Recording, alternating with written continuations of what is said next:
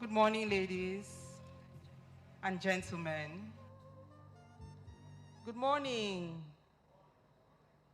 The energy in the room feels not at the pitch that I would like to get started. Good morning, everyone. So my name is Nsima, and my compare today, or our compare today, is Miss Anne. I'll let her introduce herself. Good morning, everyone. So I will not take the good morning that I heard now because I want a resounding good morning. So good morning, ladies and gentlemen. Good morning, ladies and gentlemen. All right, that's the spirit I want throughout this event. My name is Anne Nwawado. I'm sure I've dealt with some of you, if you're CEO or CFO. I work with Channels TV. Some of you watch, but for those who do not watch, you'd let me know why after this event. But thank you very much for coming here. We know this is a great platform for everyone. If you're a CEO, you're a CFO, whatever you are in that space of leadership, welcome, welcome. We hope that this will be a great platform for you all. It's a top-level decision makers platform, helping to gather people who will discuss critical challenges facing the business today. So I'd let my colleague, Isima, do some of the introduction also, so that we'll call people to the front to take their seats, and then we'll begin immediately. Thank you, Anne. Please, I would like to invite all of our panelists, speakers, moderators.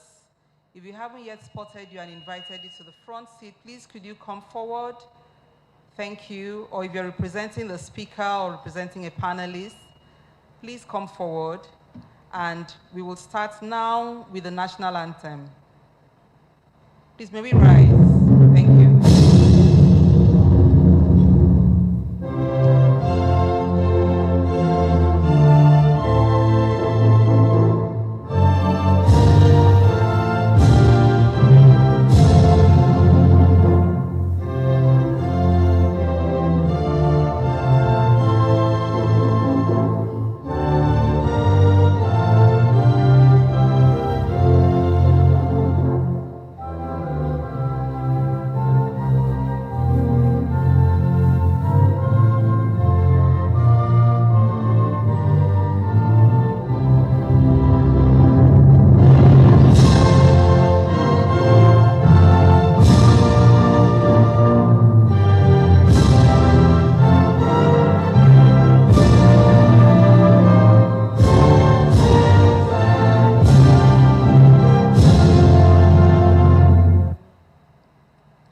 Thank you. I think just some, maybe sit, thank you. Some, the safety and the housekeeping rules. Where we are is the conference area for this event. Right behind us, we've got exhibition where our esteemed sponsors to showcase their services and products. And then at the extreme, we've got the dining area where we had breakfast. That's where lunch will be served. So towards the end as well, the restrooms are there, positioned to the left of the hall. So if you need to access the restroom, you just take to my right, to the back, and then towards the left, you'll find the restroom. We've got our ushers. They're sporting white T-shirts, and they'll be glad to assist you. Thank you. All right, everyone. So now I will introduce some of the amazing people we have here in this hall. And as I call you, if you're not in front, please come forward. Or if you're representing anyone I will call now, please come forward. We have our guest speaker, Dr. Rabiu Olowo. He's the MD and CEO of Financial Reporting Council of Nigeria. We have our keynote speaker, Dr. Ayo Adepoju. We have Mr. Samaila Zubeiru. We have Mr. Kunle Alake. And also on the panel, we'll have Olatomiwa Williams, Country Manager, Microsoft Nigeria. We have Chinomso Nwachukwu. She's a Chief Financial Officer, Interswitch. Bode Abifari, his ex-COO, Flutterwave. Dr. Emeka Azinge, faculty member, Lagos Business School. We have Anthony Okuta, who'll be the moderator for that panel.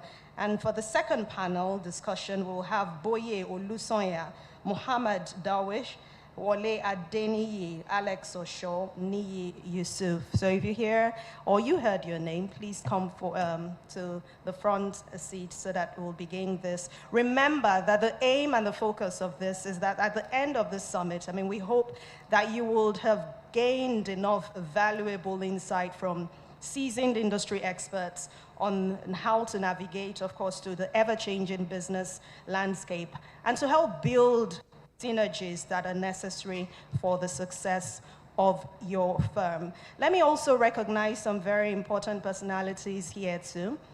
This is a great platform, so you expect that great people will be here. So we have various countries across Africa represented at this event. EcoBank, the Pan-African Bank, has Benin Republic. I want you to clap as I mention every African country here present. Benin Republic, we have Togo, we have Liberia, we have Senegal, we have Niger, we have Gambia, that's the Gambia, Malawi, Nigeria, of course, how can I forget that? So we have over 8 countries represented from across Africa in this room. I'd also like to welcome the former group CEO of EcoBank across all 40 countries, 35 of which is in Africa, Mr. Ade Ayeyemi. Thank you very much for gracing this wonderful occasion. So first, we'll invite someone I'll call my own brother. We have been, I met him, I didn't know he was Catholic, he was just a brother, common friend. And from then, I knew he was a very hardworking person, someone who is determined. Mr. Patrick Akinwuton, please come forward as we invite you now. So Mr. Patrick is the Academic Director, Global Chief Executive Program here at the Lagos Business School. Please, can we give him a resounding applause as he makes the welcome. Thank you.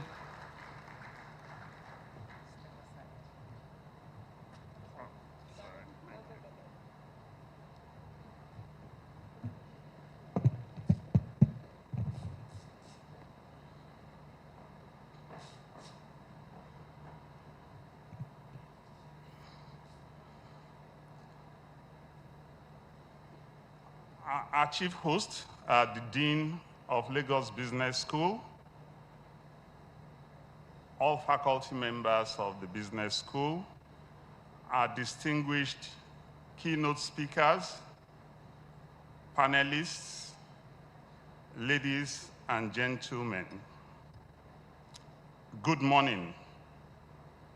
And because we have some French-speaking bonjour, on behalf of the Lagos Business School, it is my humble pleasure to welcome you to this maiden edition of the CFO Leadership Summit. This summit is in furtherance of our vision at the Lagos Business School, which is developing responsible leaders to inspire Africa's growth. In an ever-evolving global landscape, wherein much is required from much less, the role of the Chief Financial Officer has evolved from traditional functions in finance into that of being the CEO's strategic partner in maximizing value for shareholders. Increasingly, the CFO is engaged in strategic communication with key stakeholders, including C-suite colleagues, boards, investors, and regulators, thus requiring big picture thinking and strategic alignment with the overall vision, strategy, and execution of the firm led by the CEO. It is against this background that we have selected the theme of this maiden CFO Leadership Summit, the CFO as a strategic architect, maximizing the CEO-CFO synergy. The objective is to deepen the leadership horizon of the CFO as a strategic partner of the CEO in the delivery of the goals of the firm. This summit also serves as a testament to our collective commitment to thought leadership, staying ahead of the curve, continuous learning, fostering meaningful connections, and nurturing transformational leaders for the now and future of business. Over the next few hours, we have the invaluable opportunity to engage in insightful discussions, gain fresh perspectives, and exchange best practices that will undoubtedly shape the future of our firms, the economy, and our continent. We are privileged to be joined at this summit by distinguished CEOs, speakers, panelists, and experts drawn from across diverse business sectors and across Africa, who will share their experience, perspectives, wisdom, insights, and expertise on the subject matter and the theme of the summit against the background of the latest trends, challenges, and opportunities shaping our world. I thank you all immensely for accepting to be part of this summit, which also is a platform for fostering collaboration amongst peers and building relationships that will endure long after the summit concludes. As we embark on this journey together, we also stand at a tipping point wherein the African Continental Free Trade Area, considered to be the world's largest free trade area by the number of participating countries, is unfolding. AFCA aims to boost inter-African trade by reducing tariffs and other trade barriers, harmonizing trade rules and regulations, facilitating cross-border trade, and promoting economic integration and development across the continent. Towards developing Pan-African business leaders and improving our competitiveness in Africa, LBS has also put together the Global CEO Africa program in partnership with Strathmore University Business School and Yale School of Management. I commend this program to you all for your kind consideration towards preparing your firm for the emerging Pan-African economic landscape. I would like to express my sincerest gratitude to all our sponsors, exhibitors, media partners, and each of you for your participation and contribution to this summit. Your presence here today reaffirms your dedication to continuous learning, sharing, and unwavering commitment to leadership development and excellence. Distinguished ladies and gentlemen, my name is Patrick Akinwutan, Academic Director of the Global Chief Executive Officer Africa Program at the Lagos Business School and the CFO Summit Director. Once again, I welcome you all to this maiden CFO Leadership Summit, and it is my humble privilege to now invite the Dean of the Lagos Business School, Professor Chris Ogbeche, to deliver his opening remarks. Thank you very much.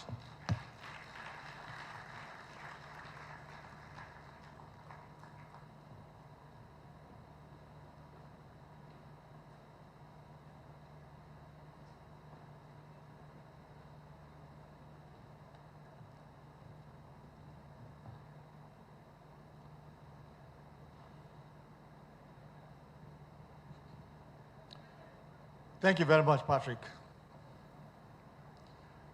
Our keynote speakers, distinguished panelists, esteemed chief executive officers here present, chief financial officers, distinguished ladies and gentlemen. It is with great pleasure and pride that I welcome you to the first Chief Financial Officer Leadership Summit, hosted by Lagos Business School. For 33 years, Lagos Business School has provided professional development for business leaders, policymakers, directors, and senior managers in the public, private, and social sectors.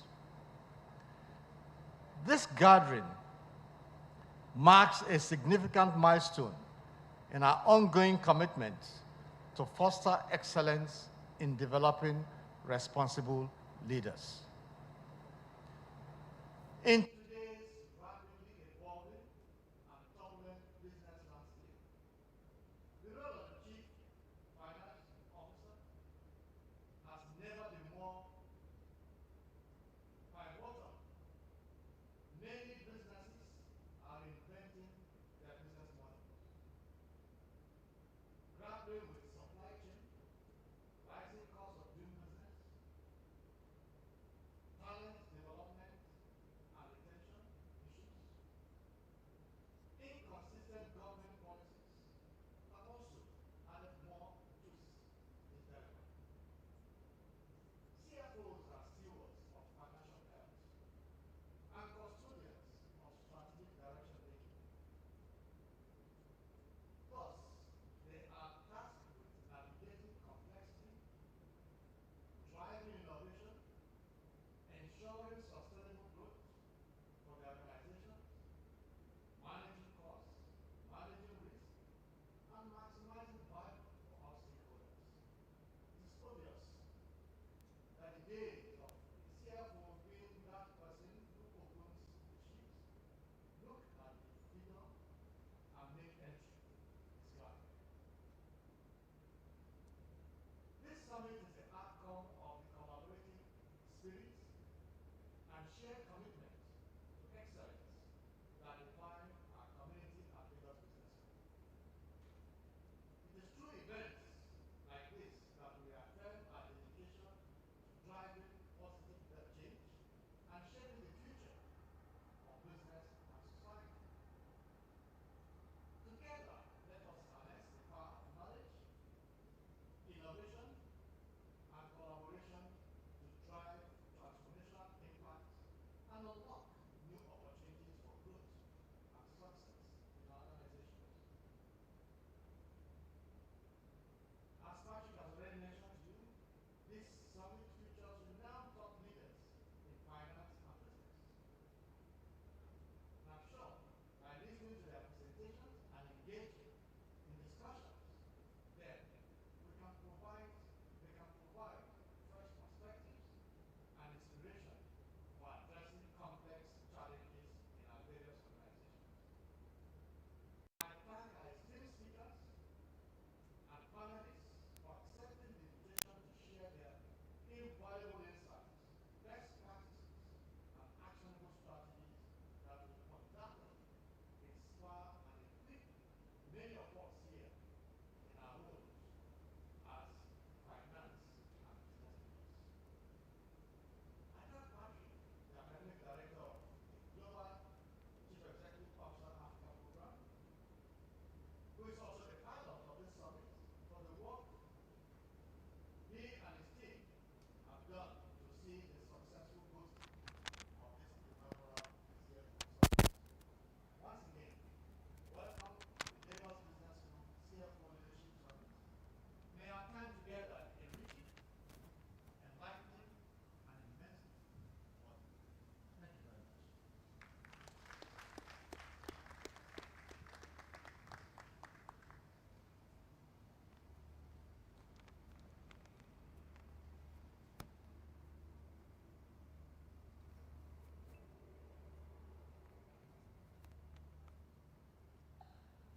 Hello. Okay. A round of applause for Professor Chris Ogbeche, please. That was a very powerful speech. Professor Chris Ogbeche is a Dean, Lagos Business School. And what I got from that wonderful speech is collaboration for excellence. So thank you very much for that powerful speech. We call our keynote speaker, the first for today. He is Mr. Issa Arua, the Technical Lead Finance Office of the Vice President, Dangote Industries Limited, and he is represented here. He's going to talk about global expansion strategies, financial leadership across borders, challenges and opportunities in Pan-African expansion. So thank you very much, Mr. Issa Arua. A round of applause as he comes forward.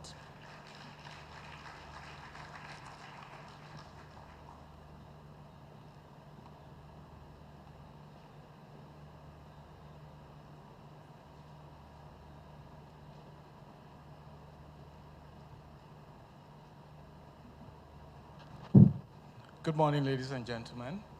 My name is Issa Yusuf Arua, as introduced. I'm here to present a paper on behalf of Mr. Olakunle Alake, the Vice President in Dangote Industries Limited. The topic we're presenting on today is on global expansion strategies, financial leadership across borders. It is of importance today. First, I need to tender his unreserved apologies. He was unavailably absent. In fact, he had to, there's a meeting he had to attend to this morning that came up as an emergency, so I had to represent him to present the paper. But he was ready, so I'm just presenting the paper. Thank you for that. In starting, in the quest for growth in today's rapid evolving global landscape, it knows no bounds, and businesses are increasingly looking beyond domestic markets to expand footprints. It is clear that people want to go beyond just what is being done today in order to reach out and expand businesses. And visionary leadership, strategic planning, and robust financial management are required in this dynamic environment. Of course, I mean, the business landscape is a changing one. So you need that depth and level of visionary leadership to be able to look beyond just the immediate in order to drive and achieve certain objectives. For us at Dangote Industries, we are driven by a vision to empower Africa and catalyze economic growth across the continent, which has led us to fully embracing the African potentials. So very key for us, looking just beyond the immediate that we have, immediate environment and what we have to deliver. Key among it for us is to empower Africa. And one key thing that we must always focus on in driving everything we do is having a purpose for which we drive what we do or the objective that we seek to achieve. And for us, empowering Africa is one key thing that we're looking at, which is what is driving us to then embracing the potentials that the continent poses. Africa stands at a turning point in its transformative era, with unparalleled opportunities waiting to be tapped. Our foray into the Pan-African landscape has been marked by resilience, innovation, and unwavering determination. It is very easy for us to look through the challenges that Africa is faced with today. I mean, it's numerous for us to see, countless, we can't mention them. However, part of the key thing for us is looking beyond that to look at what resilience are we bringing to the table, what innovation are we bringing to the table, and the unwavering determination to, against all odds, survive and thrive through achieving that key purpose of empowering Africa. Global expansion, amongst other things, involve seizing opportunities. That's one key thing we must focus on. Yes, everybody talk about expansion. Yes, we want to expand. What is expansion? It's just beyond what the growth is. You need to look beyond that to see what are those inherent opportunities that are out there which we can seize. And looking at across all the landscape and the various places that we are, seizing that opportunity is what we, beyond your border or immediate environment, then goes, it's at the heart of the objective of what you seek to achieve here. Navigating complexities, Mr. Patrick had mentioned this, the role of a CFO in engaging stakeholders, because you are the middleman between the overall objective of the organization within and also linking with the stakeholders that you have there. Navigating through those complexities, those are some of the key things that you focus on and you face in trying to drive the objective. This diversity navigating this diversity successfully entails a deep understanding and leveraging strategic leadership, localization of product, and agile supply chain network to adapting to the peculiar markets. Every market has its own opportunity, has its own challenges and differences. But ability to understand this thing and then put up a very agile representation that meets the need of the immediate markets that we are up to serve gives us a very good opportunity and puts us in a right position to be able to drive that objective. As stewards of financial leadership, we the CFOs, we recognize the critical roles that we play in driving sustainable growth and managing risk in business. Because you are the melting point of everything, there is the CEO who has a strategic objective that is driving.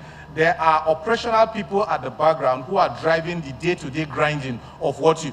The CFO is the melting point because that's where you are able to harness all these things together with a view to driving the ultimate objective that you have. And driving that sustainable growth and managing the risks that are inherent in the business are key things that you must focus on in seeking to achieve that objective. At Dangote, we place a premium on financial transparency. It is very key. Regulatory compliance and sound governance practices to uphold the thrust of our stakeholders. Stakeholders are internal, stakeholders are external. So having a very transparent play and also understanding the interest of the stakeholders and matching them puts us in a very good position to be able to address these objectives and harmonize, create a convergence of ideas, which is what you need to drive the fulcrum of the objective that you seek to achieve. Expanding into Pan-Africa presents immense opportunities driven by the following. I mean, you have issues or you have opportunities around demographic shifts. We understand the demography of Africa is made up of young and youthful people who are enterprising. You also have opportunities around improving rising consumer spending. So as we progress, despite the challenges that we are faced with over the last couple of years, one key thing that has come up when you look at a 10-20 years span of time is to see that progressively consumer spending has also continued to improve when compared to previous periods. So what then means is that those are certain opportunities that are there for us to take, and untapped resources. We cannot overflog this looking at the resources that Africa has. Enormous, huge. How are we able to tap into these opportunities? And this then presents the avenue for global expansion. The finance organizations and the finance team within the organization and its leadership are key to driving and delivering organizational strategies and plans. A few areas where we have leveraged in Dangote in driving this leadership includes strategy formulation and planning. It is very easy to, beyond just, I mean, when Professor Patrick mentioned earlier, he said the role of the CFO has gone beyond just picking the book and plotting the data or data entering just like you ordinarily would have. However, the CFO has gone beyond that to expand his horizon and look at the big picture, borrowing the words of Mr. Patrick here. You need to look at strategy formulation and planning just beyond what just the immediate finance objective opportunities are. We also pay attention to foreign exchange and treasury management, because that's one key thing that gives you that leverage to be able to move resources around. I mean, the impact of foreign exchange management on our economy is not something that anybody would need to overflog in today's world, because we're faced with the reality, and if you do not plan around that or have a grip on it, we all know the impact it could have on the business. Merger and acquisition and integration. That's one key area too in finance function that we have also focused on in driving our expansion with a view to meeting the objective that we seek to achieve. Key among it too that we have here is financial governance and compliance.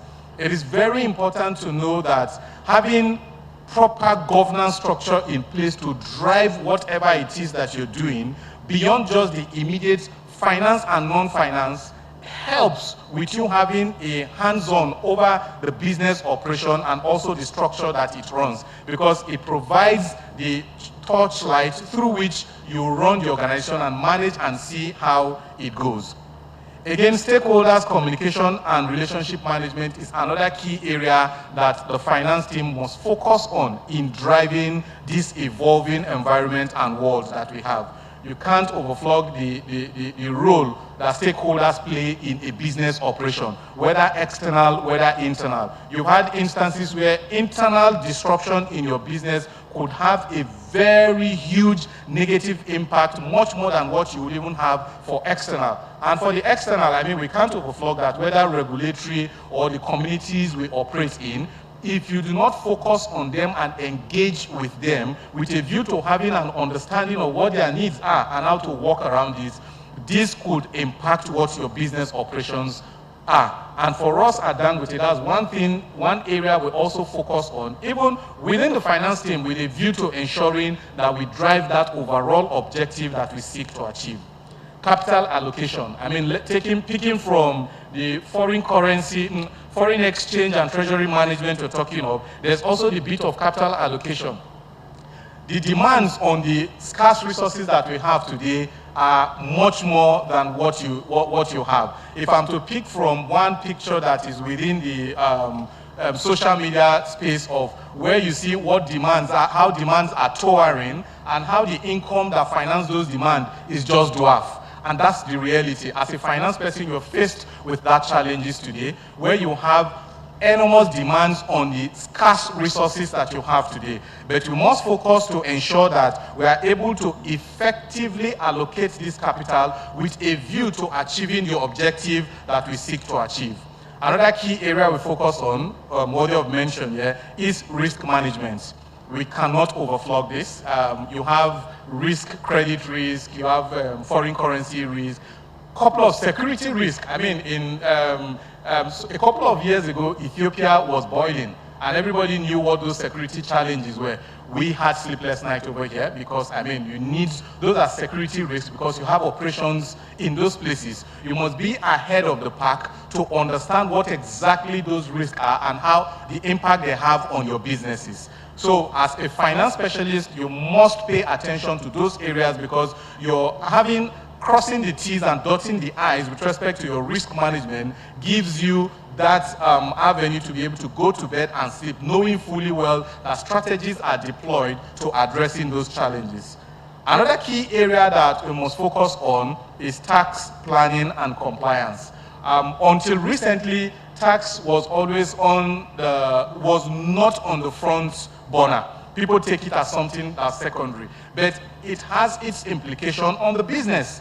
Beyond just the mere cash flow that you deal with, there are reputational issues that you have when it comes to tax management, and you do not want to be caught napping when those issues come up. Not even when you are someone who have development partners that you partner with and the likes of them. Those are not things that, those are things that no one wants to take lightly.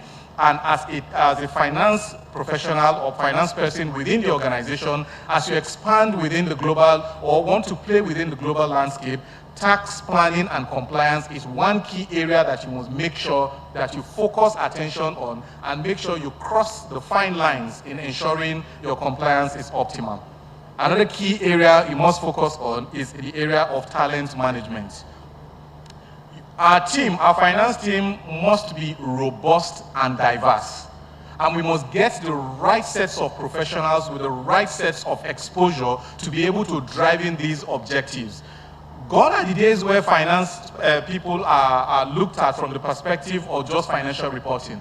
Finance is enormous, it is broad, it's all and encompassing. And having the right team to drive that, even outside your finance team, helps you in driving your objective. So I give an example. While driving sustainability within an organization, for example, if you do not have the right person, a round peg in a round hole, who drives that, then it then means you are definitely going to be faced with certain huge risk or certain exposure or certain compliance gaps, whom, if you have development partners or funders who will come and review. Once they identify those gaps, the impact it could have on your business operation is beyond what you can imagine.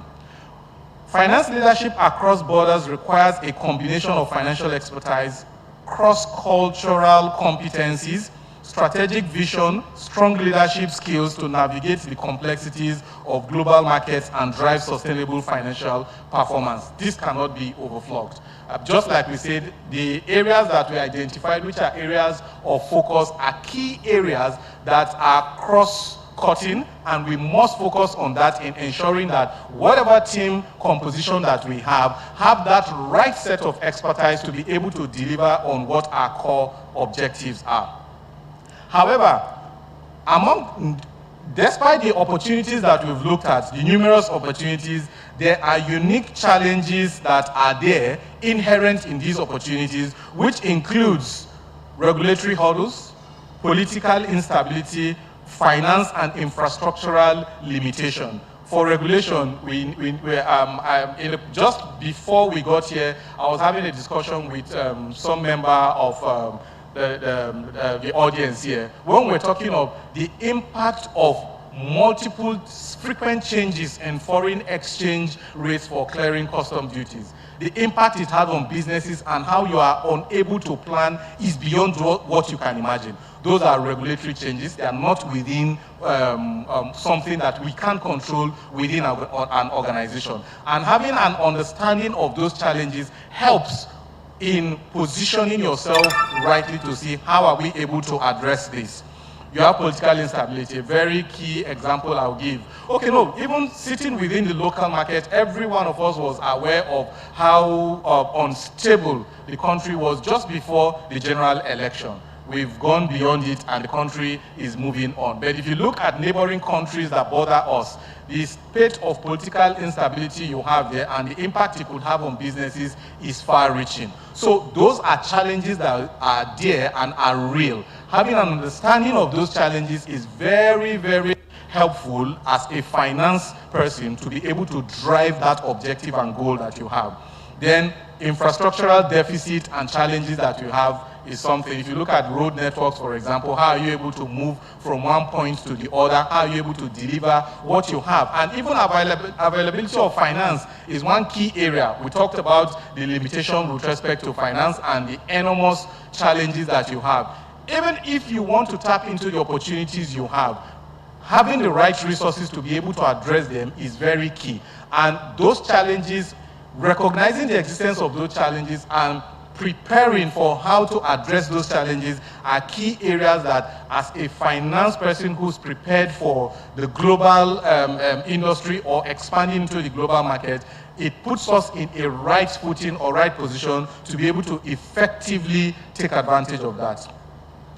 The collaboration between finance experts and chief executive of organizations is instrumental in navigating the complexities of Pan-African expansion for us.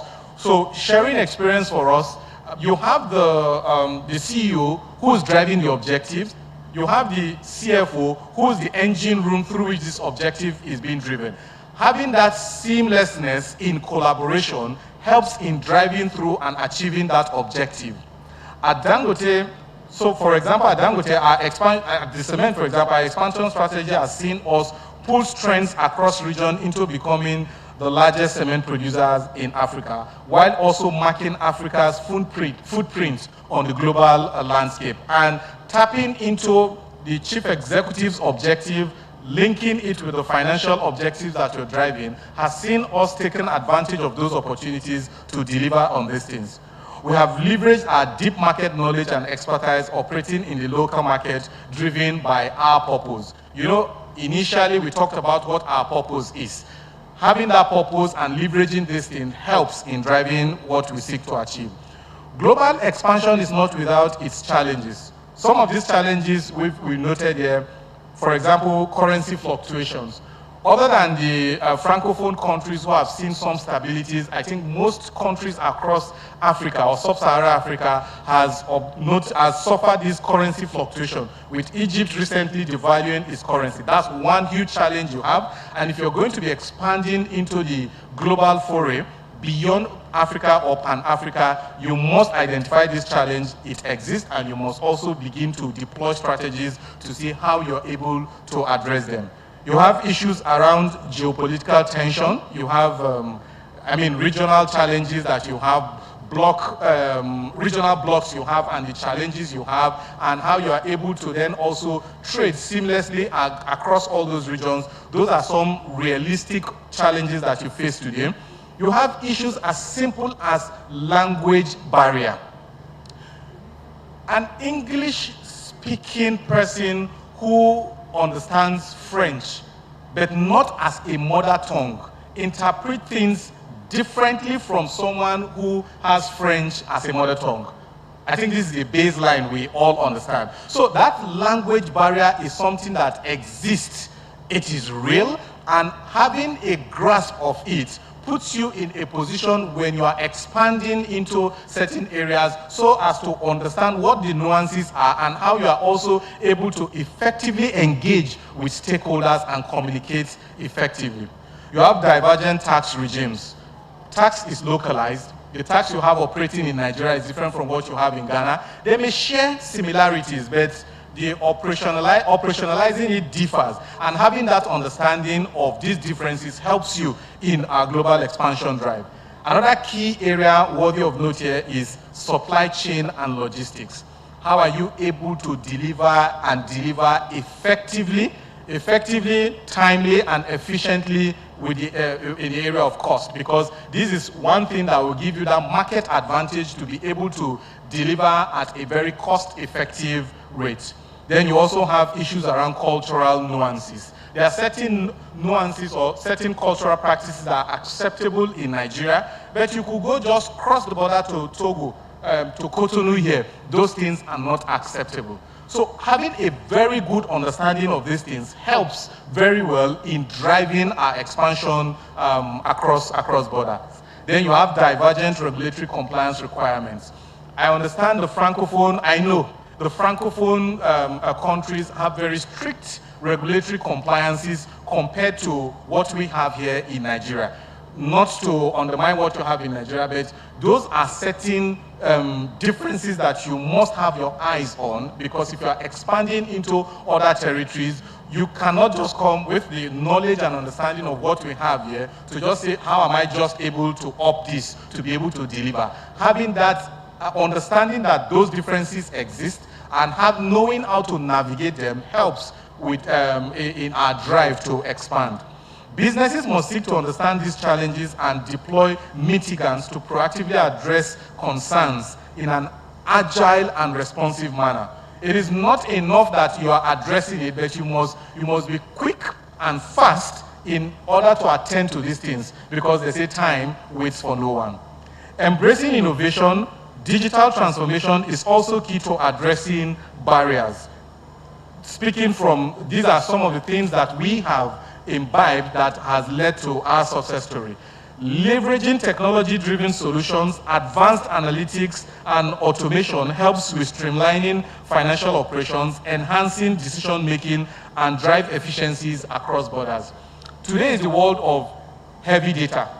How are you able to process this data to make useful decisions out of this data? How are you able to break down this data into operationalizing them into useful terms?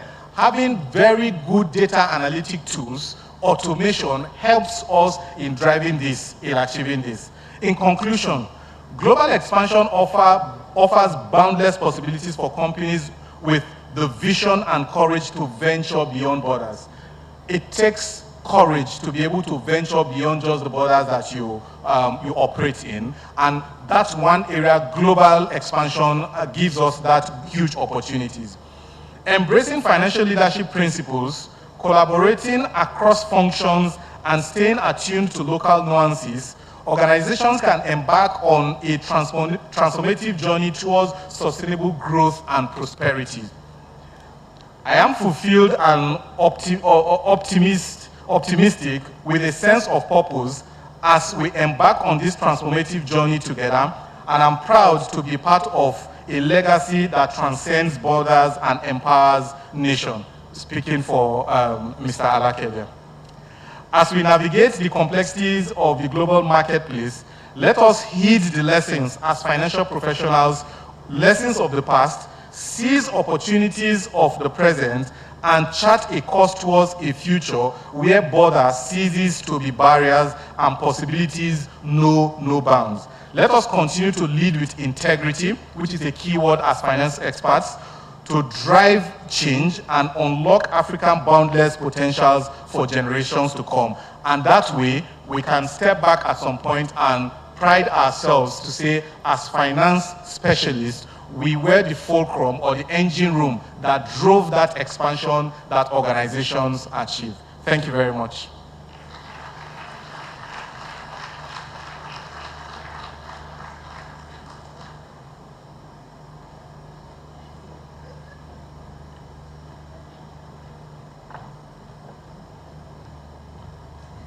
Thank you very much, Mr. Issa Aruwa, Technical Lead Finance, Office of the Vice President, Dangote Industries Limited, representing Mr. Kunle Alake, who's the Group CEO, Dangote Industries Limited. And let me just give you one info. When he was coming, he said, I watch channels. He was going, he said, I watch channels. I said, I've heard now. So you don't want me to attack you for those who don't watch channels TV. You are safe, all right?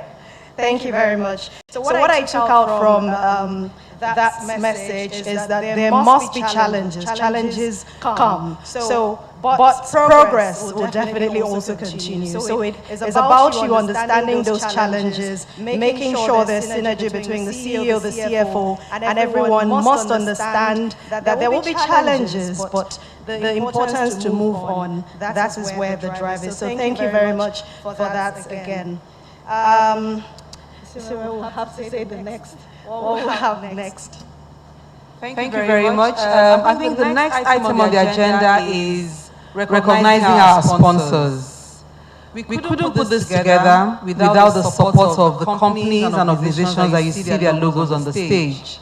And it's very critical because when we're conceiving this idea, we ask ourselves, what is the best model to get the right caliber of people into the room, to have the conversation, to live our value, our mission, and our vision at Lagos Business School, which is about developing responsible leaders to inspire Africa's growth. We reached out to organizations, many of them. Those on the screen now responded and responded on time. I know some of you did not respond to that first call. We will come back to you. Some of you said when we come the second time. So I want us to please acknowledge Africa Finance Corporation. Round of applause for them. Thank you very much. EcoBank, thank you EcoBank, very generous with their contribution, but not just that, they ensure that we have participation across Africa. So it is not a Nigerian CFO conference, it's an African CFO conference. So thank you. Airtel, a round of applause for Airtel, please. Thank you. Stanbic IBTC, Wema, and Mudozango. Thank you to all of our sponsors for making this happen, and to every other organization you came here to be part of this event. We appreciate your contribution towards living our vision. So we'd like you to just put your eyes on the screen as we play some of the adverts for our sponsors. Thank you.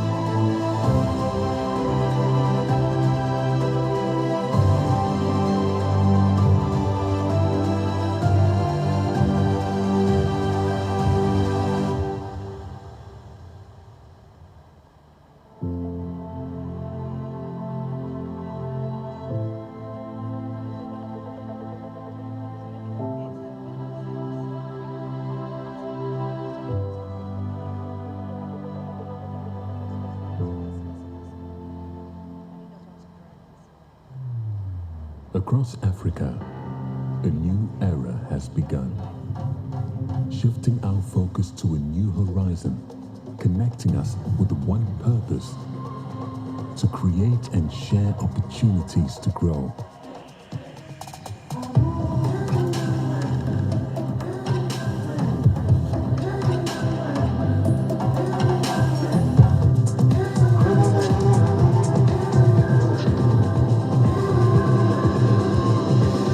Today, we are making a brighter tomorrow, built by our dreams and our energy. Across our continent, across the world, we are creating a better way to a better future. A Pan-African future. Together. EcoBank. A better way, a better Africa. Thank you. Please, can we put our hands together for our sponsors? I see the two organizations. One talks about a better Africa. The first one talks about is our time as Africans. So this is really our time, and we have to take advantage of the opportunities. So talking about Africa, I mean, tapping into Africa's enormous resources, it's very important. It will require global expansion, as we know. Proper governance is very key also to navigating through the business world, which will bring us to our next topic, which is maximizing stakeholder value through strategic synergy of the CEO and the CFO. Recall I talked about the synergy between CEO and CFO to drive a successful business. So welcome now, Mr. Samaila Suberu, President, CEO, Africa Finance Corporation, ably represented by Mrs. Yeshide Onofuye. She's the VP Financial Controls and Budget. A resounding applause as she comes forward.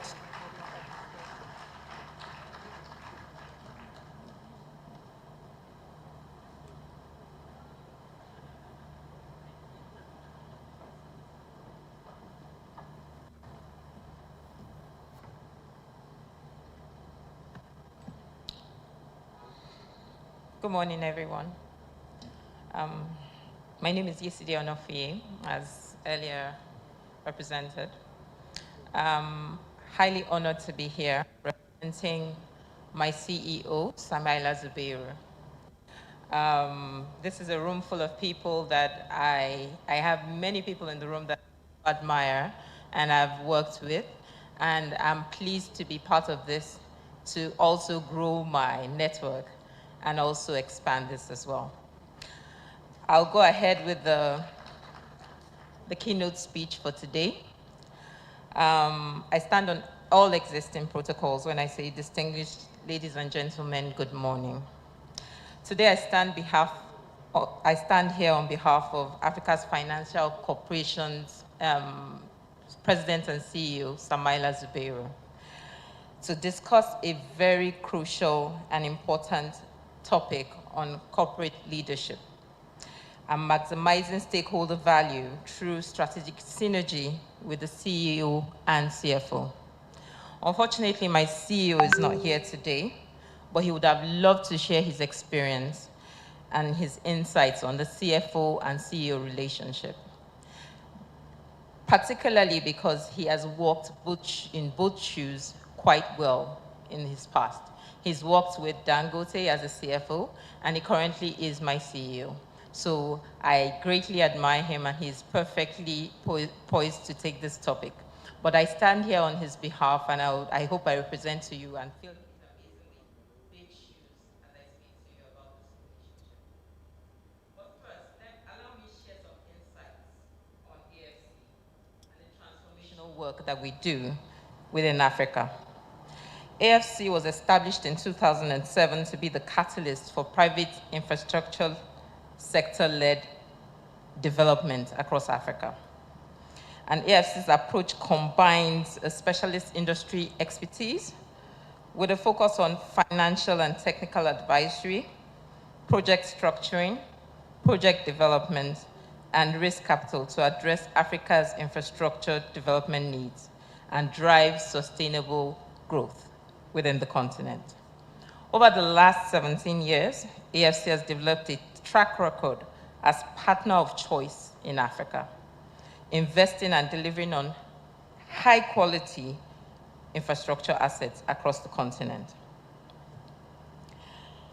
We provide essential services, and our core infrastructure sectors include power, natural resources, heavy industry, transport, and telecommunications.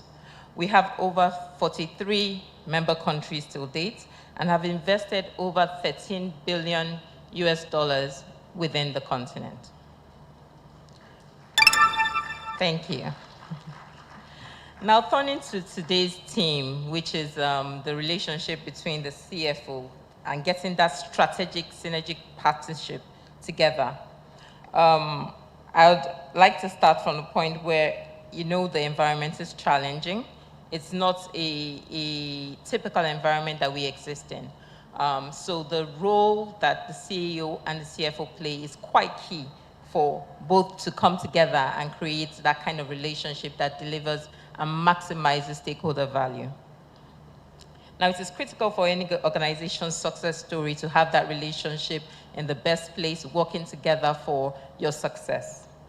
Together, both leaders form a formidable alliance, and they drive the company towards sustainable growth, profitability, and ultimately the enhancement of stakeholder value. I'll go and tell you a few examples of global areas where you've seen the CEO-CFO relationship work excellently well. A notable example of a successful CFO-CEO relationship was the collaboration between Jeff Bezos and Tom Szustak at Amazon. Bezos, as CEO, provided the visionary leadership and innovation, while Szustak, as CFO, brought the financial discipline and strategic planning, contributing to the growth of the tech giant as it stands today.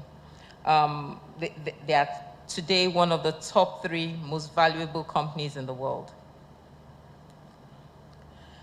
I'll go into another example, and that example is from JP Morgan, an organization closer to where I work, and because as a bank, we also function as a development bank. Jamie Dimon and Jennifer P. Stack of JP Morgan are another example of this synergistic relationship between the CEO and CFO. Jamie Dimon, as CEO of the bank, with a focus on prudent risk management and strategic growth, while Jennifer played a key role. Her role focused on financial performance, capital planning, investor relations, to bring JP Morgan to the place where it is today, as one of the largest and most successful banks in the world. I'll give another classic example of Apple. Apple has strong financial performance that's built on a solid relationship between the CFO, the CEO, Tim Cook, and Luca Maestri, the CFO. Tim Cook, as CEO, drove Apple's extension into new markets. It's innovative. Apple is known for its famous innovative products, and he built that over time. Luca, on the other hand, she focused on managing Apple's financial strategies, including its capital allocation, its revenue growth, cost management, all resulting in a stellar financial performance. Closer to home, and where the passion is, I speak about the exemplary relationship between my CEO, Samaila Zubeiru, and the current CFO, Ayotunde Anjorin. I stand from a vantage point as someone who's been, I have about 16 years in finance experience, and what I see from these two is remarkable. Why do I say so? Now, Samaila has been in the CEO shoes and CFO shoes before, and typically you know that CFOs can be quite conservative, prudent, managing risks. It takes a different mindset to transit to the point of being a CEO, where you are more optimistic, where you are more on the side of risk-taking, focused on getting the business to where you need it to be. And the two of them balance each other out quite efficiently, and that makes for a good business. Now, as Samaila has great passion for Africa, every time he speaks to us, he's always speaking Africa needs to grow. You have to be the change for Africa. So every time we stand and sit in a meeting, Samaila is definitely translating his clarity of vision. He's translating his clarity of thought for where we need to be as an organization. Ayotunde, on the other hand, tells a perfect story. He puts the numbers in, puts it all together, has clarity and consistency in the story that he tells to ensure that this vision that we have as a business is taken across the world. Now, I say that because my background gives me that vantage point and I'm excited. Now, I move on to the complementary role and why it's so important for every CFO in the business to have that level of relationship with your CEO. It's quite important that the business presents a united front, not just in front of investors, because even at certain times, conflict in the business is quite apparent, even to external parties, if that relationship is not where it should be. There are several examples that can show that, but I choose to focus on the positives and the ways that we can transform that relationship in this room. The CEO and CFO play complementary roles within any organization. While the CEO steers the ship, steers the vision, the overarching strategy, the CFO acts as the navigator, the guiding the financial decisions, ensuring some fiscal responsibility. And I say that every day. Now, with fiscal responsibility, it takes a bit of understanding where we need to go and where we do not need to go. Their collaboration is not merely about working side by side, but it's more about harnessing their collective expertise and creating a synergy that propels the business forward. When the CFO and CEO relationship is effective, the organization has strong leaders capable of navigating any kind of challenge. Now, we've seen major challenges in our sector over the years. We didn't think that the Russia-Ukraine war would pose such a difficult challenge to the business or to all businesses across the world. We didn't expect that the pandemic that happened 2 years ago would be so far-reaching. We didn't expect that even just the upcoming geopolitical tensions across the world would continue to change and shape the way we do business. Now, having those two leaders on the same page with the same kind of vision and in alliance and in constant communication helps drive companies forward, helps them make quick strategic decisions, helps them understand how to drive the business in different directions and still make profits even in times of difficulty. I'll say two important factors that underpin the CFO-CEO relationship and ensuring that that relationship works well. One is open and honest communication. The CFO is often seen as the right hand of the CEO. The ability to build that trusted relationship is largely dependent on the openness and honesty of their conversations. The CEOs need CFOs that are not afraid to constructively challenge some of their decisions taking. It's a difficult one to note, but it's important that the CEO role sometimes can be isolating.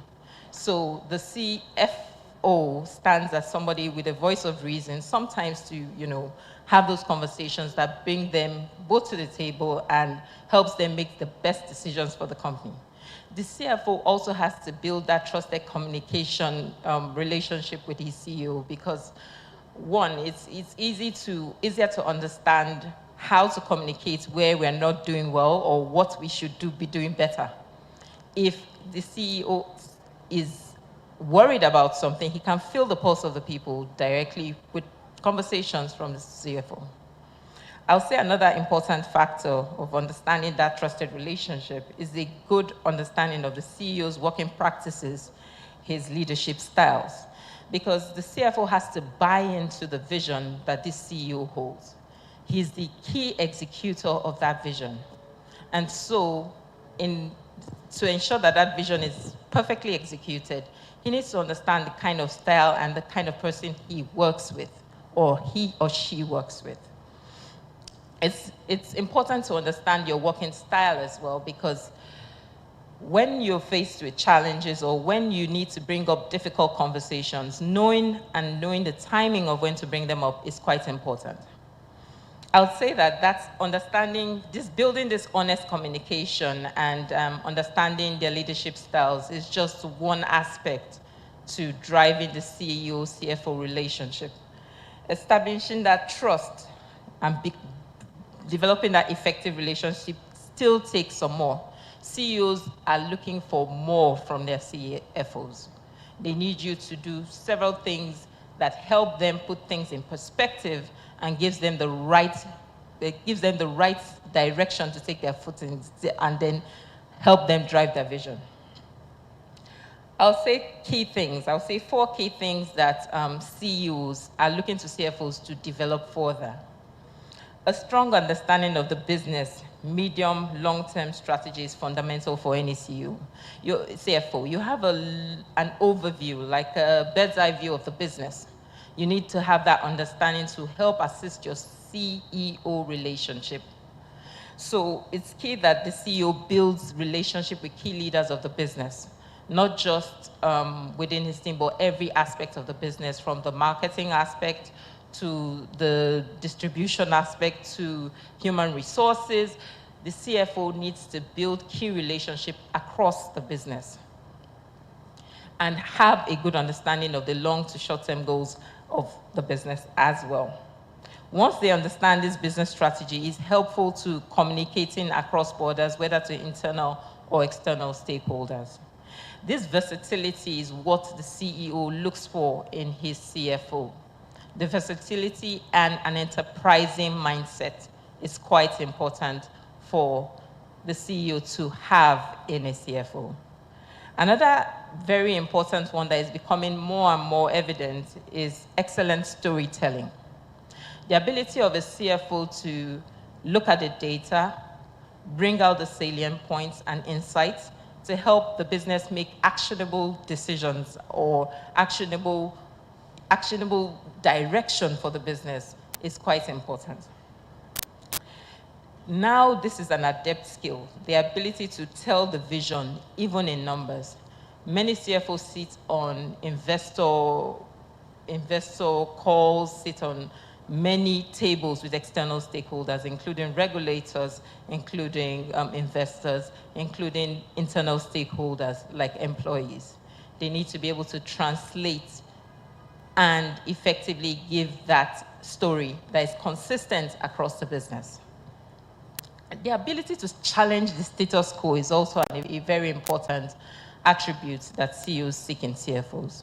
They need people that are not afraid to shake the tables, oftentimes. And sometimes it's key to understand that the mindsets can remain the same. The mindsets of management, the mindsets of the CEO often have to be jogged.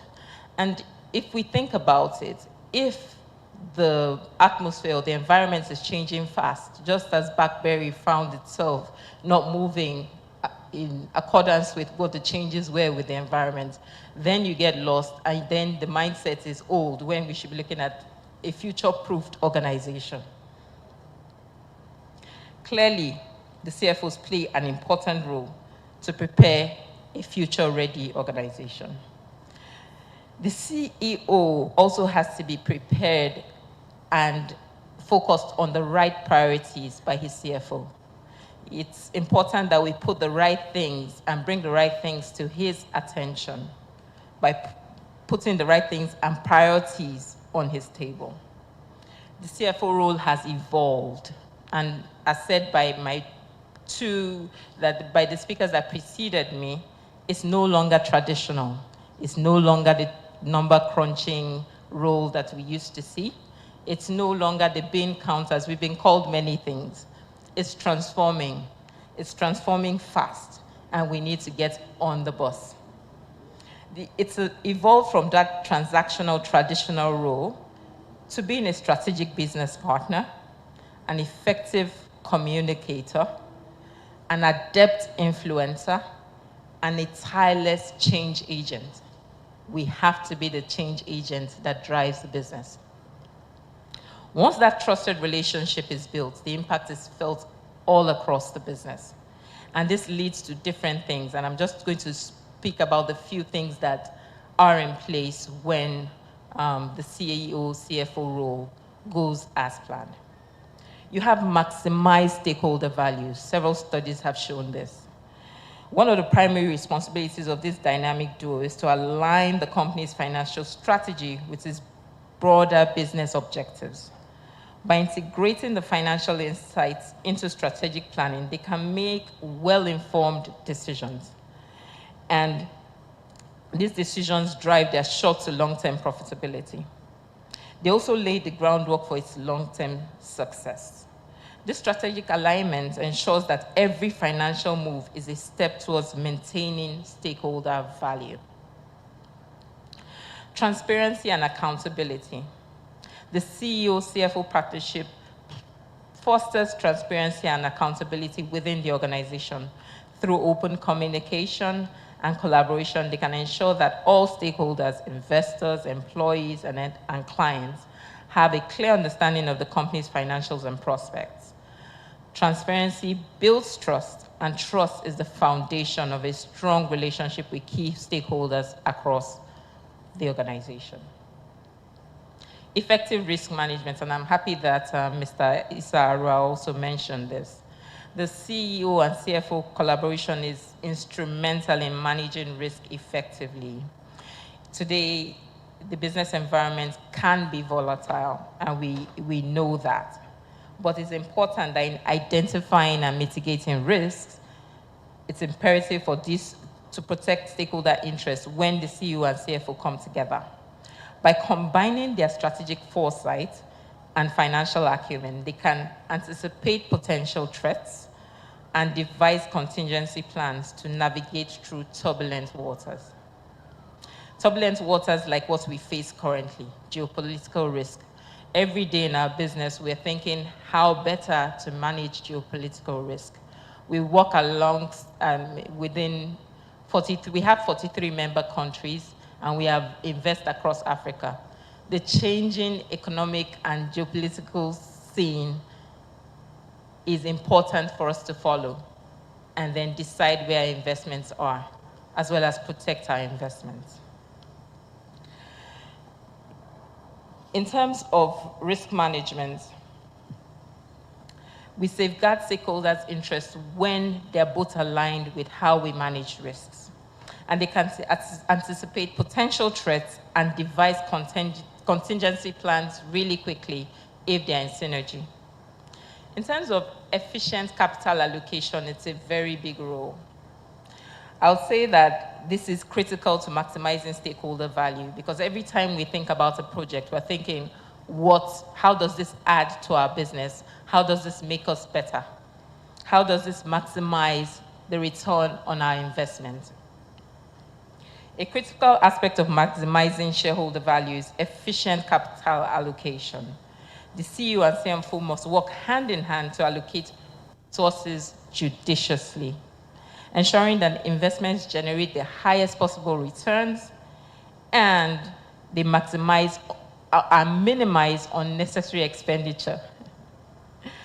This disciplined approach to capital management not only enhances stakeholder value, but also strengthens the company's financial resilience. I'll move on to employee motivation. Getting the CEO-CFO relationship right helps motivate employees across the business. As leaders, the CEO and CFO, along with other C-suite executives, are responsible for setting the tone of the company's culture and values. They inspire employees every day, just like me, and they inspire us to strive for excellence and purpose and belonging, and they drive engagement and productivity across the organization. In conclusion, driving the strategic synergy of the CEO and CFO in an organization is not just a goal, it is a journey towards sustainable growth and development and prosperity.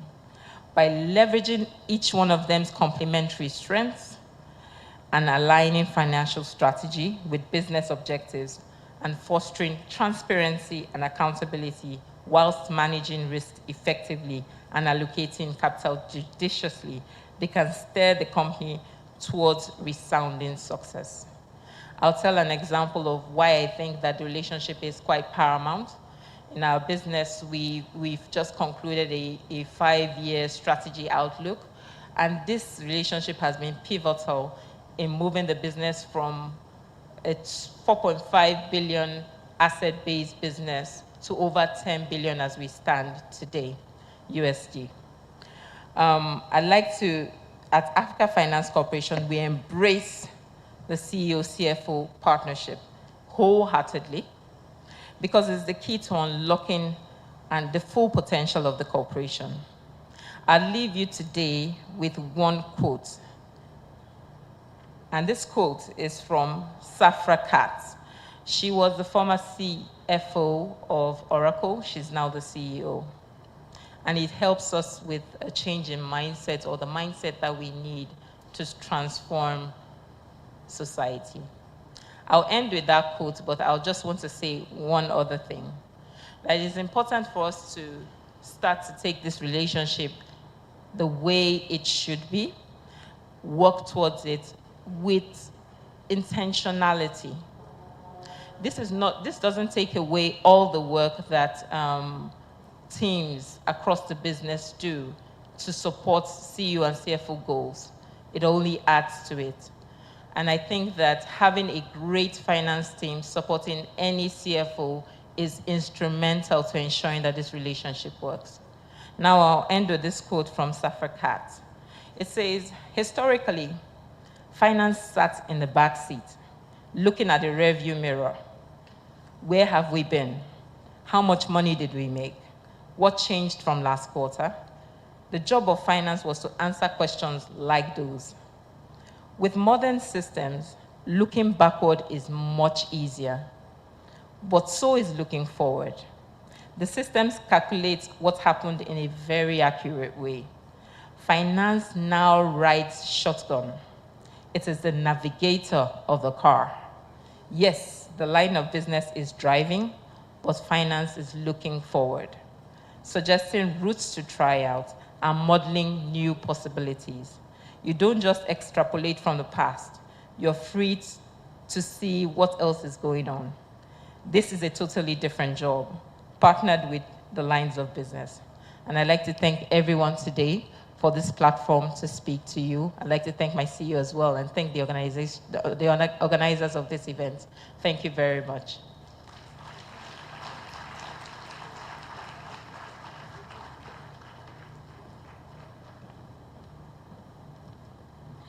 Another round of applause for Mrs. Yeshide Onafuye. She's the VP Financial Controls and Budgets, Africa Finance Corporation, of course, representing Mr. Samaila Zubairu. Thank you very much for your speech. And what we took from there, or what I took from it, is that the CFO role is no longer traditional, as we know, and change is, of course, constant. So every organization must be future ready to thrive in any business. A trusted relationship between a CFO and a CEO drives unimaginable success in any business. So both parties must be intentional. Thank you very much once again. Before we go ahead, Mr. Latif Aliu, please, if you are here, I have a message for you, so please see me shortly. And now to the first panel discussion that we have for today. We have Olatomiwa Williams. She's the country manager, Microsoft Nigeria. She'll be joining us via Zoom. We have Bode Abifari, the ex-COO Flutterwave. Please, can you give a round of applause as I call them? And please come forward too. We have Chinomso Nwachukwu, Chief Financial Officer, InterSwitch.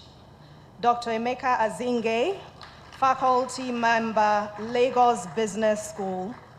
And Anthony Oputa, Managing Partner, Nigeria and West Cluster, Africa, Ernst & Young. He will be the moderator for this panel discussion. Please come forward.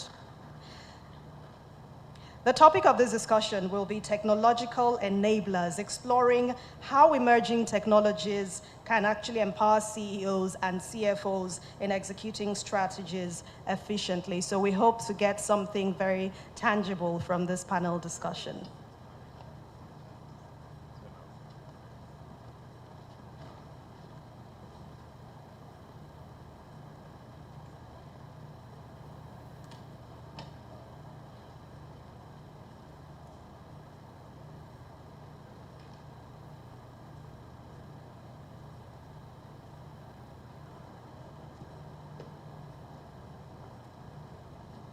Thank you. Distinguished ladies and gentlemen, a very good morning to all of us here. Like yesterday, I'd like to stand on all existing protocols. To begin with this plenary, what I'll do is I'll just pass the mic and ask each of my fellow panelists here to do a brief introduction. So my name is Anthony Oputa. My work today is simple. As a moderator, I'll just be the one steering the questions and getting all the responses that will indeed transform businesses going from my distinguished panelists. So I'll start with the lady to my left.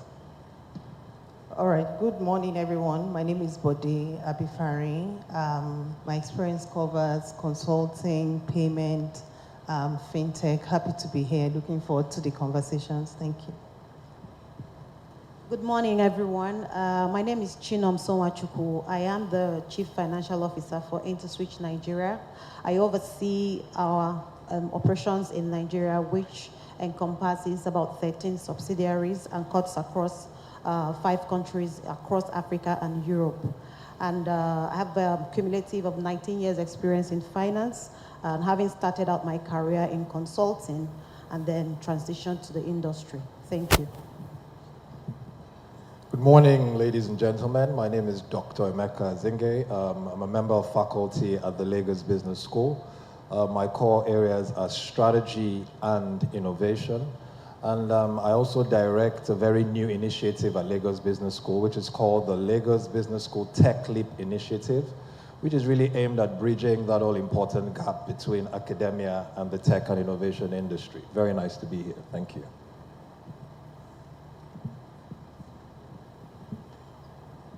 All right, thank you very much, my distinguished panelists.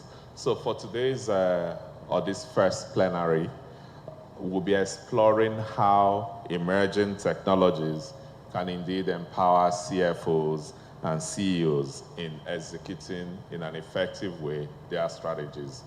We've listened to 2 speakers now, and it cannot be overemphasized the importance of the CFO and the CEO, and then have them being in sync for the purposes of then translating the strategies that are formulated for organizations and then bringing them to life in achieving those set goals that are embedded in that strategy. Now, but we all know that today we live in a rapidly evolving world. Again, yesterday spoke about some of the geopolitical risks and the things that are, whether regulatory, as Issa mentioned, that affect and drive business change. But I think one of the biggest change drivers in how we run our businesses today by far has to be technology. And if you look at the transition or the evolution of the CFO role over the years, from the traditional bean counter, as was said earlier here, to the CFO today, who has to operate in this milieu of technology in delivering his or her role in ensuring the strategy. And from my background as an auditor, I have actually seen this evolution happen over the years, from when we used to carry or audit large paper files to now that everything seems to be based on a computer or some device. So I like to say that the impact of technology is indeed more pervasive than it used to be. In fact, my summation will be that people tend to think that technology is a business enabler but I would like to say that technology is now the language of business. And this technology, be it digital technology or what we see here today in terms of physical infrastructure, as these things continue to evolve, what it means that the way CFOs and CEOs operate has changed dramatically.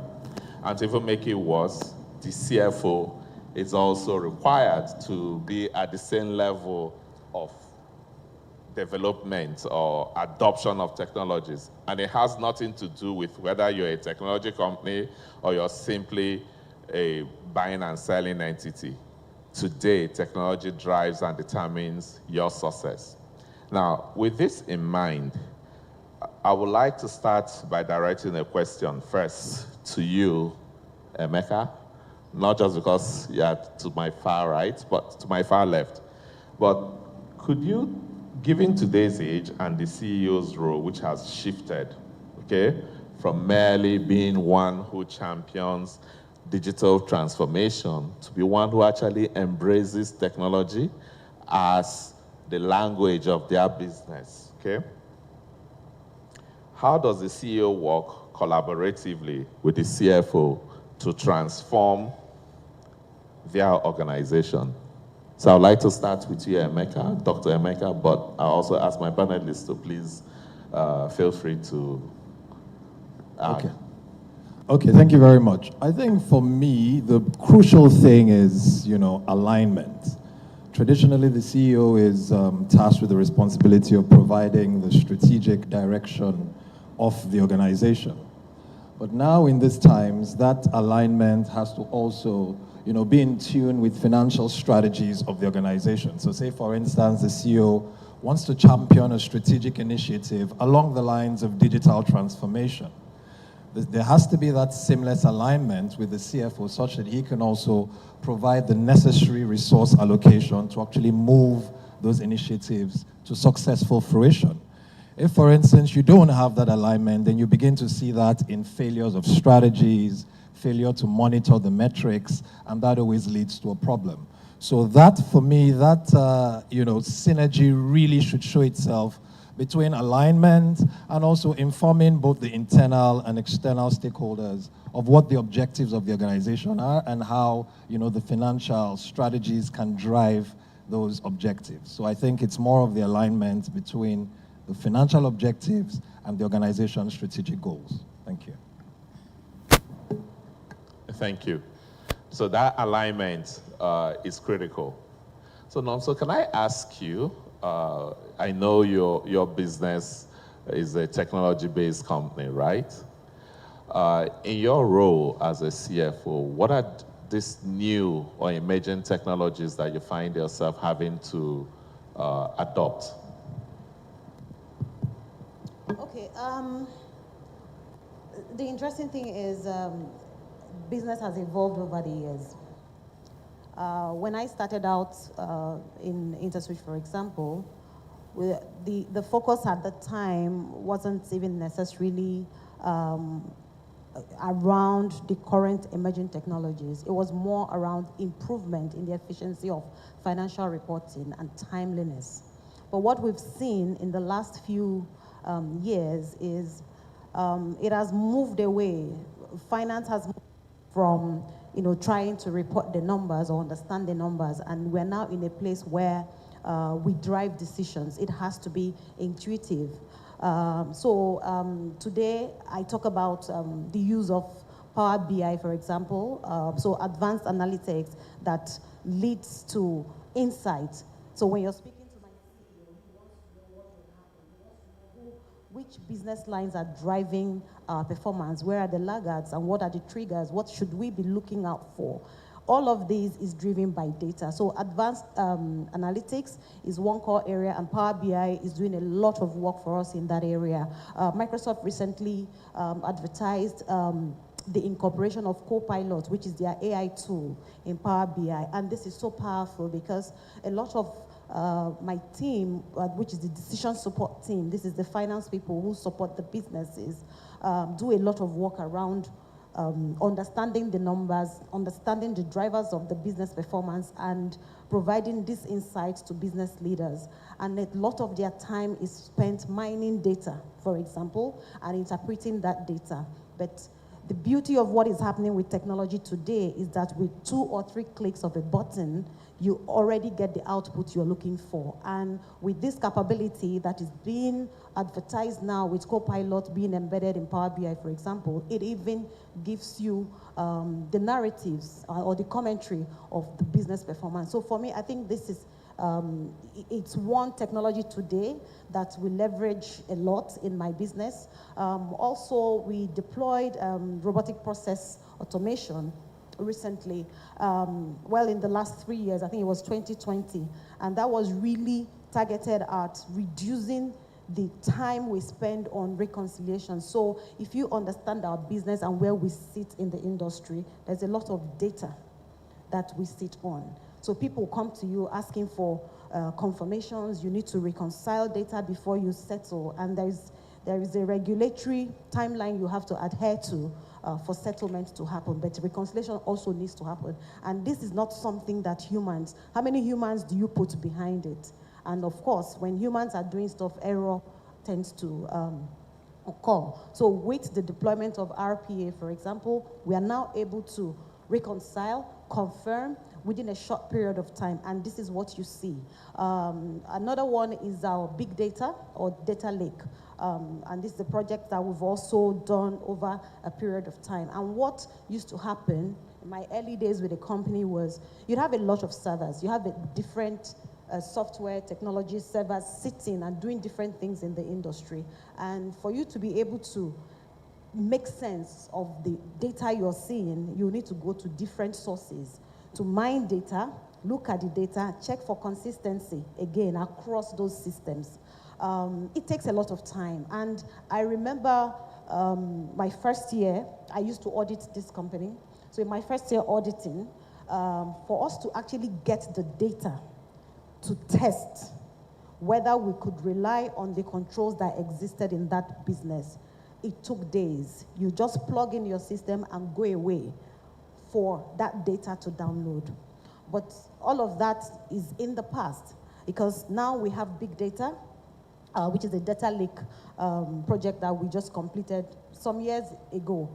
And now you're able to plug in your Power BI, pull data from there. You have different interfaces that customers also interact with. So they are going there, they are checking their numbers, their performance, without having to come to you or write email and try to follow through on things. So these things, you really cannot do without them. They are not just, like you said, it's not just about enabling you to make decisions. It also now sits core and central to your business operations. Thank you. And listening to you, I remember our days as auditors some years ago, and then listening to you now talk about technology and how you use it. It's a great testament to the evolution of the role of the CFO and the need to understand the technologies that are at play that you use to do your work. So, but if I may come to you, I know you're also former CEO for Flutterwave, so you're right heart and center in technology. I would like to ask, what do you consider the most important digital and emerging technologies for your business and in use today? All right, thank you.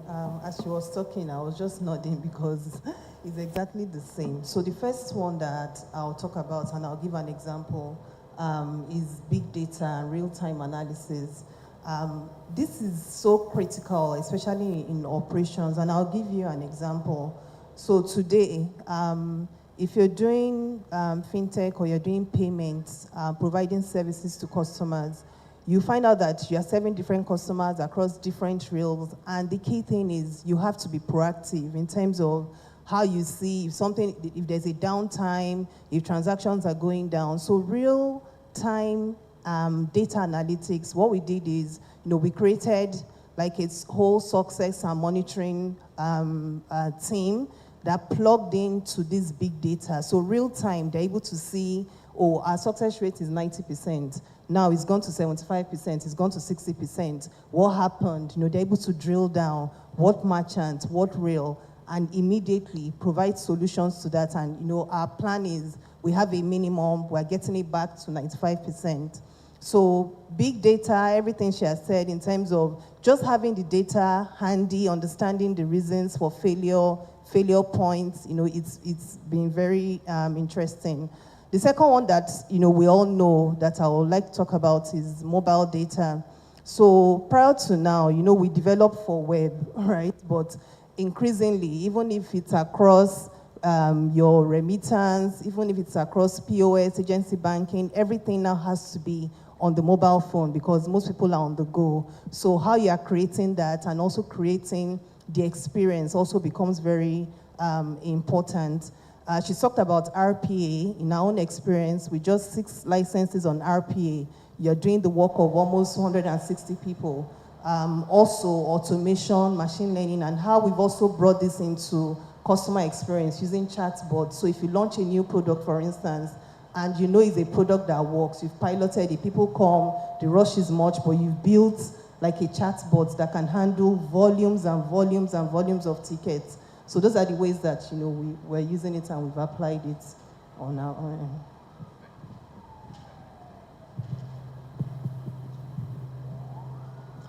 Thank you, Buddy. So it's clear that using AI, it's core and center to what you do these days. And of course, you mentioned big data, just like I'll get back to you on that big data so you expatiate it more for our audience. But I'd like to turn to you now, Tomiwa. Okay? I think, yes, technologies are evolving, whether digital, and they're available for all of us to use these days. But I'm sure you've heard garbage in, garbage out. And I would like to modify that by saying if people do not understand how to use these technologies, then the value you intend to extract, you don't. So my question to you is, how do we address the digital transformation skills gap currently we're experiencing, especially in the context of what we all popularly call JAPA? So we have an exodus of skills from this side to better climes, whether in the Northern Hemisphere. So how do you think we can address this? Thank you very much. Skills gap is a phenomenon not only in Nigeria. Yes, we are feeling it more because of the JAPA syndrome. And skill gap is really an important discussion within the context of how can organization leverage extensively the power of technology and make it valuable for them in terms of achieving their transformational objective. I'll say skill gap, addressing skill gap does not just lie with IT team. It's a broad conversation that should be part of the strategic objective of any organization, and it has to be deliberate. Addressing skill gap will involve a number of stakeholders. And when we put it in context of especially financial professional now, it's even more important, even in the era of AI. I hear both the previous speakers speak more on how AI is transforming every organization. But this is important to look at what in addressing leveraging AI for organization transformation, how do we also address skill gap? And there are a number of things to look at. One is having strong partnership with the technology partners, because they have tried and tested any technology that you see out here today and have adopted it. And I will use Microsoft as an example.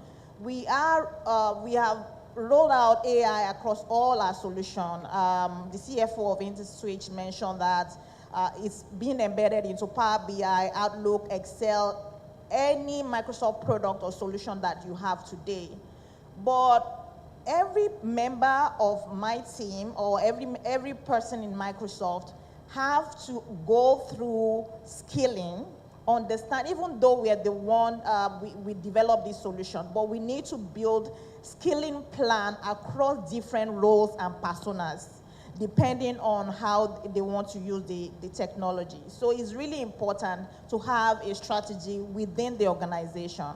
But also addressing skill gap in terms of JAPA, this should be a continuous engagement. So it's important that organizations also look outside of their employee to start collaborating, maybe an industry collaboration where we put resources together to start skilling people and reskilling, especially young graduates that are coming out of school, because now we all can agree that whatever they've learned in school might not be necessarily relevant to what the demand of the job today. So collaboration among industry players, collaboration with technology players, and collaboration with government is also really important, but to address skill gap by pulling resources together. And beyond that is also advocacy. We need to continue to advocate with government, with academia, to see how we can also look at our curriculum to be in line with the job for now and for the future. Because the reality is the job as we know it today, some of them will no longer exist in 5 years' time. And we will see other new opportunities, job opportunity evolving. So when we're talking about skill gap, it's not just only immediate, but also in the future. Because when we have technology and we don't have the right skill set to address it, then that poses a huge challenge. So I'll summarize it in this way. Really have a direction in terms of reskilling of existing employee within the organization, and also collaboration among industry players and technology provider to address skill gap within the ecosystem, as well as also advocacy for us to drive a new model of educating the populace right from primary school, secondary school to tertiary education. And we are partnering with governments in that space and looking for more partners on how we can also impact the ecosystem further. Thank you. Tom, I'll just hold it. I'd like to ask a follow-on question from your response. And I'm particular about your comments on, you did mention that some of the people coming out of universities these days are may not be prepared in terms of the skills required for the job place of the future. And you did make some recommendations. So my question to you directly is, what are organizations such as yours and similar ones doing could be with tuition? How do you then shape that conversations and the curriculum to ensure that we are future ready, or the products of our universities are future ready? Okay, for us at Microsoft, we see Africa as a continent that will continue to help reinvent even the way we deliver business and develop our solution. Because if you look at the demography, Africa is the youngest has the youngest population globally, and that is a plus for us. And recently, I think about 3-4 years ago, we made significant investment in bringing our engineering and research and development into Africa in 2 locations, Nigeria and Kenya. Today we have young Nigerians that are living in Nigeria, working out of Microsoft office in Nigeria, that are contributing to our global technology. So each time you use Microsoft products, to be sure that one Nigeria is contributing to a part of that. But that gives a number of advantage, meaning that we now have resources that are partnering with ecosystem like academia, governments, in terms of looking at curriculum review. So we have partnership with schools across the geopolitical zones in Nigeria that we work together with to look at the curriculum so that the curriculum is future ready. And besides that, we also host what we call a garage in Microsoft Office here in Lagos. A garage is a space where any organization or schools can come to really look at how can they create new ideas and bring ideas to life. And we open our doors to schools and organizations to bring their students to start thinking about the future in terms of innovation. And also, we have, from a philanthropy point of view, we have an MOU with the federal government of Nigeria where we are providing skilling content to every Nigerian, irrespective of your background. And those skills are not just deep technical skills, they are digital skills that anyone can actually learn, and also have deep technical skills with opportunity to earn certification depending on how far you want to go. So those are the opportunities that we have for young Nigerians to really develop their skills and capabilities. And that's not all. From also, we are looking to partner with non-for-profit organizations that have platforms to take those contents to develop young Nigerians, especially in underserved communities, so that we will be able to provide the right digital tools for everyone to be able to thrive in this new era. Thank you. So it's important, as you can hear, that we indeed be future ready. I'd like to direct this question to Nonso, and I'm taking us in a different direction. We all have witnessed some of the challenges. I mean, up to a year or so ago, making payments or settlements outside of this climb, and in foreign currency, a lot of businesses. So my question is, for some time now, blockchain technology has existed. Why is blockchain technology not commonly used in Nigeria? Well, with the exception of cryptocurrencies, because I know in other places the means of settlement. And if I recall well, there was a time recently, there was a national blockchain policy. Why are we slow in adopting it? I think it's a couple of things that are at play here. First is the general lack of awareness and understanding of blockchain technology in this climb. And it's also not cheap. That tech is quite expensive and complex. And when you don't understand something, sometimes people just take a backseat. They want, some other people to pioneer it, run with it, and then you can learn. And there's also the lack of regulatory framework for blockchain tech today. So I think it's emerging. People are studying it. People are trying to understand the different use cases. But then core to it is there is a need for the regulator to come up with a framework that allows people adopt this technology and then run with it. And I think the trust will be built over time. So there's generally a lack of trust when it comes to blockchain technology. Once you sit down and someone explains to you that the core of this tech is such that once you program it to run, you don't necessarily control what it does. I think it just puts the fear of God in people once they hear that.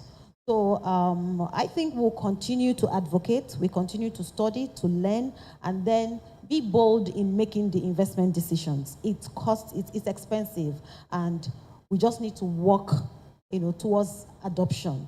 I know that in my organization, for example, there are use cases that we are looking at, and those investments are being made, but albeit cautiously, because you just want to be sure of what you're doing before you then pilot it at a commercial scale. Thank you. Buddy, your thought? Payments too.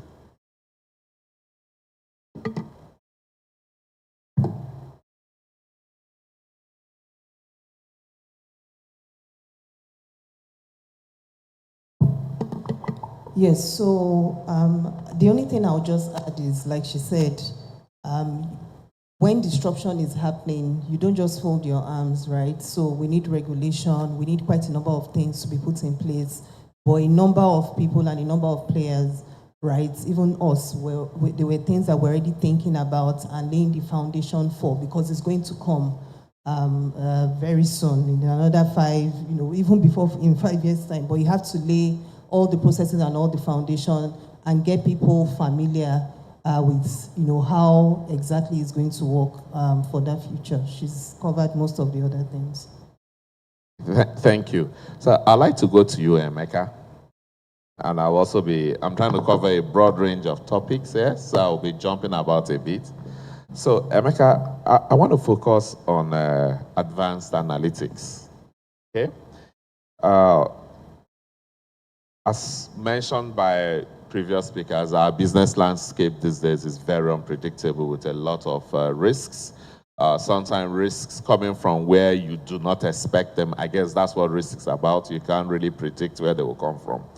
So my question to you really is, how can CEOs and CFOs leverage advanced analytics to stay agile and responsive to the changing customer expectations and experiences in our market? Thank you very much. I think that's a very crucial question. First things first, we always say organizations who are forward-thinking, who are strategic, must always follow the customer perception of value. In other words, looking at your product or service or operations from the customer perspective and not necessarily the management perspective.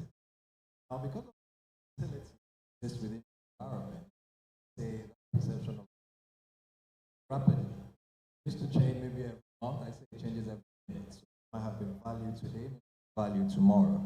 So how are you following the customer data? And that's where analytics come in. You can now predict customer behavior with predictive analytics. You can profile customers with customer segmentation. And then you can also follow the data real time. So then you can respond, because it's one thing to follow the data, realize what's happening. It's another thing to adapt to the information you've extracted from the data. So this is where analytics come in.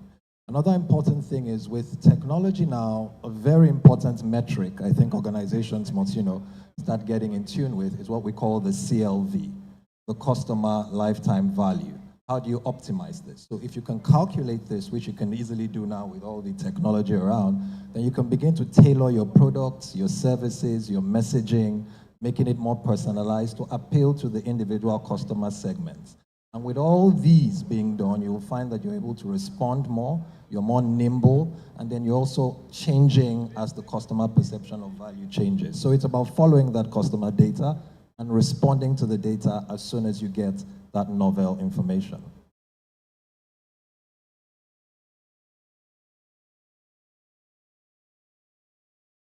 Thank you, Emeka. Bode, I'd like to come to you as a follow-through from the conversation that we just had with Emeka. Data, customer data, third-party data is being gathered, and they are using them to make business decisions. Also, as I was listening to Emeka, something that came to mind was that, how do you safeguard this data and the evolving landscape in terms of regulation and threats of litigation? New risks are emerging. Can you talk to us a bit about digital trust and cybersecurity? What are your thoughts on how to manage these risks in a cyber environment, especially in the light of the increased propensity and targeting of our markets for cyber threats? All right, thank you. So the whole NDPR, in terms of the privacy and all the rules that payment companies are supposed to follow, you have to pass the audits. There's a lot of training that happens even within the organization. One of the critical things is also how you bring people into your platform. So everything on the onboarding, what is the requirements? And the requirements will vary depending on the business category. So if you're looking at SMEs, if you're looking at full businesses that are signing up to pay and get paid from their customers, there are minimum things. The good thing is that today there are a number of databases that you can connect to within the industry. So for instance, if you ask people for their BVN, there's a confirmation that you do through banks to NIBs to, just confirm date of birth, some critical things that have been defined on the onboarding level. Even as payments company, we always say that, payments is partnership. It happens in an ecosystem. So there's for payment companies like PaySac, Flutterwave, you find out that they don't work alone. They don't keep money. They have a settlements bank. There's a scheme, and everybody has rules, and everybody is playing their own parts and saying, what sort of transactions are these? What are the minimum requirements? So that participation and that collaboration has also helped a lot, because the schemes will define, what is risky, what is not risky, and everybody is supposed to align to this. Even the central bank, there are audits, regular audits being done. So many things, PCI, PCI, and all the certifications you also have to pass, and the sort of training you give not only to the people in risk and compliance, but people indeed across the entire organization, so that we'll know these are the sort of people we play with, these are the sort of people we don't play with. When you reject a merchant, right, there's also the reason, letting the customers know, because they always want to know. So these are some of the things that have been put in place to address this. All right, thank you. So it's clear that as you then embrace these technologies and you begin to use them in your business, new risks emerge, and then you have to find ways which may not be traditional in embracing these. So, Tomiwa, do you have a mic there? I want to quickly jump to another topic, and listening to Nonso earlier when she mentioned before you would have huge servers that you use. I'm looking at then some of the emerging companies, maybe like your company, and then the amount of investments that needs to be done in physical infrastructure. It may then become difficult for startups, for instance, to be able to then make those sort of investments while still investing in their core idea. So there's been a rise in cloud computing, and of course, a more common word these days, sustainable computing. So my question to you is simple. What are the benefits of cloud computing, and how do you advise organizations who may want to use this? How do you advise them around managing the risks around such adoption? Thank you very much. Cloud computing has been on for decades now, and we are seeing more and more organizations adopting cloud, and it's accelerating in Nigeria specifically. There are enormous benefits, and one of it is what you did mention, that organizations don't need to invest in CapEx to really consume technology. So they have that opportunity to spread their cost over time and pay as you use. And other benefit is also the fact that organization will always have access to the latest technology, because the OEM providing the cloud computing are responsible for the of update and patches. Then that also cloud provides a level playing field for everyone to adopt technology, and also reduces the cost of having experts that will be manning servers, managing those servers forever. So all these benefits, including also availability, which is crucial, especially in our climate where power is an issue. It's really important that organizations also look at adopting cloud from that perspective. But to your point, adopting cloud is not just about, I want to adopt cloud. There is need to prepare and to adequately look at what are the security implications. It's really crucial now to look at security, cyber security, especially in the face of cloud or hybrid scenario. So adopting zero trust, and zero trust means that every user or every device is compromised unless verified otherwise. So it means that when a user or device gets into a network, they have to authenticate. And multi-factor authentication also helps to ensure that even if a firewall is breached, if bad actors have access, they need additional authentication to be able to gain further access or have access to sensitive company data. So adopting multi-factor authentication really enables to increase or reduce cyber attack by up to 99.2%. And we have also seen that it's not just about adopting technology, ensuring that everyone within the organization and all the external players understand the implication of cyber hygiene, basic cyber hygiene, understanding that it's not just appropriate to just click any link without verifying the source. Those basic understanding is also required. So it's not just about adopting technology alone. It's also important to have a plan in place to regularly train and update participants and stakeholders within the organization to understand the implication of cyber attack and likely where attacks are coming from likely.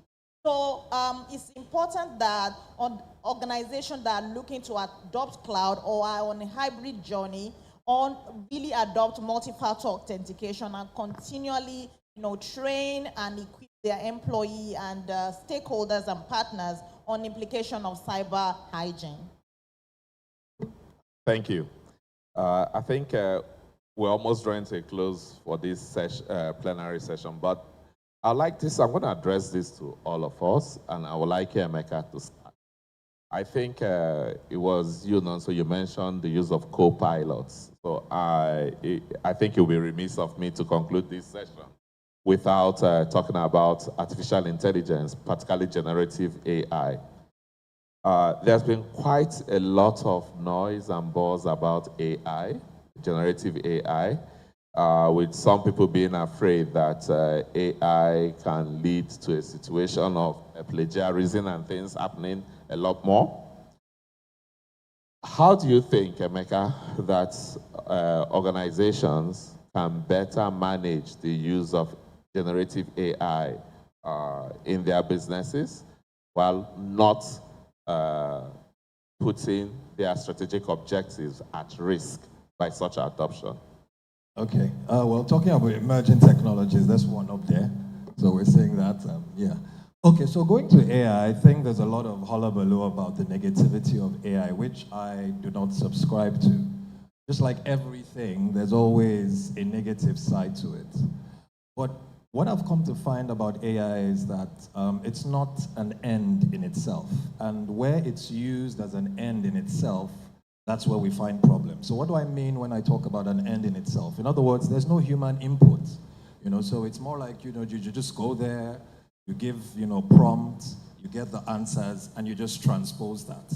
There's no critical analysis, there's no localization, for instance, if they're global concepts and you're trying to adapt them to your immediate environment, it's just more of copy and paste. So that's a grave danger. But where you're intentional enough to have that human intervention, you sieve through results, you extract what is not relevant, put some more information to make it a bit more robust, comprehensive, and cohesive. That's where the real value of AI shows itself. So for organizations, I think there should be some sort of framework as to how AI is used within the organization. The sort of acceptable usage and non-acceptable usage. Bordering around what I've said, how have you checked the answers that have been, emanated from the AI, and how did you adapt it to whatever it is you're doing? If that process is missing, then it's a dangerous thing. For as long as that human intervention process is present, I think AI is a fantastic innovation. Thank you. Also? Yeah, I very much.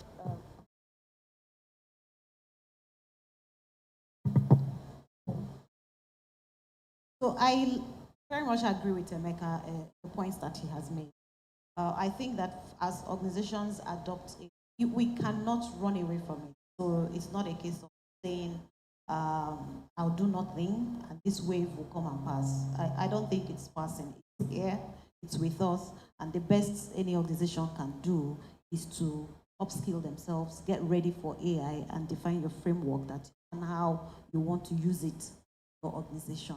And I think that to protect oneself from some of the downsides that it's prevalent with the use of AI is, I think it's important to invest in what you put in, define the language. What do you want this AI to do? And also periodic audit of your algorithms.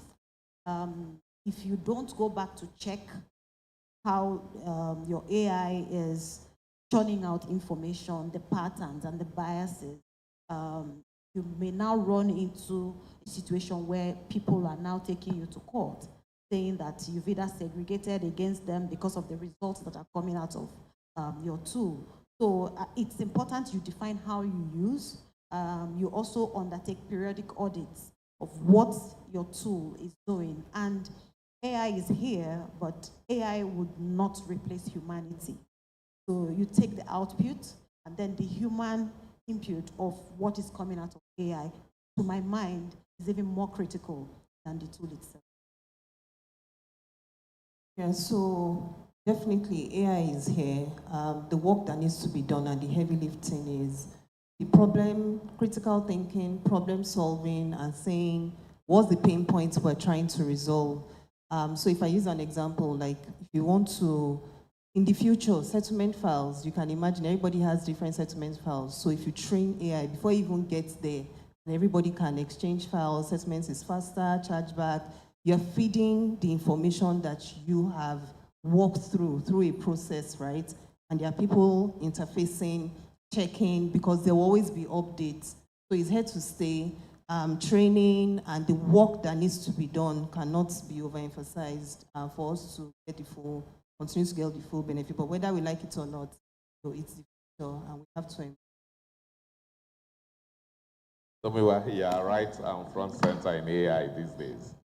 So Microsoft had made significant with our partnership with OpenAI, and I won't belabor the point that everyone that AI is here. And also the point that every organization needs to adopt a framework on how to, need to build a framework on how to adopt AI. But that could be daunting. And that's why it's important to look at partnering with organizations like ours who had gone through that journey for many years and have developed a framework to help organizations adopt AI. For us, we are building our AI model on principles. AI has to be reliable, it has to be fair, it has to be secured and have privacy consideration. It has to be transparent and accountable. But it's not just about throwing up those buzzwords out there.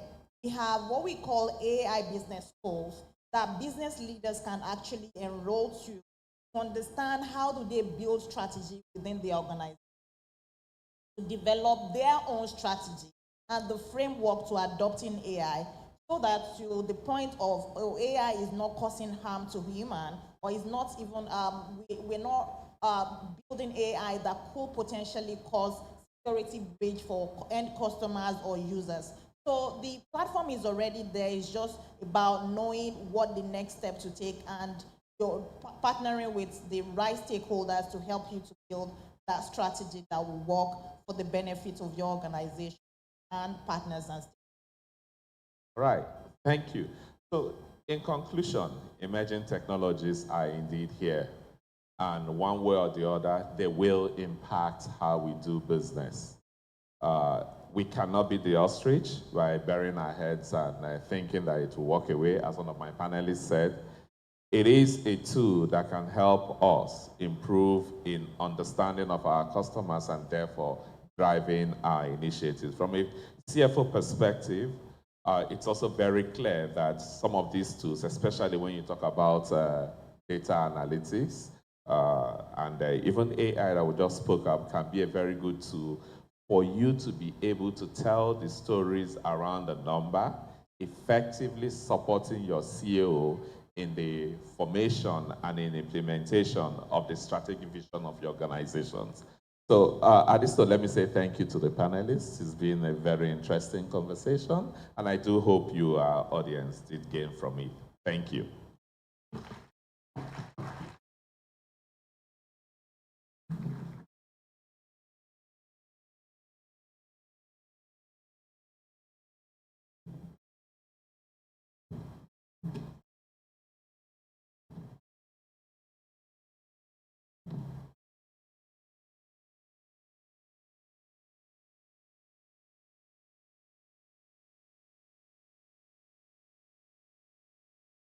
Well, as I take that pic, hello. A round of applause to our panelists. Ola Tomiwa Williams, Country Manager, Microsoft Nigeria, Bode Abifari, ex-COO Flutterwave, Chinomso Nwachukwu, Chief Financial Officer, InterSwitch, and Dr. Emeka Azinge, faculty member, Lagos Business School. And thank you for moderating that excellent session, Anthony Oputa, Managing Partner, Nigeria and West Cluster, Ernst & Young. Thank you very much for that discussion. And maybe I rise a little. I mean, we already heard how important investing in technology is for loads of organizations. You must invest in technology. It is important also that partnership with trusted technology partners. If it's too difficult for you to handle as an organization, it's important to partner with those who have already invested so much years into such things. So addressing the skill gap in the ecosystem also. AI, as we know, is here to stay, but there's a very thin line, I would always tell people, in using it positively and using it negatively. So a framework must be done in your organization to make sure that you're using it in a positive way. So we'll turn our attention to the screen again now for a few minutes for an interlude. Thank you, before our next speaker will come up.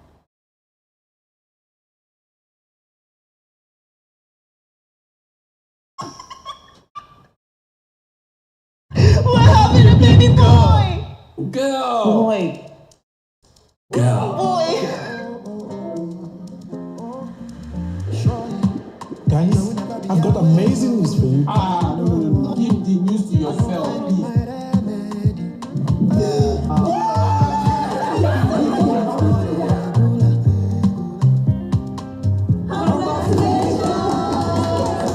Which one is mine?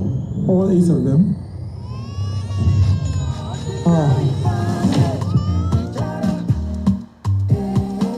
How many of them are girls? Get 8 times the value of every recharge, 1,000 Naira sign-up bonus, and double data with Airtel over Jara. Airtel, a reason to imagine. All right, thank you very much to all our partners, those who have made sure this became possible. Thank you very much for sponsoring the maiden edition of the CFO Leadership Summit for the year 2024. And this will be an annual event, so please, as you sponsor now, remember it will continue. Don't stop. Thank you very much. Up next is our next speaker, guest speaker address, which will have the topic Beyond Compliance, Financial Reporting Imperatives for the Global CFO. And to take us through that is the CEO Financial Reporting Council of Nigeria, Dr. Rabiu Olowo. Please come forward. A round of applause as he comes, please.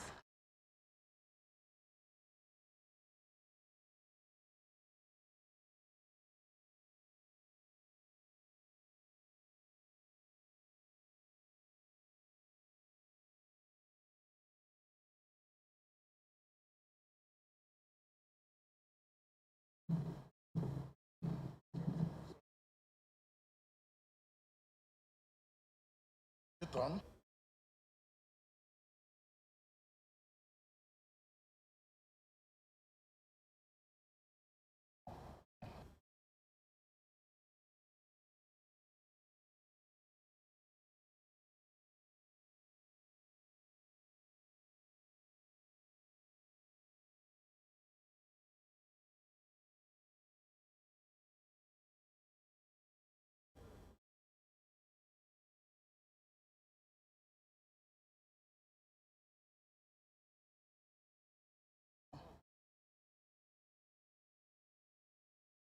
Morning, ladies and gentlemen.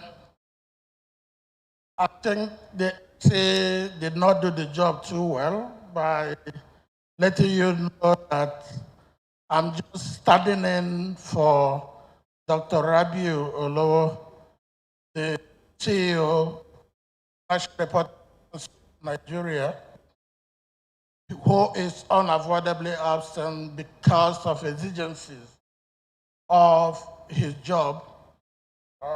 As at 6 p.m. yesterday, he was ready to come, but I got a message that he has to be in the villa by 11 today. So he has to direct me as a humble civil servant to be here to present his address. So the voice you'll be hearing is mine, and the idea is that of Olo. Thank you. Distinguished guests, all protocol duly observed, ladies and gentlemen, it is an honor and privilege for Dr. Olowo to be represented here today as we gather at all this important summit of chief financial officers, financial leaders, and captains of industry. I am delighted to share his thoughts on this topic that is of utmost importance in the financial world, that is beyond compliance, financial reporting imperatives for the global chief finance officer. In today's rapidly changing business landscape, the role of the chief financial officer has evolved significantly, as it is no longer confined to the traditional responsibilities of capital maintenance and financial reporting. The modern CFO is expected to be a strategic partner, a catalyst for growth, and a trusted key player of management team. As the financial reporting landscape becomes increasingly complex, the CFO's role in ensuring accurate and transparent financial reporting has become paramount beyond mere compliance. As we explore the financial reporting imperatives for the global CFO, we find ourselves at an exceptional juncture in history.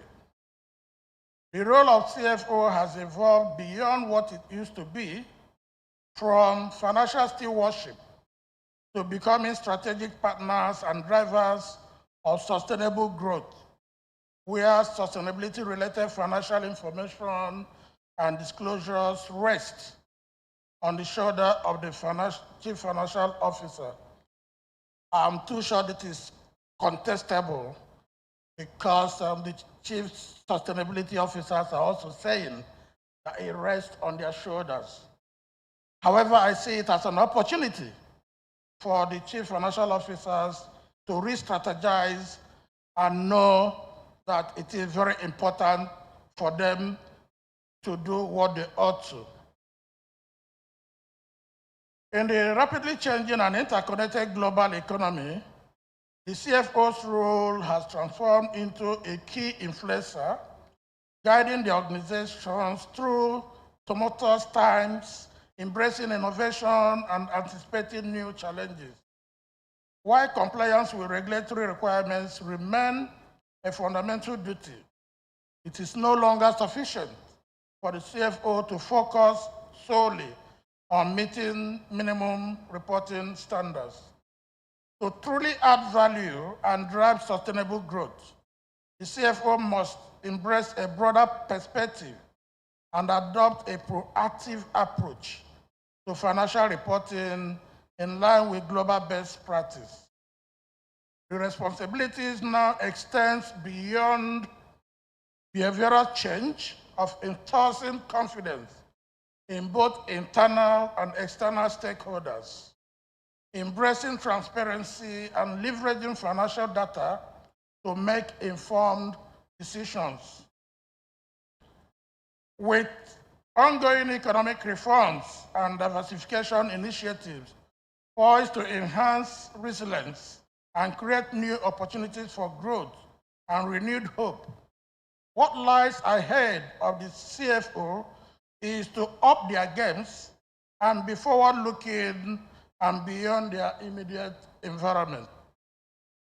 So what then are the imperatives that the global CFO must consider when it comes to financial reporting? Today, I would like to highlight 5 imperatives that I believe are essential for the modern CFO to navigate the challenges of the global business environment. First and foremost, the CFO must prioritize integrity and transparency in financial reporting and disclosures.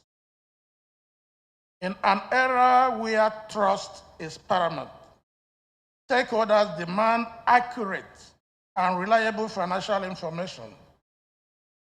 By implementing robust internal controls, leveraging advanced data analytics, and embracing emerging technologies, CFOs can enhance the accuracy and timeliness of financial reporting.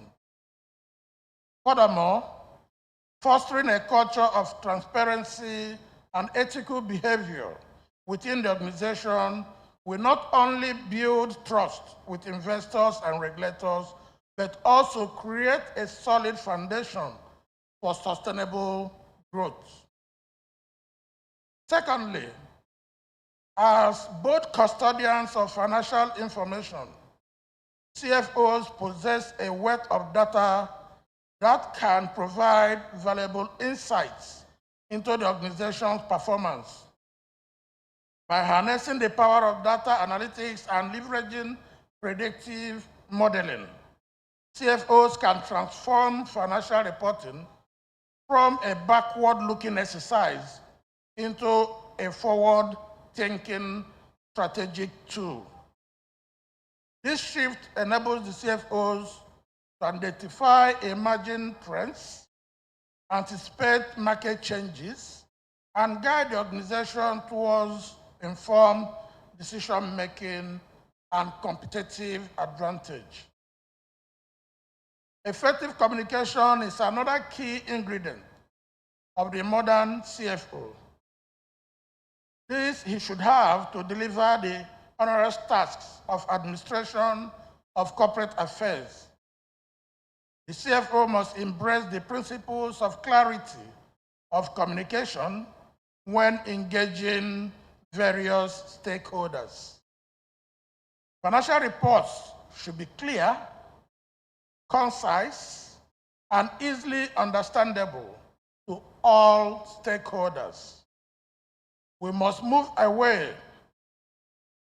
from complex financial jargon and present financial information in a manner that enables informed decision-making and meets different users of financial information at their levels.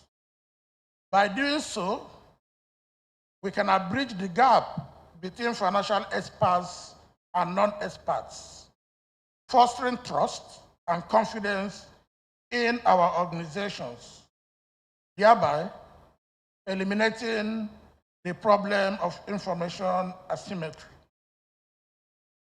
Another imperative that the global CFO must consider is the dual function of risk management and continuous learning improvements initiative.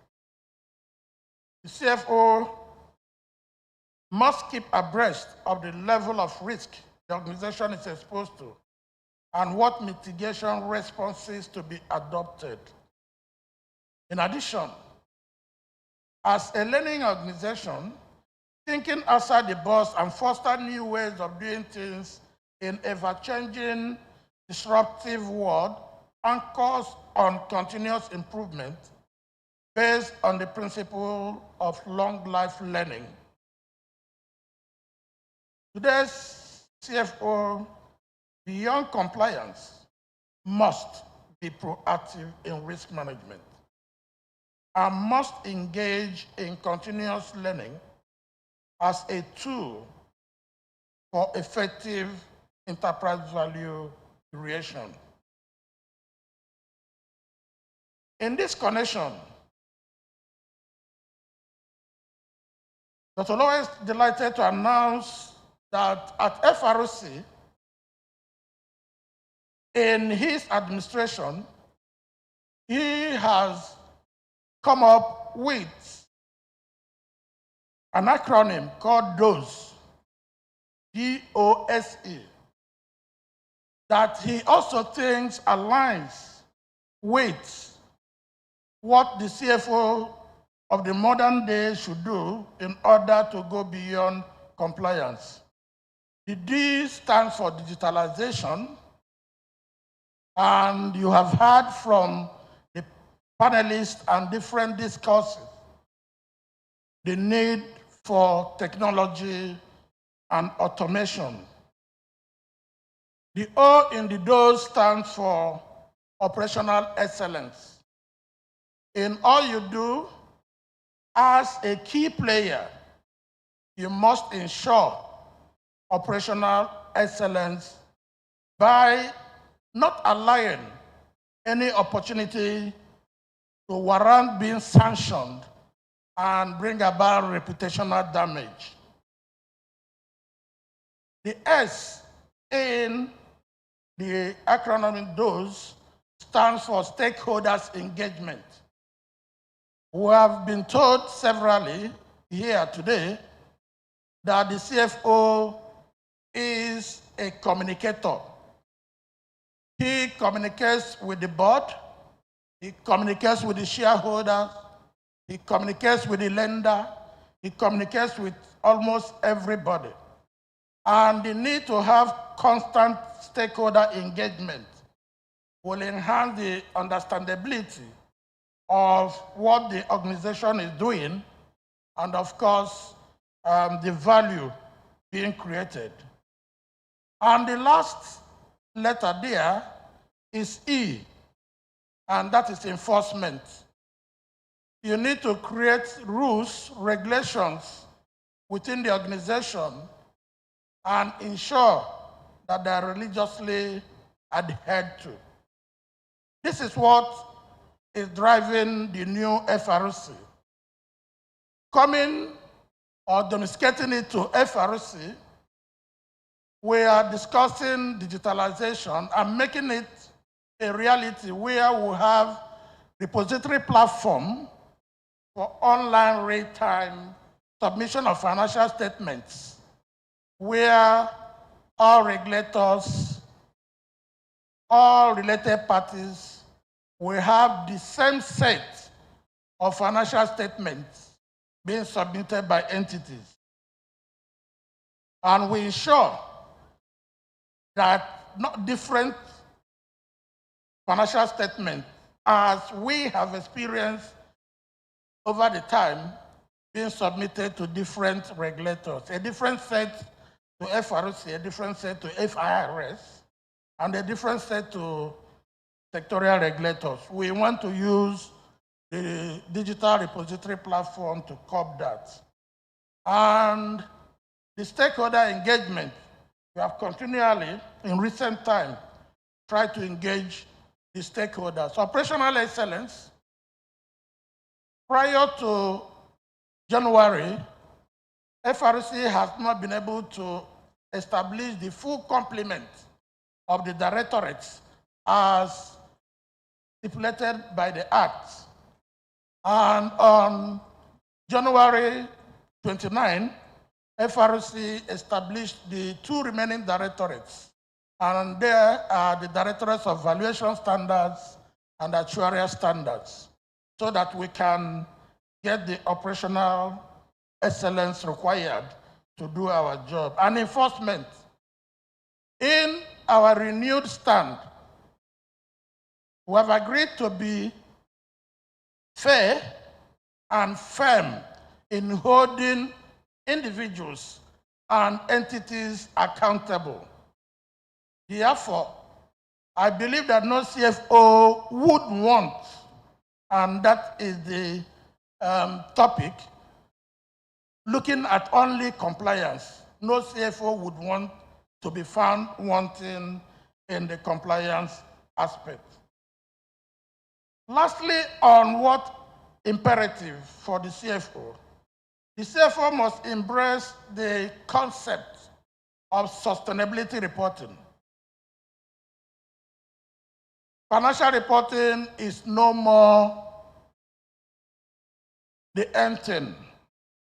You all know that it is narrow focus, and you all know that there have been advocacy to change or to move away from only financial reporting.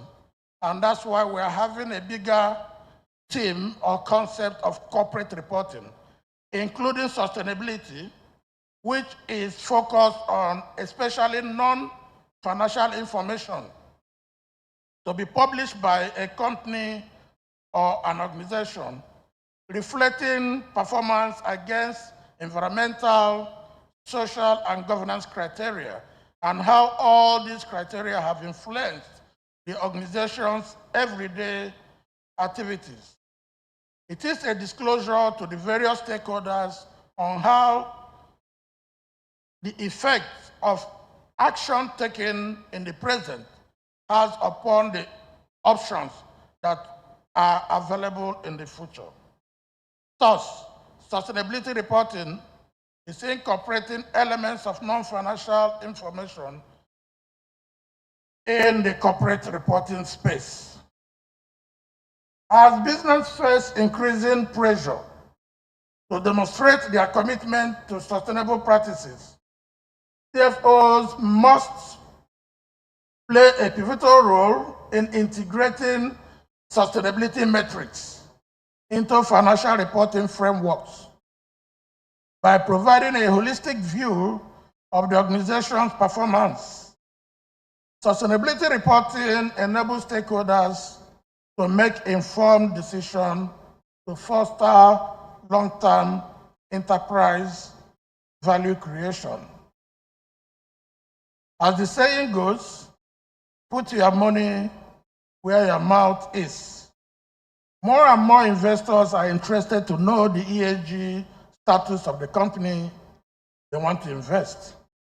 Therefore, to unlock the foreign direct investment and attract investors in Nigeria, sensitive companies must have a very good space for sustainability reporting in their annual reports.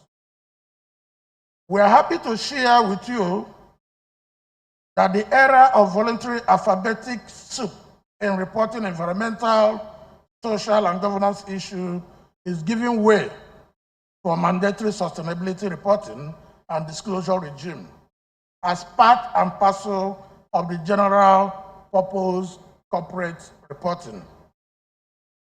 You will recall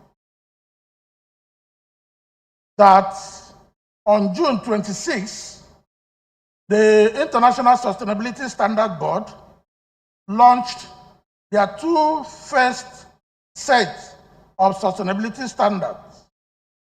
And Nigeria happened to be one of the 7 countries selected to launch the standard at that time. For us at the Financial Reporting Council of Nigeria, the launching was remarkable as Nigeria hosted the world on the floor of Nigeria Exchange Group in Lagos, alongside with other countries choosing for the simultaneous launching of the ISSB standards. ISSB sustainability standards provide a global baseline and harmonized framework for sustainability reporting for the general purpose financial reporting. For the seamless implementation and adoption of sustainability standards in Nigeria, the Financial Reporting Council of Nigeria set up Adoption Readiness Working Group for sustainability reporting, and we are pleased to inform you that the group concluded their report and, of course, issued an exposure draft on 1st February with closing period on 14th March.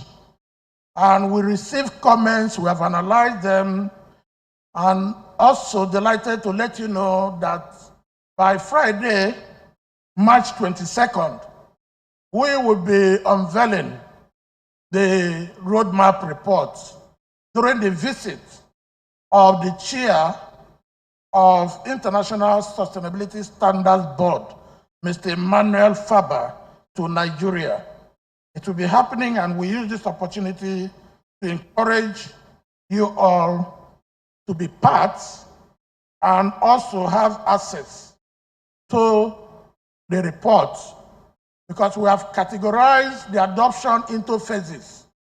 The first one is what we call early adopters, which has from January 1, 2023 to December 2023. We have the voluntary adopters from January 1, 2024 to December 2026. We have mandatory, which starts from 1st January 2027. Though the mandatory is classified into two sections. The 2027 is for significant public interest entities, where I believe most of you belong to. And 2028 is for other public interest entities.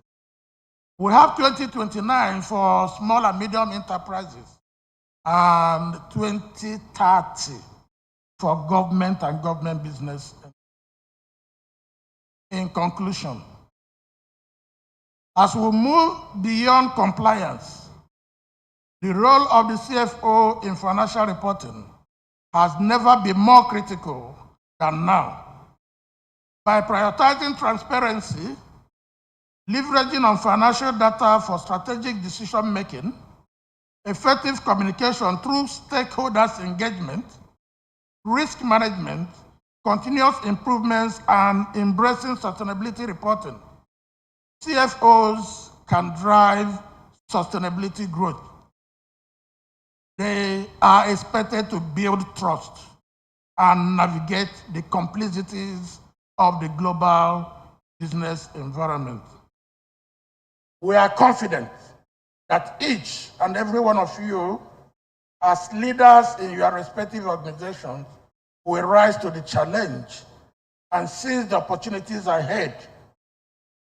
Together, we will strengthen the role of the CFO and shape future where financial reporting becomes a catalyst for growth and success.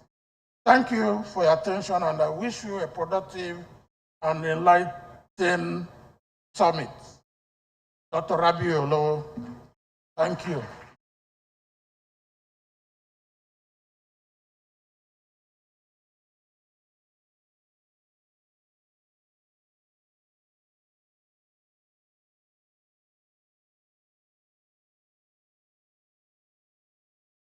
Thank you very much, Dr. Ihanye Ahanyara. Sorry for the mix-up, representing Mr. Olo. Thanks a lot for your contribution on this platform. I mean, you talked about continuous learning for value creation, stakeholders engagement as being very important, and of course, prioritizing transparency in leadership.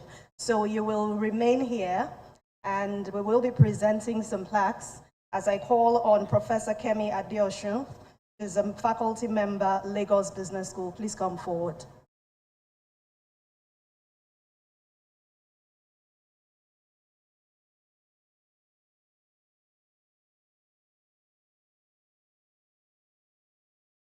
Okay, can I have the plaques?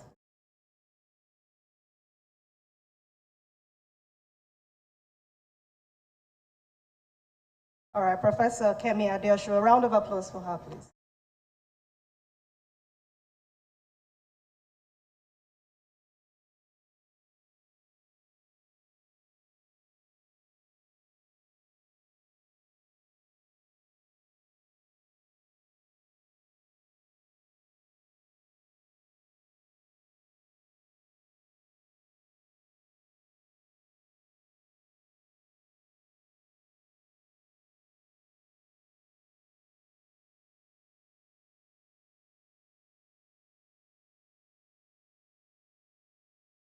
Thank you very much. That's on behalf of the CFO Leadership Summit for the year 2024. That's Black. Is to appreciate your contribution to this platform. And next is Dr. Ayo Adepoju, Group CFO, EcoBank Transnational Incorporated. Please come forward.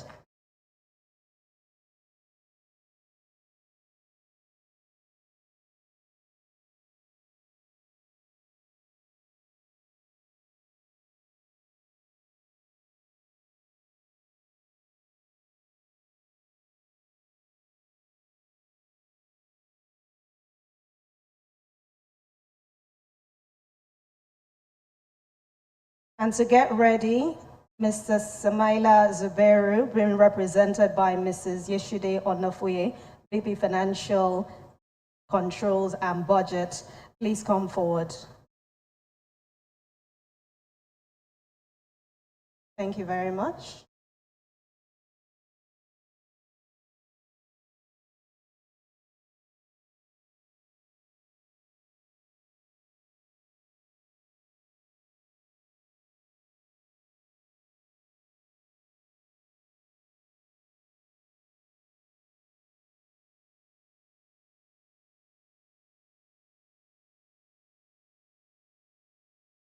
Mr. Issa Aruwa, please get ready to come here. He's a technical lead finance office of the Vice President, Dangote Industries Limited.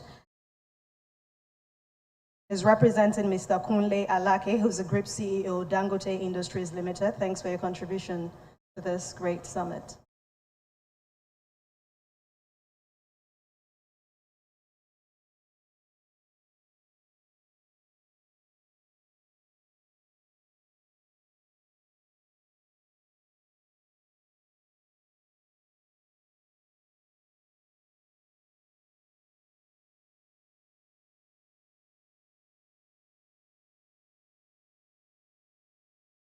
And of course, next to receive her plaque is the country manager, Microsoft Nigeria, Olatomiwa Williams. Please come forward.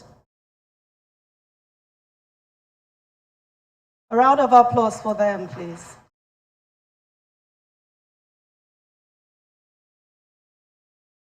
Okay, I guess someone will take the plaque on her behalf.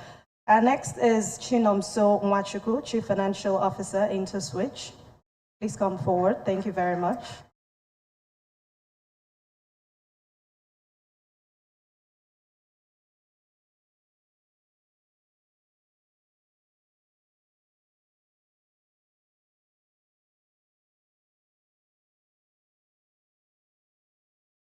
Dr. Emeka Azinge, faculty member, Lagos Business School. Thank you very much. Please come forward.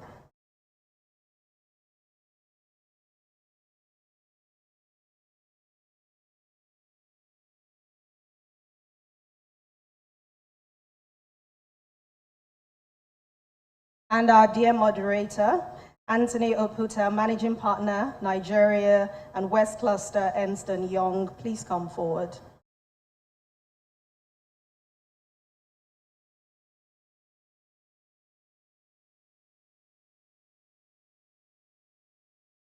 Mr. Anthony Oputa. All right. Okay, thank you very much. Let's quickly turn our attention to the screen again before we continue with the plaque presentation.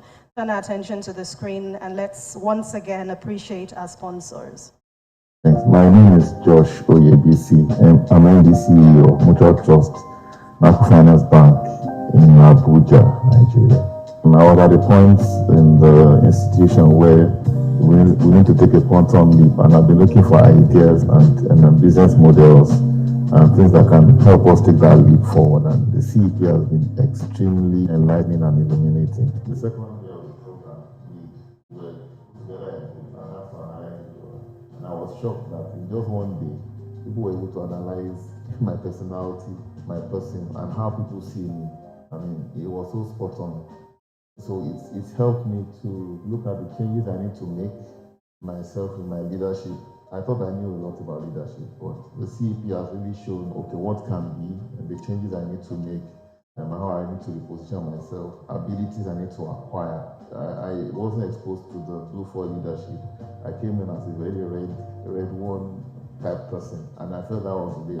I see now that, I mean, the blue foil leadership is extremely important for taking the institution to the next level. So there's been a lot I've learned in terms of a higher level of emotional intelligence, and also delegating. At the same time, you're empowering your delegatees, as it were, but at the same time, you're still monitoring. You're still able to be an effective leader. We're exposed also to some of the occurrences and issues taking place on the global level through the case studies. I'm going back first and foremost as a CEO, a re-engineered person. And this re-engineering I'm bringing to the business. So all from top to bottom, we will experience a change in the way we see business, the way we approach the business. The we that we bring to the marketplace is going to change because of many of the things that I've encountered and learned at the CEP here.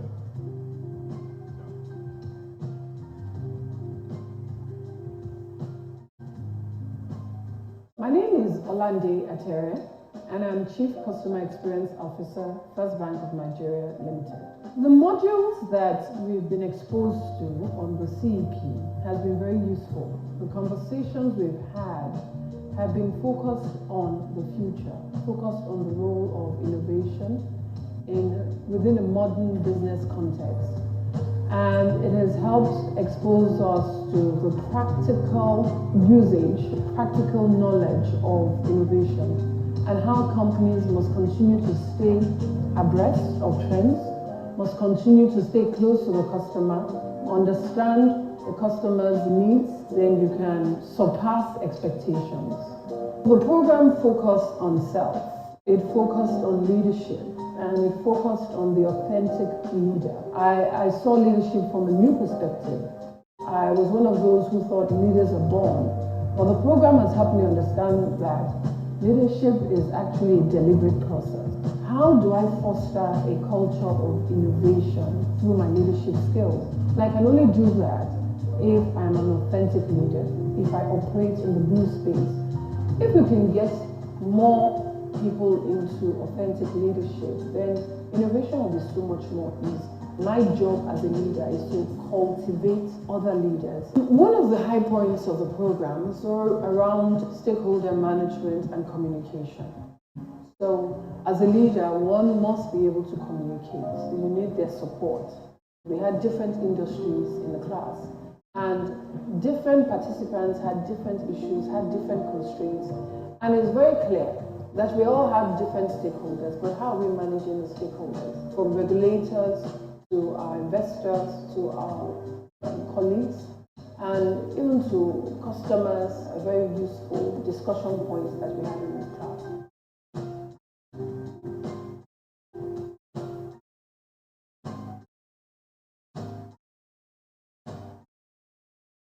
Once again, a round of applause to all our sponsors.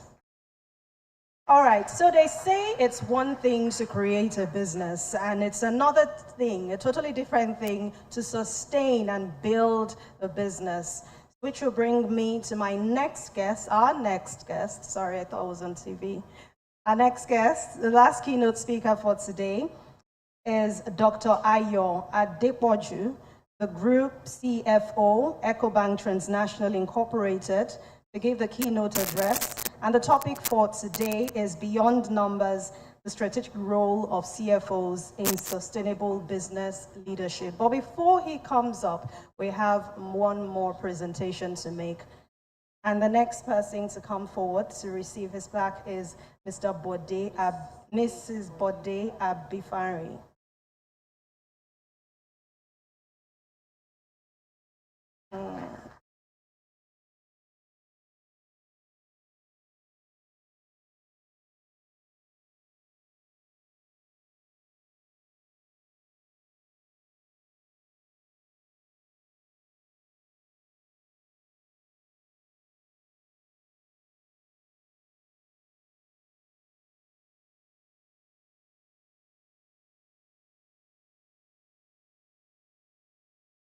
All right, thank you very much, Professor Kemi Ogunyemi, who presented the plaque earlier. There was a little mix-up of that name, but thank you very much. Now let's have our keynote address by Dr. Ayo Adepoju, who's a Group CFO, EcoBank Transnational Incorporated. Please come forward. Thank you.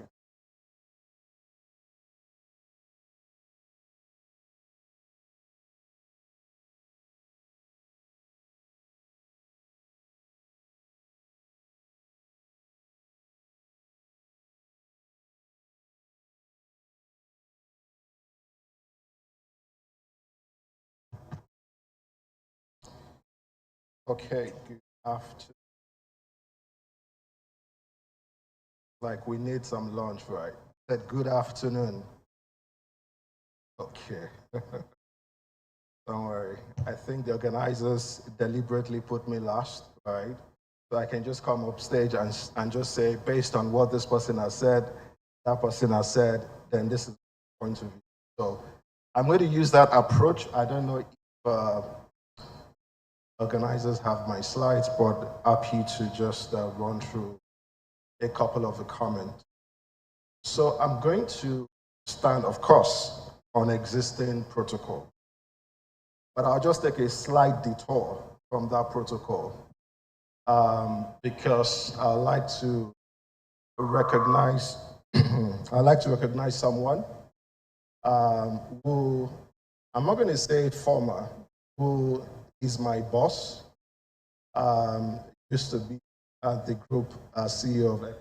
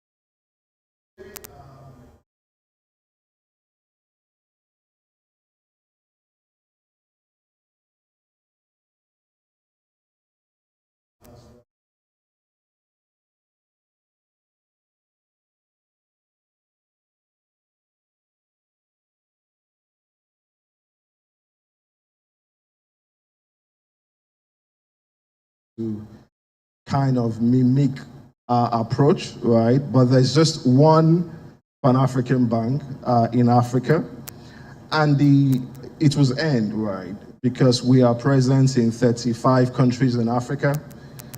I thought you're going to clap for that, yeah. You know, we're one of the sponsors of this event, so we have the right to, you know, I'm milking the value of this sponsorship. So please bear with me. Although I've got 30 minutes, I need to extract. You know, if you know CFOs, we like extracting value, right, out of every opportunity. So we are present in 35 countries in Africa. We have 33 banks, and we are top 3 in 15 out of those banks. And I've got some of my colleagues here. I think it was important to also bring them in. I have some of the country CFOs of EcoBank present here in no particular order. So I've got the CFO of EcoBank Liberia, Mohamed Dukuli. For your information, we are the biggest bank in Liberia. I also have the CFO of EcoBank Malawi, Fabiano. Then I've also have one of my colleagues, the CFO of EcoBank Gambia, Mas, who is, we're the biggest bank, the #1 bank in Gambia as well. I also have the CFO of EcoBank Senegal, Papa. Although we're not the biggest bank in Senegal, we are the top 3 bank in Senegal as well. Of course, I also have some of my other colleagues, here from Nigeria, from Togo as well, here present. So we've got a total balance sheet size of about $27 billion. We're listed, if you want to clap, just say it. I'm still milking the value. So we're listed on 3 stock exchanges, the Lagos Stock Exchange, the one in Accra, the Ghana Stock Exchange, and also in Côte d'Ivoire. So today, I've been asked to speak on a very critical topic, beyond numbers, the strategic role of CFOs. And I'm going to glean on so many things that, all the previous speakers have said. Because I'm a scholar myself, I like breaking down things into smaller components. Okay, if you go to the next slide. So I've come up with 5 core principles. Let me say there are so many principles that we have, so many principles, but of course, because I have 30-minute time slots, I can only do justice to some core one. And I've carefully selected these principles because they are more like the softer components. We've dealt with the more serious stuff earlier in the day. So these are the softer components which CFOs should live by. I'm an ardent follower of principles because I believe that principles work regardless, right? So if you've got a seed of mango in your palm, it remains a seed, right? It's not going to grow. But if you put that same seed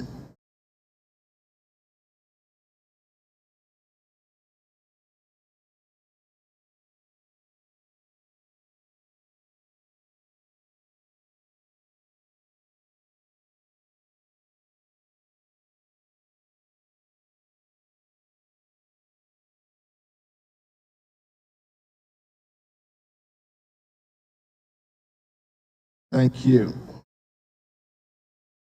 So, so 5 major principles which I want to speak to. And I've used the alphabet A, B, C, D, and E so that it's very easy to absorb as well. And I was trying to talk about principles being no respecter of person. So you've got a mango seed in your palm. It remains a mango seed, just a seed. I hope you can hear me. The moment you put that particular seed inside the soil, right, then it goes after a period of time, right? So principles are very important. You apply the principles, they work for you. You don't apply those principles, you don't get results. So 5 principles I'll be talking about. The first one, who can take a guess? A. Who is controlling the prompter? You need to follow my lead. Follow my lead. And I remember when Tony was doing the previous session, and he asked a question. The first question he asked to, I think, Dr. Emeka, right? Yeah, Dr. Emeka, yeah. He mentioned a word. The first thing he said was alignment, right? And for me, I think, we can talk about everything in this world. At the end of the day, what is crucial is to have a goalpost. I call it a goalpost, right? What does success look like? Is it green? Is it white? Is it blue?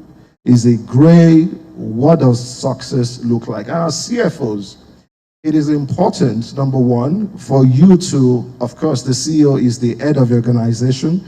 You are the eyes of your organization, to kind of co-create the strategy and provide your perspective. So you need to understand the strategy of the organization. It is very, very important. I don't think you can execute on your role and responsibilities without a clear understanding of a strategy. And like we've discussed earlier, strategy has to be looking, right? It is important for every organization to innovate, because the moment you stop innovating, you die. And there are several instances of organizations that have died because they simply failed to innovate. And I think yesterday was speaking earlier, she mentioned BlackBerry, right? And I'm sure most of us, we knew about Kodak, the film company, right? The camera, company, also died. And I'm sure most of us, we've heard about Nokia. Nokia at some point used to be the major phone company, right, that we have. But where is Nokia today? I understand they're trying to reinvent themselves, but where are they today? So it is important for organizations to continually innovate.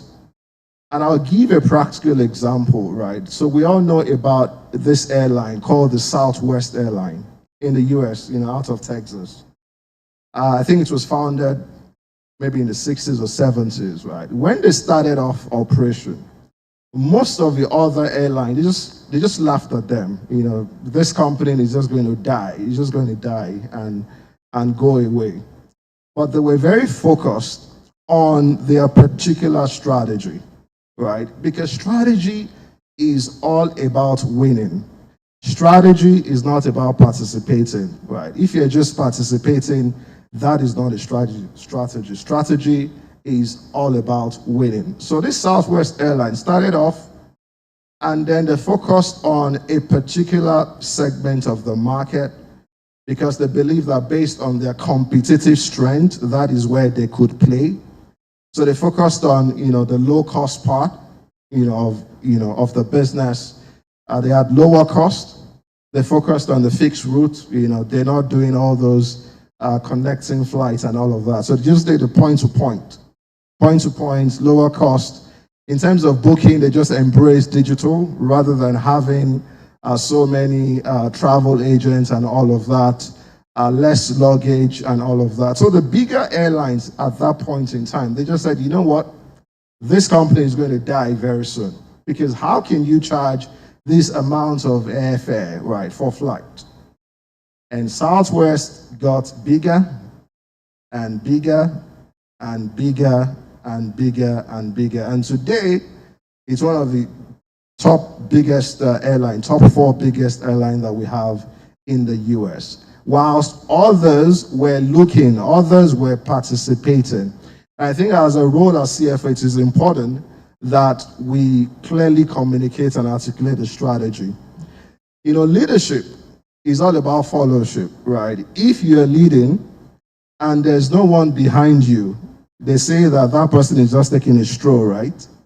If you're leading and you look back and there's no one behind you, you're just taking a stroll.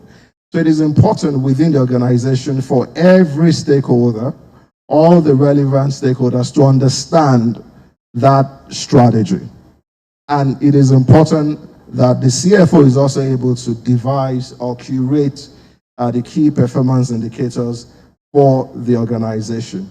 And I think I've also heard earlier today, one of the critical roles of the CFO is about resource allocation. How do we ensure that, something flying around, how do we ensure that we allocate resources to where we can generate the best return, right? And I've heard several times, many stakeholders in organization, they look at CFOs as the guy that is always turning down things. You take things to the CFO, he says, oh, no, right? So it's easier to get a no from the CFO than a yes. Not because the CFO is particularly about saying a no, but it is all about the resource allocation. How do we put our resources in places that will generate the best return for the organization? And it is important in our roles as well to be an active participant of transformation initiatives, right? Because of our vantage position in the organization. So that's the principle of A, which is alignment in the place of strategy. The second one, if you go to the next one, is having a business mindset. I always say that you cannot give what you don't have, right? You cannot give an advice on what you don't understand. It is important for CFOs to leverage the helicopter view of the organization. We see everything in the organization. There's no other stakeholder within your company that has more view than yourself. So you should be able to leverage on the power of the insights that you have to be able to understand the business critically. And you cannot give advice on the business that you don't understand. So it is important that partnership is very key, regular interactions with the businesses. I think the former speaker was talking about, in terms of a value-driven reporting, it is not about being technical about your report. It is about being able to draw out the very critical salient point in your reporting. A CFO must see himself or herself as a chief performance officer. I see some organizations that have tried to change the name of the CFO. So I know of a particular company that says, okay, rather than CFO, this is the Chief Finance and Value Officer, right? Because by the time you reflect on your name, you can start acting based on that name. We've talked about communication, which is very important, because if you don't communicate clearly, people don't understand you, right? So communicating the future state of the organization is very important, and clearly explaining what is required, right, of the stakeholders. And that's the reason why I like the principle of decomposition, right? The principle of decomposition is if you take key KPIs and decompose it into exactly what it means. You know, at times we like speaking in abstract terms, right? We want to grow profitability by 50% and all of that. What does it mean to grow profitability by 50%? What does it mean to generate a return on capital of X percentage? Your ability to decompose it into, you know, my former boss used to say the lowest level of abstraction, right, into something tangible that people can lay hold on. Are we talking about pricing? Are we talking about volume? Are we talking about mix? Are we talking about utilization, turnover? Are we talking about leverage, right? So by the time you decompose, for example, your return on capital, then you're able to get what exactly are the specific action item that you expect from the businesses. The next principle, which I find very, very important, is your credibility, right? You know, at times people don't look at the message, they look at the messenger, right? They look at the messenger. And as CFOs, it is important that our credibility is very intact. A CEO needs someone he or she can count on, right? That is credible, that is reliable, that is dependable, right? It is important that that person also needs to command in the organization, because once people do not respect you, then you just lose the message. So as CFOs, it is important that we know, you know your stuff, right? It is important that, you know, people know you as a leader in this particular area. You shouldn't maybe, you know, always you should be clear in your mind in terms of what you expect from the businesses and what you expect from all the stakeholders as well. You need to rally around and build trust, right? Building trust is you're working with stakeholders in the organization, and once there is no trust, then it is very difficult for you to execute on your particular mandate. And finally, on this slide, in terms of the how, try as much as possible to leverage on the experiences of other people. Don't do it alone. I'm sure there are experienced people in your field, people that have come before you and all of that, your peers, your counterparts in the industry as well. Leverage on their experience as much as possible. So that leads me to the next principle, which is having a doctor mentality, right? Having a doctor mentality.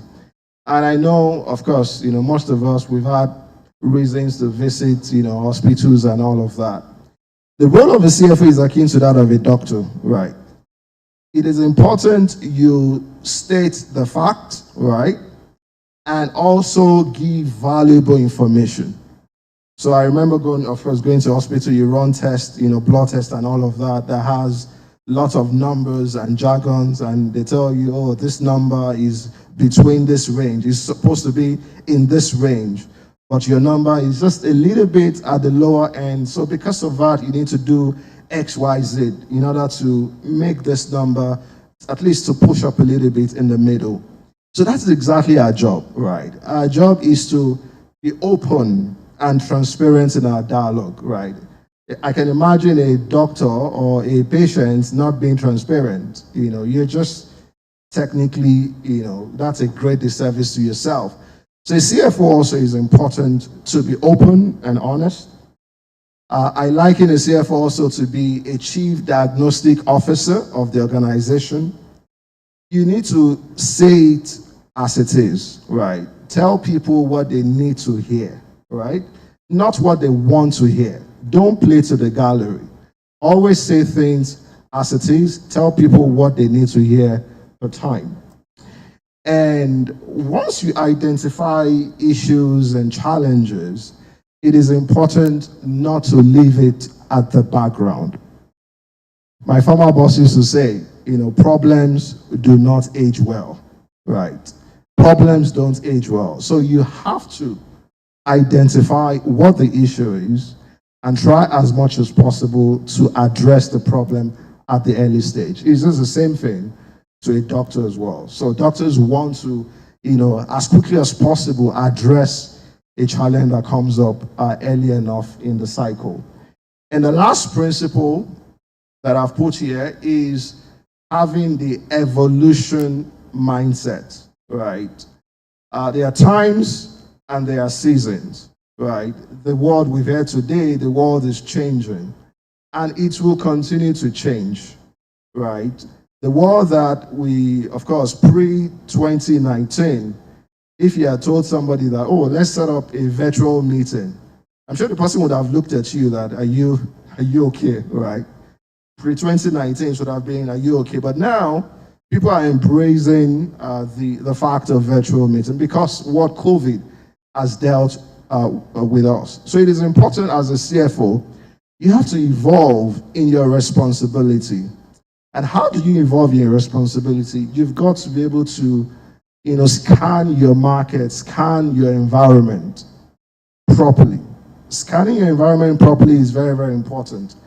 I like the phrase, connecting the dot. You need to be able to connect the dot properly, because if you're just looking inwards, internally, right, you're just at the receiving end. So our role needs to step beyond our confines, the familiar territory, understanding how, for example, the global economy impacts on us, right? So we've seen direction of interest, inflation rates in our markets, the actions of central banks, in tightening monetary policies and all of that. So the question is, how do all of this impact on your organization? How does it impact on you? Inflation is running away, disposable income is coming down.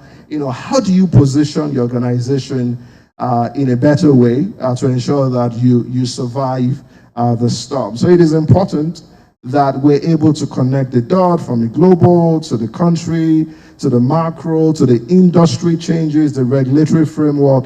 And that's why a former professor of Harvard, Francis Aguilar, came up with, in 1967, the PEST analysis, right?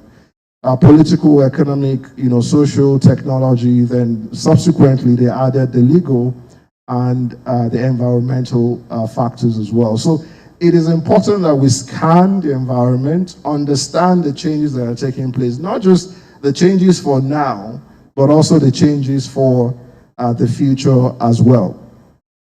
I think the last speaker spoke about sustainability. Right? This world is, I remember like 5-6 years ago when, of course, in my role, you're trying to speak to people that can support you with liquidity and, and all of that.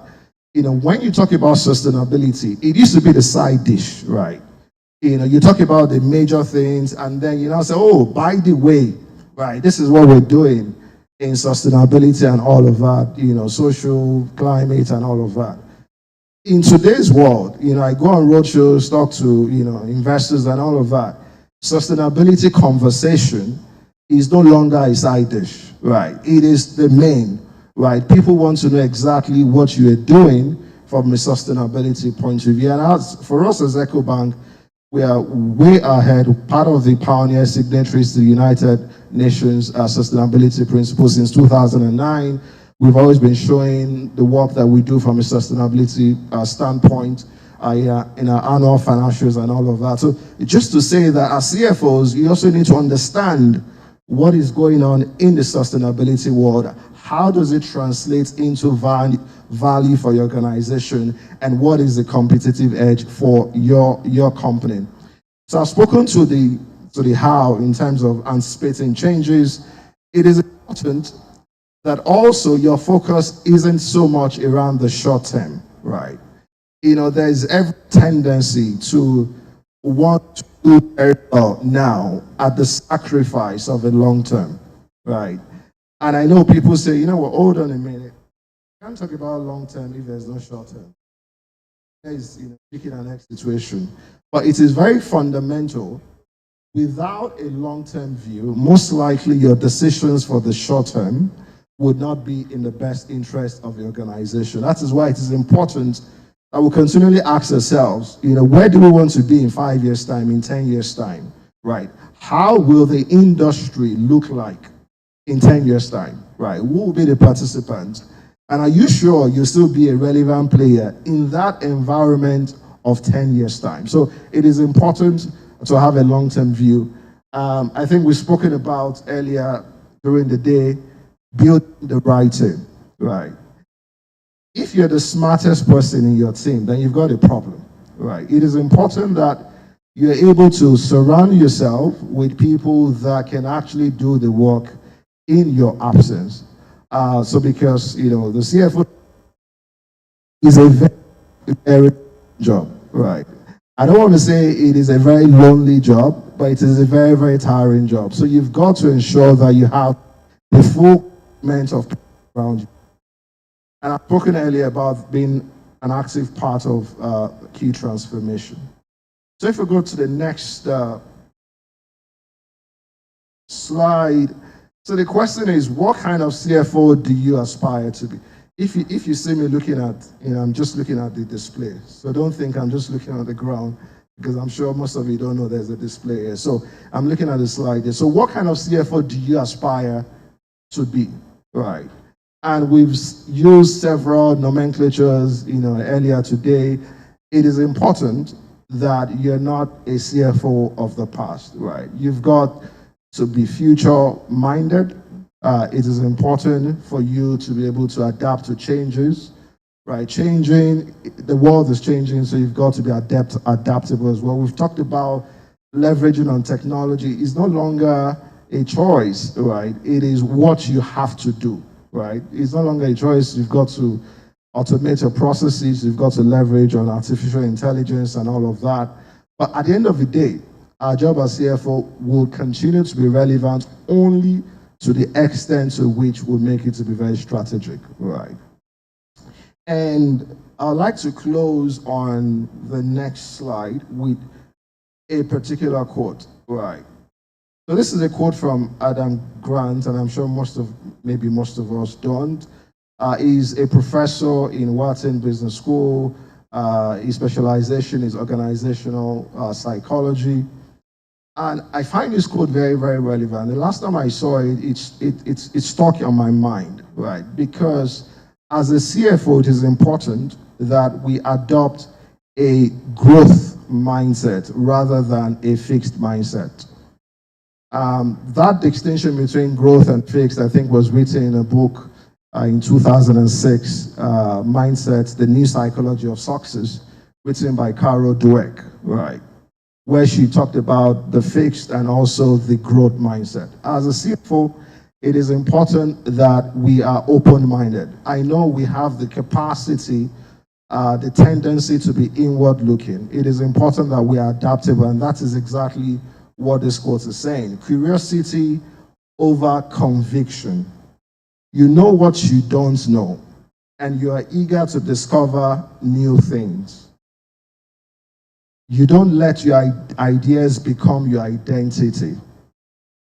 You look for reasons why you might be wrong, not just reasons why you must be right. You listen to ideas that make you think hard, not just the ones that make you feel good. And you surround yourself with people who challenge your process, not just the ones who agree with your conclusion. So in wrapping up, like I've mentioned, it is important that we have strategy at the heart of everything that we do in the organization. It is our job, our role, and responsibility to be able to create those key KPIs that define success where we want to get to, and rally around the entire organization to build momentum towards that particular direction. But above all, it is important that we keep an open mind at every point in time. Thank you.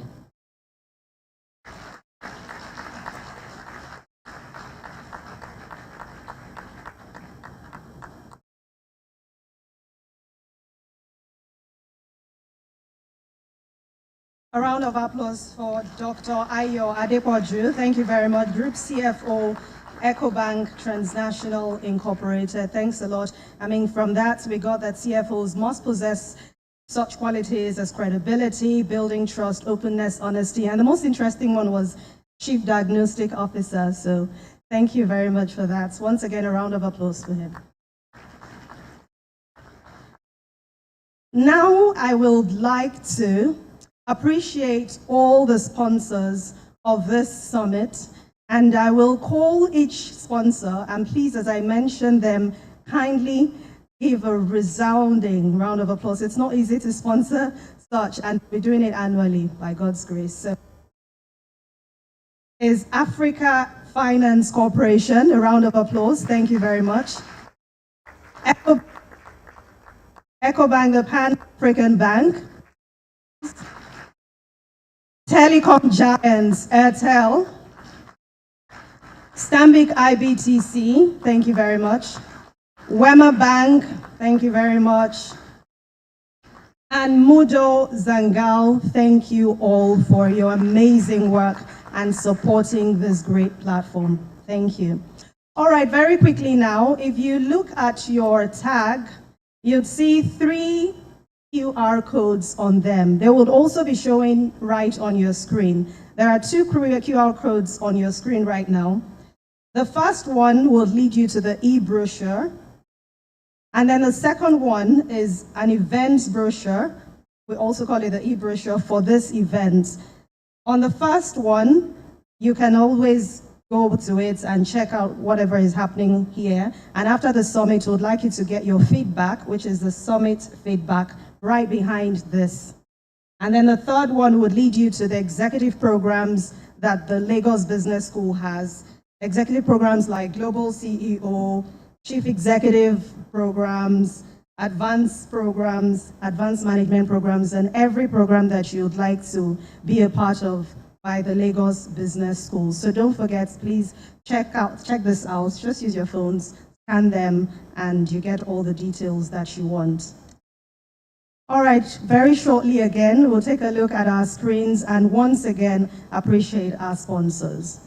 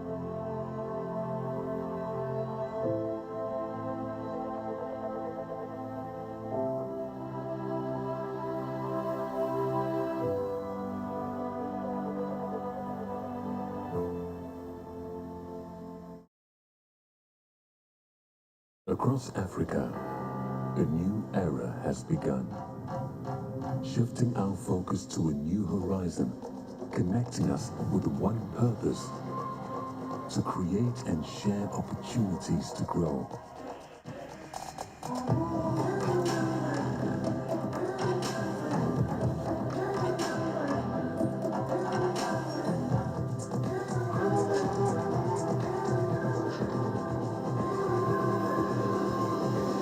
Today, we are making a brighter tomorrow, built by our dreams and our energy. Across our continent, across the world, we are creating a better way to a better future. A Pan-African future. Together. EcoBank. A better way, a better Africa.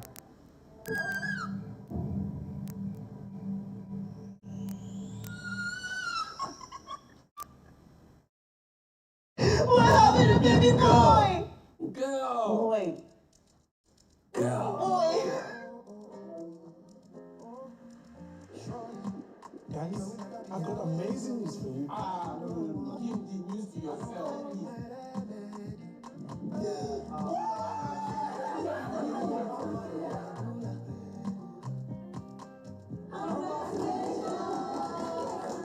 Which one is mine? All each of them.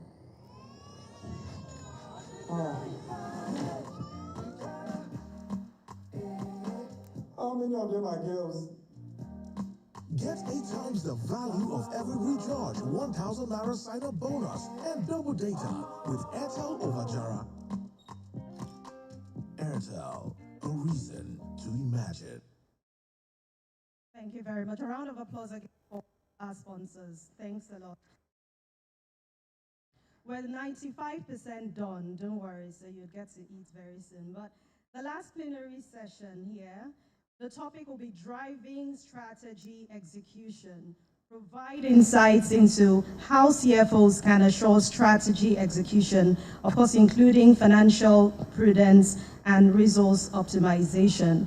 And this next panel session, before that,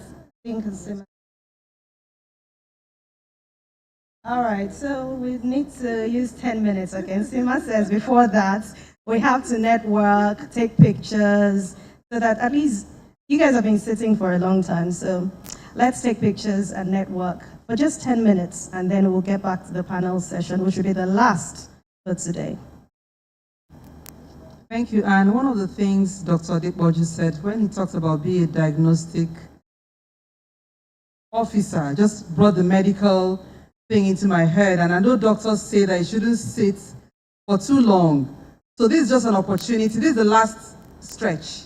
We have one panel session and we are done. So we just want you to stand up. Please don't leave this confines.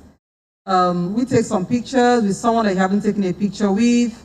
We have some group pictures, just some memories that we are creating. This is the maiden edition of the CFO Summit. So we have like 5-10 minutes to do that. Photographers, please turn the cameras to the crew and let's see who have the best selfie. Put it up on social media. We have some hashtags for this event, which we haven't displayed yet. So can we show those hashtags? Tag your organization, please, on LinkedIn, on Twitter, X. I still don't know why they changed the name to X, but it's X. On Instagram. I don't know how many CFOs are on X. How many of us are on X? I'm not a CFO. Twitter. Not many. LinkedIn. Active on LinkedIn. Not many. Instagram. Please, what platforms are we on? Snapchat? TikTok? I won't mention WhatsApp because WhatsApp has become like email. Everybody's there. So please use the opportunity. I see some people in front doing that. Please stand, say hello to someone. Those unusual opportunities to take pictures. Let's do that for about 5-10 minutes. Thank you. Can we have some very low music in the background? Please don't leave the confines of this conference area, please. Thank you. Just a leg stretch. Selfie. Yes, I can see Mr. Patrick is doing that well. Sima was asking what platform people are. They are on money platforms that bring money. It's not. Not the ones that spend money. Not the ones where you spend money.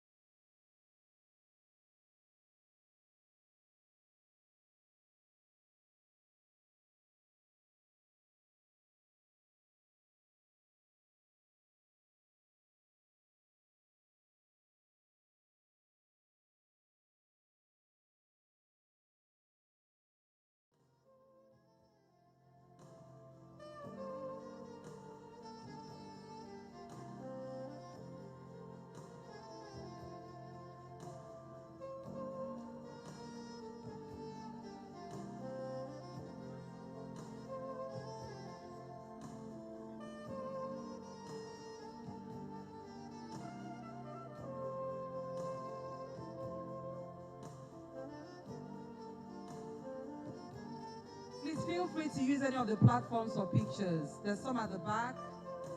The screen is just here.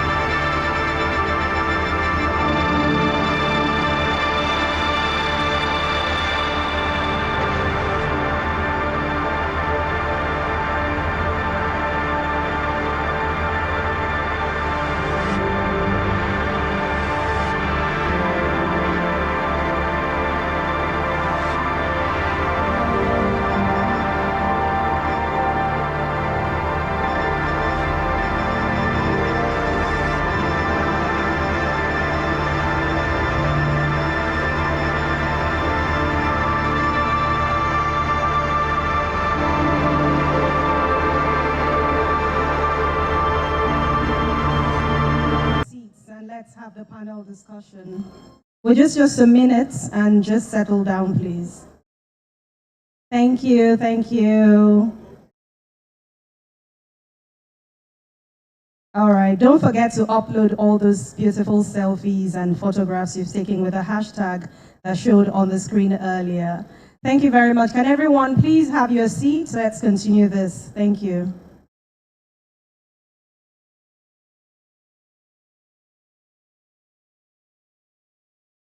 All right, we want to finish as quickly as possible so that everyone will go back to their destination. So please, kindly settle down. Let's finish this. Thank you.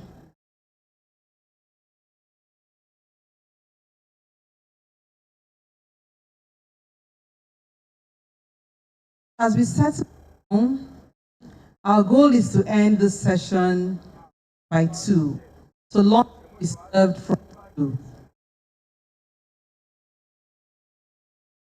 We're waiting for participants. Something not working with the mic all of a sudden. For a few people to please take your seats so that we can take the last stretch. Thank you. So we've listened to some great examples, especially around developing responsible leaders to inspire Africa's growth.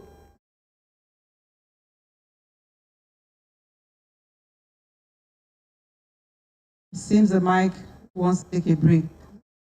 So just give us 2 more hours before you do that. So the group CFO from EcoBank was here to give us the keynote speech. The current CEO of EcoBank in Nigeria was also here with us. And the immediate past group CEO of EcoBank, who is also an accountant.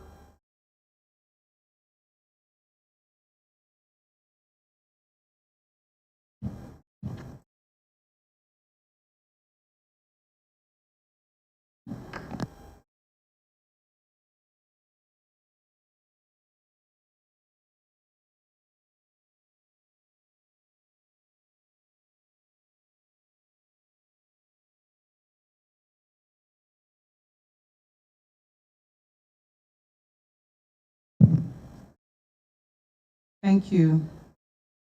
So, I said we had the group CEO for EcoBank. We had the keynote speech. The current CEO of EcoBank was here with us. The immediate past group CEO of EcoBank, that accountant, is here. But that's not where it ends.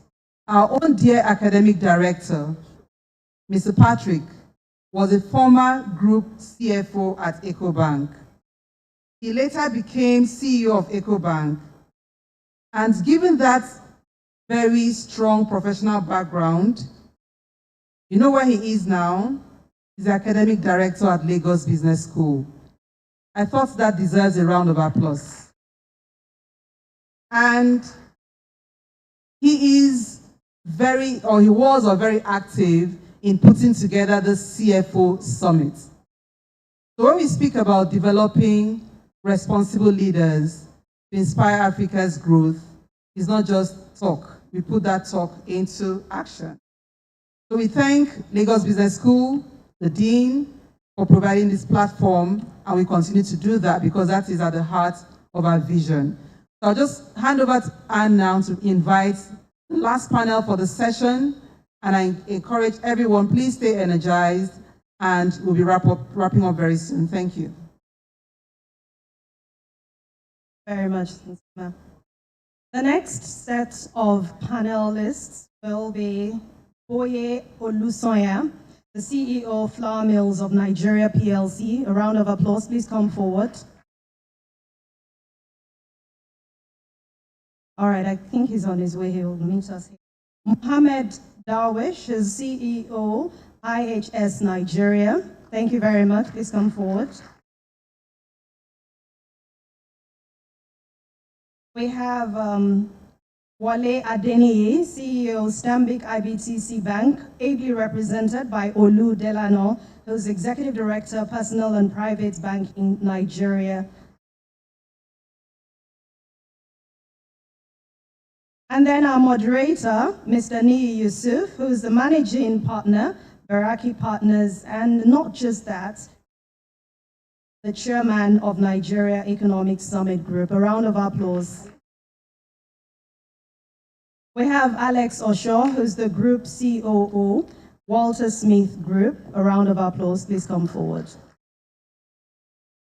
So these panelists will be discussing driving strategy, execution, provide insights into how CFOs can assure strategy execution, including financial prudence and resource optimization. So please sit back, relax, and let's hear what they have to say.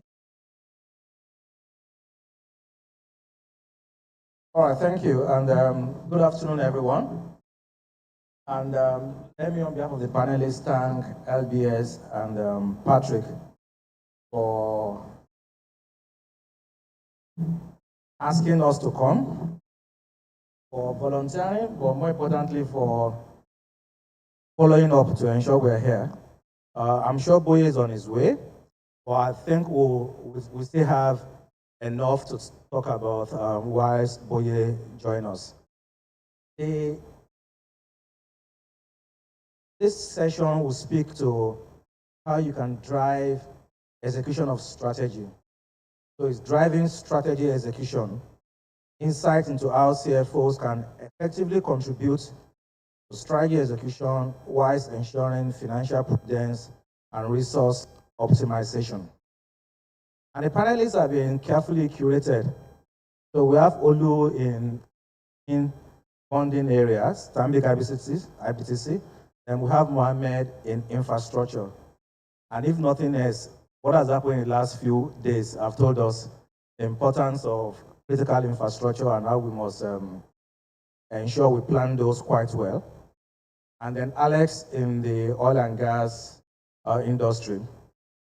And to join us will be Boye in the agriculture and also in the food FMCG industry. So I think we have a good array. So I'll start by asking each of the panelists to just speak briefly to your thoughts around what this topic means to you in terms of how you've seen CFOs collaborating with the CEOs to really execute strategy. And as CEOs, what you look for in a CFO. So we'll start from Olu, and then we'll walk down to Alex.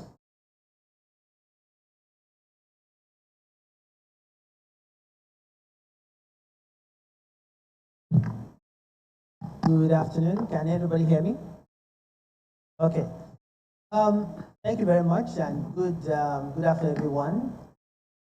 Pleasure connecting and stand on the protocols. I'll just, from a strategy execution perspective, one of the things that talk about strategy is in terms of ideas and execution.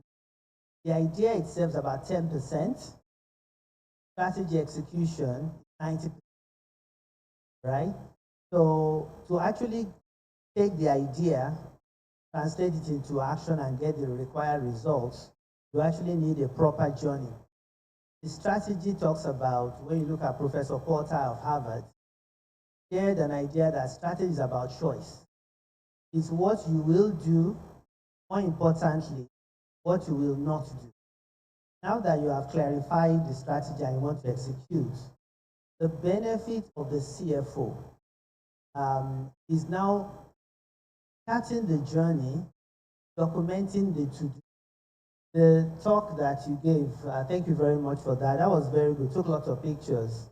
It just reiterates that point that you have to have very clear to-dos, what I will call the leading indicators. The leading indicators are the bite-sized steps that one needs to do, and the CFO is there to really continue to demonstrate that and show the team what we're going to do for that. For my area, I mean, I'm representing Wale Adeni, who's our CEO, but I run the business, which is the personal and private bank. One of the things about that, which I ran, and I'm good to see Mohammed here, I was in corporate and investment banking. about 25 years, 2 years old in retail. One thing you find about retail is very deep. You absolutely need to get to know every nooks and cranny of the retail. So 3 things about retail. One is detail. The second is it's a daily event. Retail is daily and retail is about the data. So when you use the CFO, my CFO for our business is not sitting in finance. He's sitting 3 desks away from my desk. He's absolutely embedded in the business. So he understands what we're trying to do as a strategy. He sits in our mancos, he sits in my weekly calls, he sits in terms of when I'm taking the storytelling. He then talks about the skill you need to be able to translate the strategy into action. So one of the final thing I'll say before I hand over would be the skills and the evolving nature of the CFO. Everything in the world today is evolving, and the storytelling and how you train, how you become a CFO, typically I guess will be you do accounting degree or any degree, you do your ICANN, ACAs, maybe you get a CFA, and you're now the accounting guy, but it's no longer that. You actually need a couple of other skills around to be able to tell a story, talk about storytelling, to be able to tell a story internally, all the way to our board, be able to tell a story externally to regulators, to shareholders, be able to tell your ESG story given the numbers. So it's it's an absolutely critical role that is very valuable to the organization in terms of execution. Thank you. All right, thank you. That's interesting. Strategy is about what you will do, but also clarity about what you will not do. Tomo, your opening thoughts.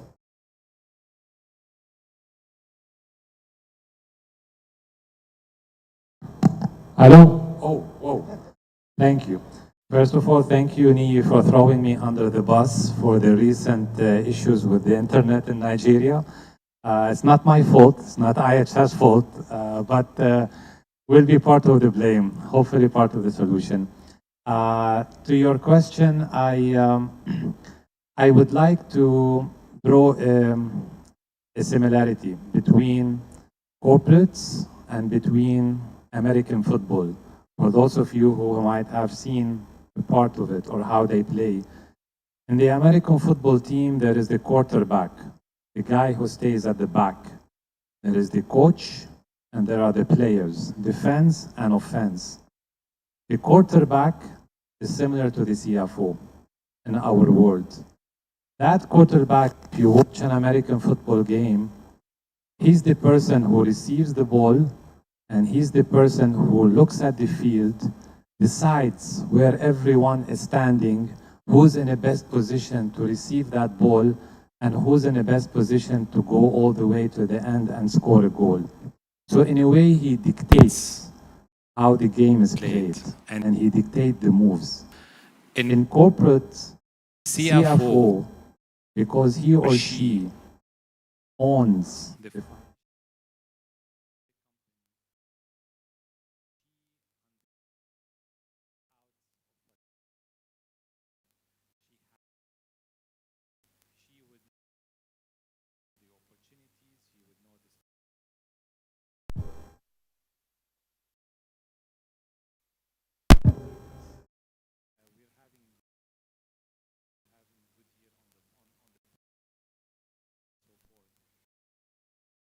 has that view, the 360 view of the organization from a financial perspective, which eventually we all work to increase stakeholder and shareholder value and shareholder return. She is most equipped to figure out how the business should move. That role is critical with the CEO. The CEO is like the coach in the game. He sits at the back, he gives instruction, eventually he decides ultimately who will be on the field, what kind of play they will do, but the quarterback decides on the field how the moves are being done. And the CFO can play that role, depending on who that person is. They can be literally the right-hand man or the right-hand woman for the CEO. The CEO's key advisor, the CEO's key strategist, the CEO key's executioner, because what Olu said is spot on. Strategy, beautiful, nice, 10% of the time. 90% is an execution and implementation. All that you go through, and an hour and most of your challenges are external, out of the, that's where you spend. So see as that important role with the CEO to basically decide which direction the company is moving, which direction should they take in the short term, in the medium term, and also on the long term.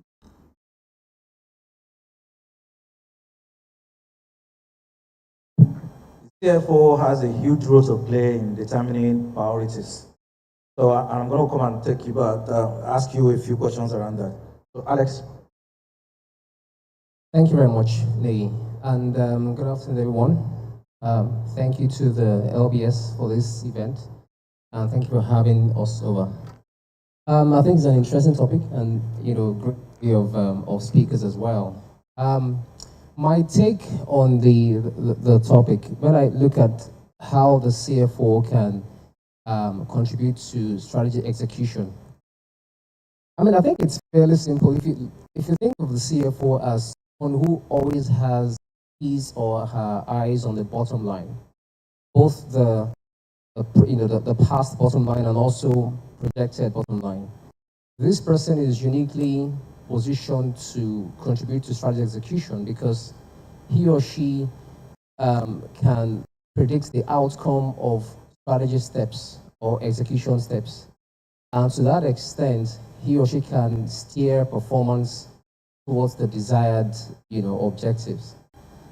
That role puts you in a very, in a vantage position to provide the robust underlying economic analysis, if you will, required to give, guidance or to give some sort of insight into what to expect with each step or with each option, such that the company sits down and says, hey, if you take option A, this is the result we're going to get. If you take option B, this is what we're going to get. If you take option C, he's one of the only, maybe one of two people in the firm that has that amount of data at his or her fingertips. And to that extent, he or she is very critical to the process of strategy execution. If in a company, you find that the operations folks or marketing folks can be a bit short-termist because they're thinking about next quarter, next day sales, next quarter, and all of that.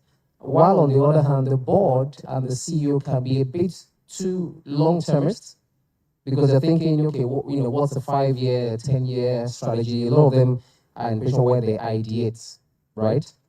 But the CFO can act as the bridge between those two ends of the spectrum, where you're looking to not only ensure that you're focusing on the short term, the quarterly results and performance, but also linking that also up with the long term, right? So to that extent, there's that critical role you can easily visualize the CFO playing in the process of strategy execution. Because strategy is long term, right? But again, you break it down into the medium term and also day-to-day execution. So that's why, again, if you ask the question, what's the CEO looking for in a CFO? I would say, to keep it simple, there's some of the hardcore things, data and all that, but to keep it simple, I think it's more looking for a trusted partner and an eager collaborator, so to speak. If you bring those two together, add that to some of the finer things that we've spoken about earlier, you then begin to see the CFO as the chief business partner to the CEO in the entire process of running an organization. So that's my initial take. I'm sure we'll delve deeper into it as time goes on. Thank you very much. Thanks, Alex. So a few things. The CFO becomes a critical business partner to the CEO, but he's also that person that helps to break down the long-term strategy plan into the immediate, short-term, medium terms, and then long-term. And in doing that, needs to worry about the kind of risks that will occur. So I'll ask you a question around that when I come back. But let me pivot to Olu. So if strategy is about what you will do and clarity about what you will not do, that in itself can lead to friction, because you then have a board or you have a leadership team where the CEO wants to be at this conference today and the CFO wants to be at the stadium to watch football, for instance. So what kind of practices have you witnessed that really can help the leadership team to cohesively agree what will be their list of things to do and what will be their things not to do, what will be the priorities for next year, so that the CFO is not at loggerheads always with the leadership team?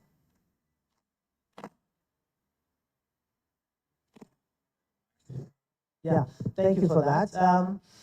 I think we've already defined that the CFO is not just the numbers guy, crunching the data and sharing that with the executives. The CFO is actually, it will wear a number of hats.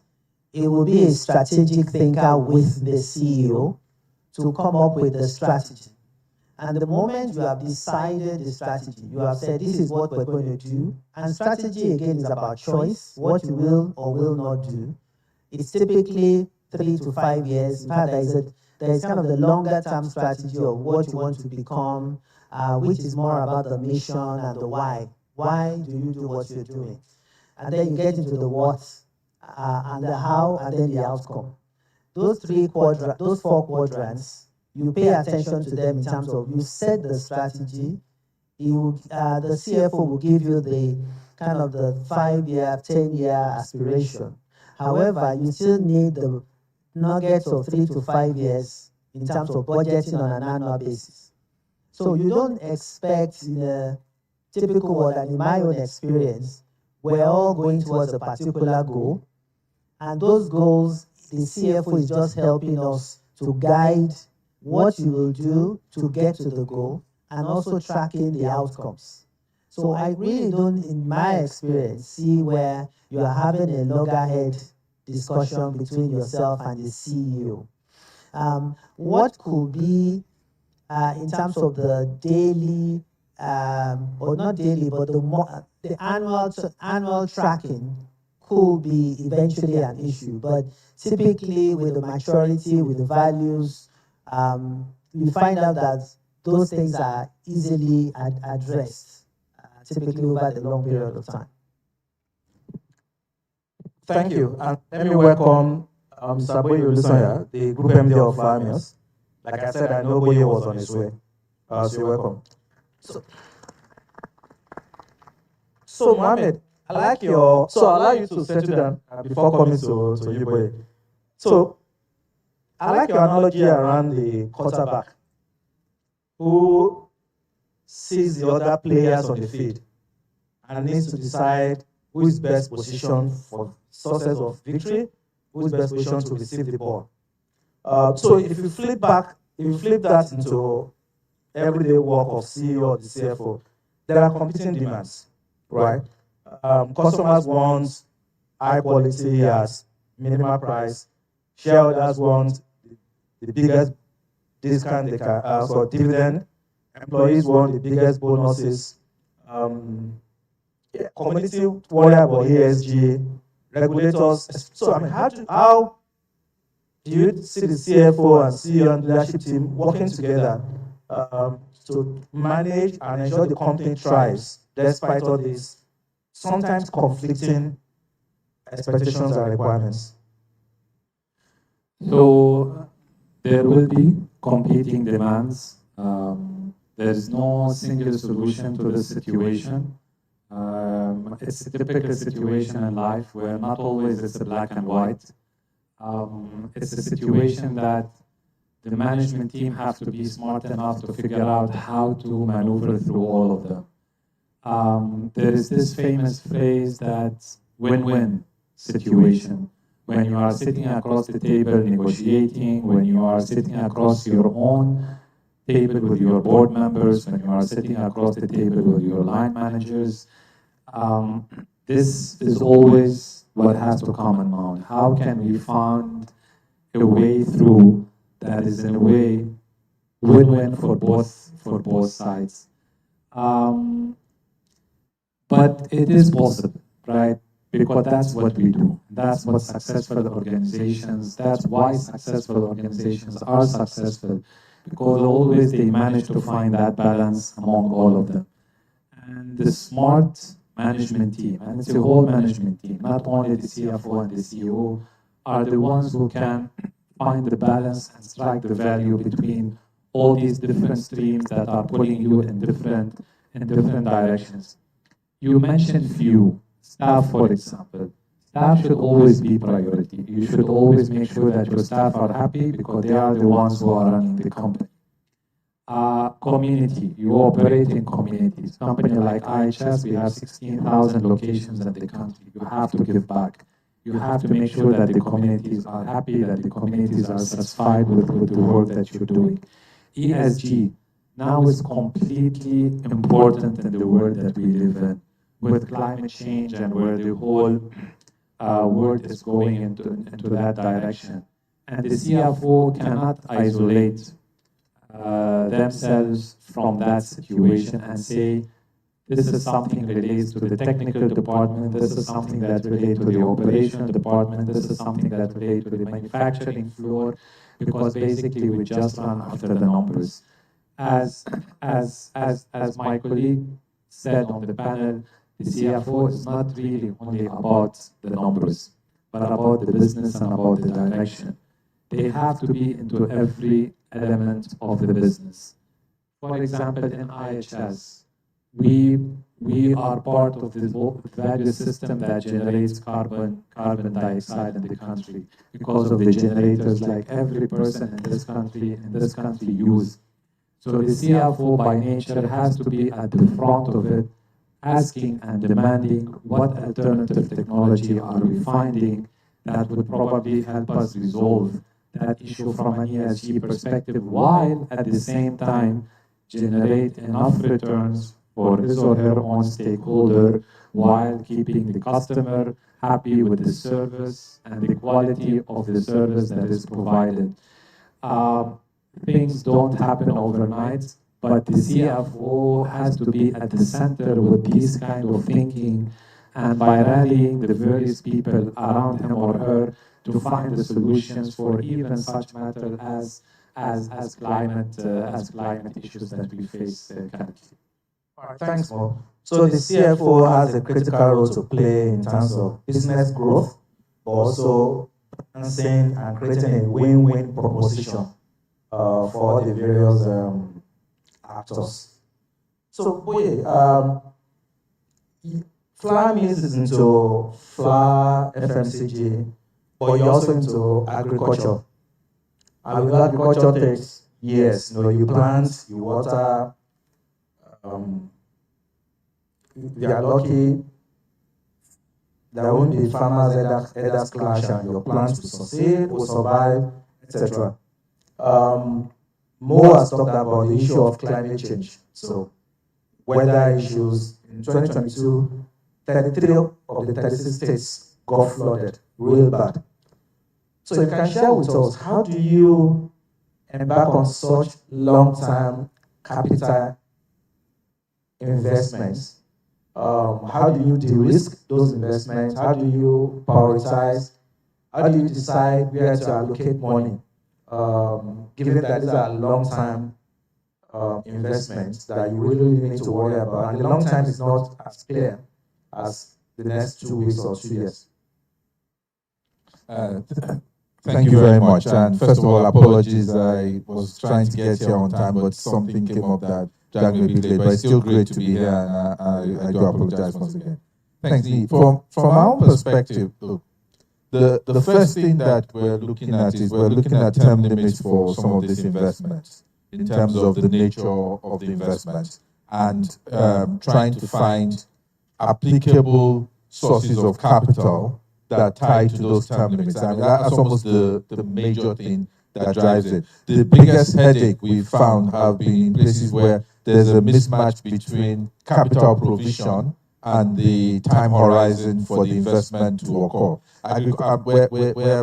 Particularly in agriculture, there are two distinct ones where we play. We play in the sugar and the palm value chain, and both have almost 7-year gestation periods. So you're significantly looking for patient capital. But it's also important to know what has driven us into that.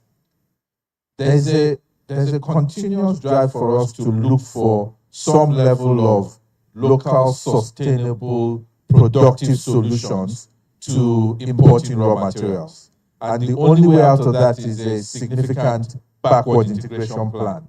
So you say, how do we prioritize? We're prioritized on the back that without those BIPs, we will continue to be exposed to the vagaries of both the devaluation that, as we're seeing now, is constant, and the inability to get those raw materials. So the bigger driver on that is prioritization as to where is it that we see the kind of local production that we can use to replace imported raw materials. And then we then start looking at where do we find the sources of capital that can tie us into the long term on those particular value chains, and is patient enough to wait for an expected outcome or an expected return.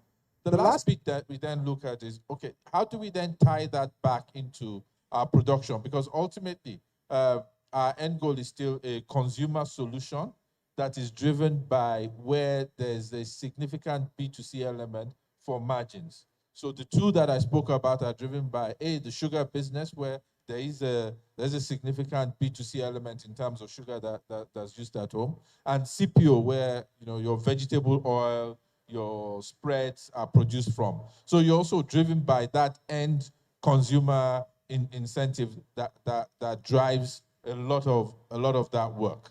Now, just to say, because I hadn't spoken about how this ties back to the relationship with CFOs, which is part of what we are. I just wanted to add a couple of anecdotes. The first one they will tell you generally is, in our business, we think of a CEO as a chief entrepreneurial risk-taking officer.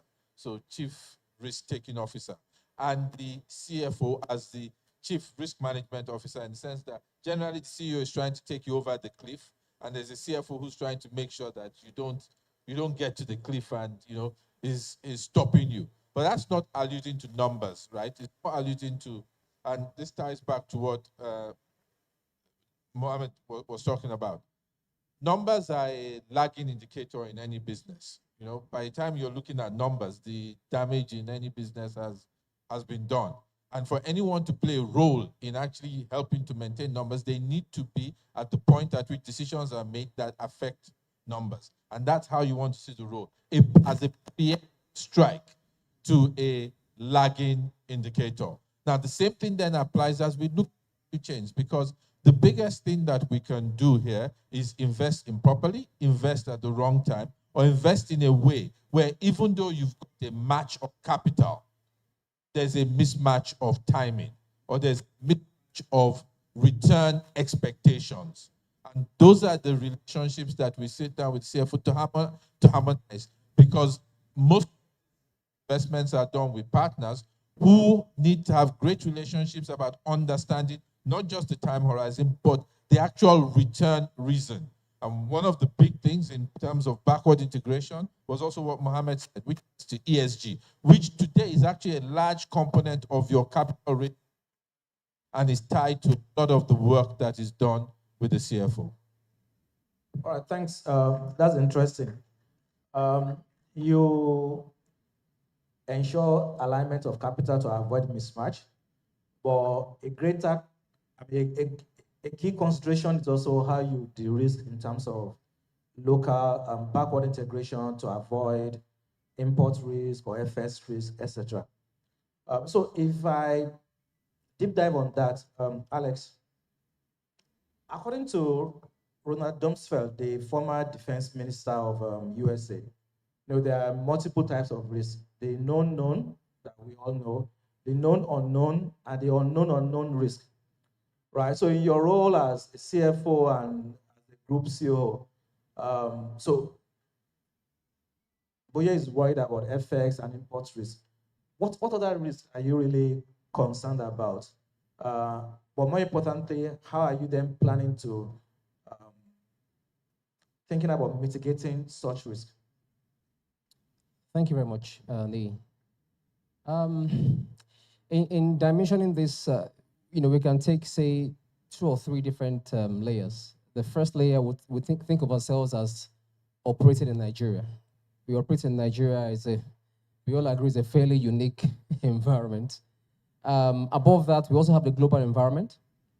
And then next layer to that is also to say, just in our different roles in different sectors. I work in the energy and infrastructure space, for example, and on the table we have, banking, we have FMCG and all of that.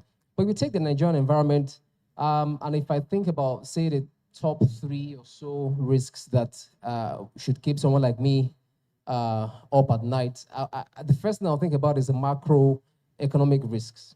And I think, Boye mentioned FX. We've spoken about that a few times today already. I think that's the first one, and not because it's topical now, and quite frankly, it's been topical for maybe the past 10 years. It's just that we're seeing a different dimension to it this past, say, 2 years or thereabout.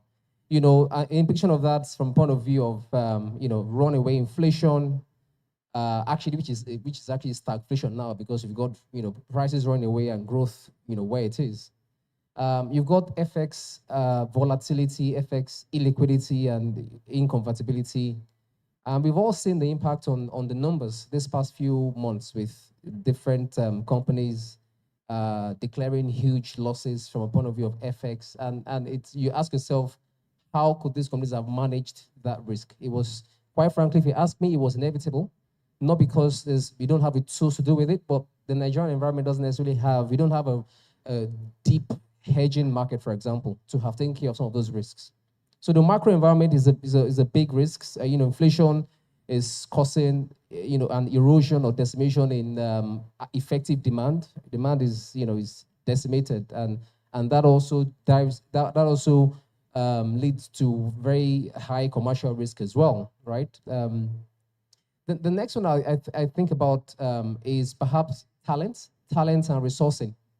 And this is one that, again, we've all seen the impact of the great Japa over the past, maybe, 5 years or so now. And it continues, and it's a wave that we're dealing with. And the implication of that is that it's hard to get hold of talent and keep hold of talent. And that also impacts strategy setting and execution and being able to deliver on the corporate objectives. The third one I would say is cybersecurity.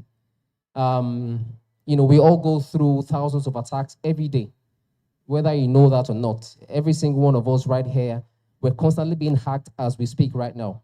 And, I was reading, I think a few weeks ago, I saw some stats somewhere that said the world economy lost about $6 trillion or thereabout to cyber crime. I think 2021, 2022 or thereabout. You can imagine that number is probably even higher last year. So those top 3 risks, I would say, there are a few others, but what are the top 3? There's ESG, there's regulatory compliance risk in Nigeria. There's there's force majeure as well.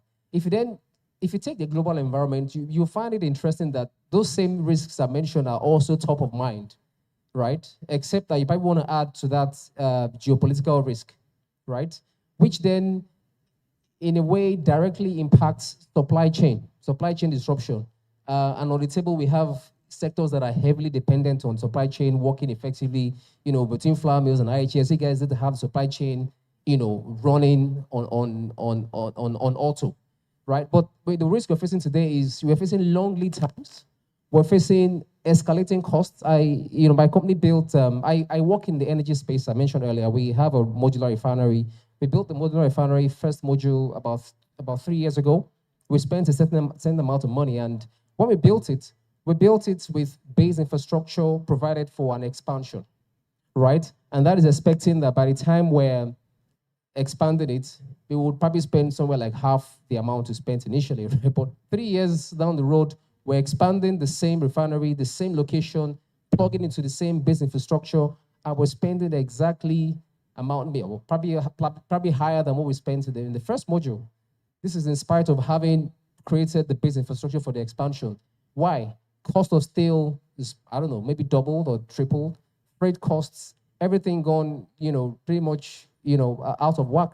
And this is down to geopolitical risks. We know about the Russia-Ukraine war and how that is impacting supply chain. Today we're talking about the Middle Eastern conflict, which also always has the potential to blow back into something much bigger, and that also just makes all of this much worse, right? Now, if you then look at different sectors, you can also add things like like I said earlier, compliance, regulatory risk as well. In Nigeria, unfortunately, it tends to be anti-business in many cases. So there's need for all those to manage. How do we manage this, and what's the best way for the CEO and the CFO? Actually, quite frankly, it's beyond the CEO and CFO. It's actually the entire leadership team. How do they collaborate to ensure these risks are properly managed? They need to agree on a few principles. One of those is provide for robust scenario planning. Personally, I've started asking myself the wisdom in annual budgeting, whether we should actually start talking about quarterly budgeting, or if not monthly budgeting, because in my experience, the past 4 years, I have had to go back to my board 2 times or thereabouts per year to seek for a revised budget, because you set your budget, and then weeks down the line, all your premises are gone out the window. So you need to have a scenario planning. You need to agree among yourselves that will be a basis for planning. You need to agree on how you invest in IT infrastructure, invest in talent acquisition and retention, upscaling, empowerment of your staff to ensure that you flatten the organization, make it more agile to deal with this risk as they arise, and all of that. So just to cut it short, I think there needs to be a lot of collaborative work around among the ESCO, among the leadership team, to ensure that there's proper risk management. Thank you. All right, thank you. You've listed quite a number of risks, and that some are well known, but some are emerging, and that can be scary. So Mo, what will you be saying to the young, up-and-coming CFO or CEO or somebody in the leadership team? In this world that Alex has painted with regulatory risk, climate risk, known risk, unknown risk, a volatile, uncertain, complex, and ambiguous world, how can the young CFO, the young CEO, or young ESCO guy prepare himself or herself so that he or she can thrive and be very useful even as the world changes? Same way we as the panelists are sitting at the positions we are. We were all young and we started fresh from college and we had big dreams. Some of us were lucky enough to have found a certain business or an idea that worked. Some of us started at the bottom of the ladder and made our way all the way up to these executive positions. A month ago, I have shared personally with all of the staff in IHS, the 1500 by email, a small clip from President Obama. And in that clip, he was asked to advise young people, young generation, how can they succeed? And he was super spot on, because the outcome or the one single advice that he said, which I fully align with, he said his advice to young people is get the job. And this is where you see, where you draw the line between people who grow the ladder all the way up and no. He explained that you could it's so easy to give excuses, and it's so easy to say the policy and the forex and the extra cost, like Alex said, and this prevented us from doing it, and this gave us this, because challenges will happen throughout your life. And your personal life probably is full of challenges and you are overcoming them. So when it comes to business, is no different. How can you shine as a young CFO, as a young individual in this big corporate, and grow all the way up to take that most senior position, which is the CFO? You have to get the job done. What is that job? It's a combination of everything we have said. To have an eye on strategy, to have an eye on execution, to have an eye on external factors, to have an eye on the numbers, to have an eye on technology, to have an eye on ESG. You are not a numbers person. You are a corporate business with a holistic view. So have that knowledge. That's the first advice I give. And whenever you have a task or you have a project to deliver, you have to deliver it at the outcome that is specified, and have solutions around every single challenge or every single force that pull you in the other direction. So get the job done. No excuses. All right, so let me throw it open to the audience. If there are questions for any of the panelists. Can I just add, while we're waiting for the question, I think what Mo just said is, apart from, I saw that clip, actually I'm going to send it to my team, is there are three things I always tell my team. One is they must be absolutely be willing to get knowledge. So Jamie Dimon, JP Morgan, I think you mentioned, I got this, the Southwest Airline executive, they get things done, is to just get knowledge. And getting knowledge is by reading. So one is to get information. Get information. There's a lot of information out there. It's no longer about, work-life balance. I'm hearing it's about work-life integration. I am absolutely 2-3 hours every weekend. I'm reading. You have to read. The second is you have to then study. Reading is just getting information. Studying is to get understanding. And we talk about CFO giving you insight. The one that gives you insight is because you understand. So read to get knowledge, study to get understanding, and then apply the wisdom. That's where you are now adding value to me, which is application. So, and those three things, I absolutely drive it, because that's how we now, when we have this knowledge, insight, you're giving me value, and then we now speak to clients like Mo, who were now adding value to his life, to his business, because this thing is not going to change. It's very complicated, but you must get knowledge by reading, study to get understanding, and then apply it, which is wisdom. I just wanted to share that. Thanks. Application is what then gets the job done. So thank you for that intervention. Anybody from the audience? I really can't see far. But while we're waiting for the audience, let me go back to Oye. And it's really the theme of around getting things done. It's how do you hold people accountable for outcomes? In a climate where, like Alex had explained, there are many unforeseen challenges. But despite that, shareholders expect decent returns. The stock market expects decent performance. So how do you hold, whether the CFO or anybody, how do you hold them accountable for outcomes? Thank you. As you said, the problem right now is we've, for the last few years, been living in an extremely volatile and uncertain environment. And that has meant, as Alex said, budgets, you don't even know whether you should waste your time doing a budget. And generally, when you set KPIs or how to do these days, card type, they're set to a budget. One of the things that you've ended up having to look at is now having to find a way to derive what you would call an operational performance from a non-operational performance. So almost always trying to separate out and figure out, which, by the way, we all really have to do, your real operational run rate. Because ultimately, whatever targets you set or whatever KPIs you set have to be first based on your ability to reach an operational run rate that allows you to know that fundamentally, or the underlying nature of the business that you're in is successful or is working well.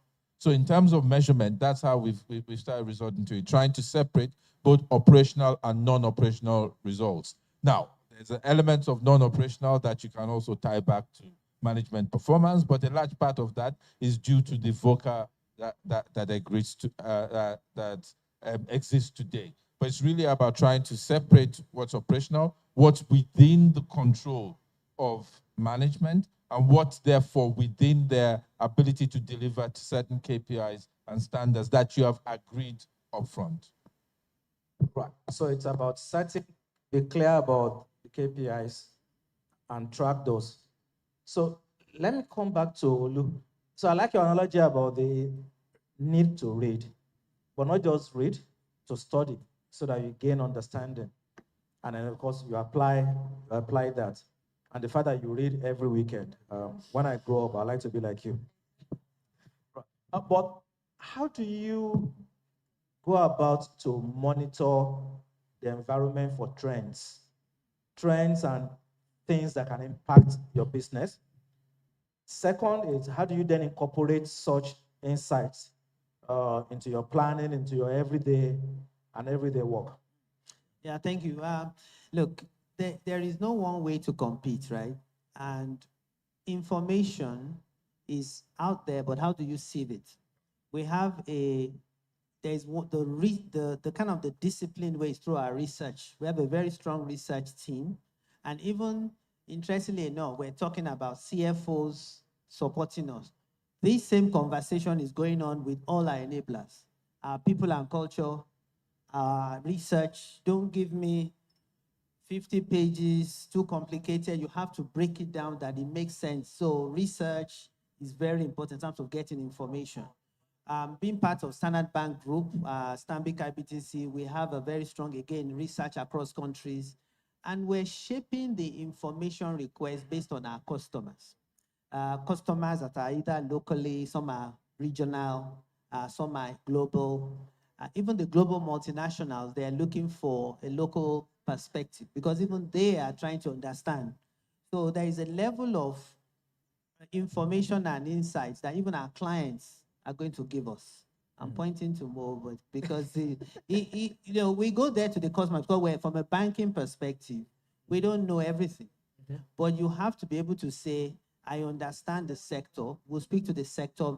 So we have a sector team that will speak to what's going on, what are the trends in oil and gas, in energy. In fact, that is mixed now. It's no longer oil and gas, it's more of energy. And then how does that link into infrastructure? So we actually lean into sector insights, we lean into the economists. We get World Bank, IMF insights that we have on Nigeria. And we also lean beyond that. So that is just kind of the formal one. The other one is to talk to the customer, which is what I've mentioned. And we have other independent research. So you pull them together to kind of put them in bite-sized chunks. Ultimately, we are seeing where is the value. And we talk about value management. Finance is, bringing it back to finance. It's not just about throwing out finance for us. If we look at our finance packs we get for my business, the first 10 slides is not about finance. It's about even their understanding of what's going on. So whatever you can put together in terms of insights, because insight is coming from everyone. Jack Welch of GE, late Jack Welch, talks about his CFO was his mentor. So we just get information from various places, put them on the pack, and let us kind of source that from. But you must be willing to look for it, because some of these things are actually out there. Right. So the role of the CFO is multifaceted and it's beyond numbers. It's internal focus, but it's also external focus.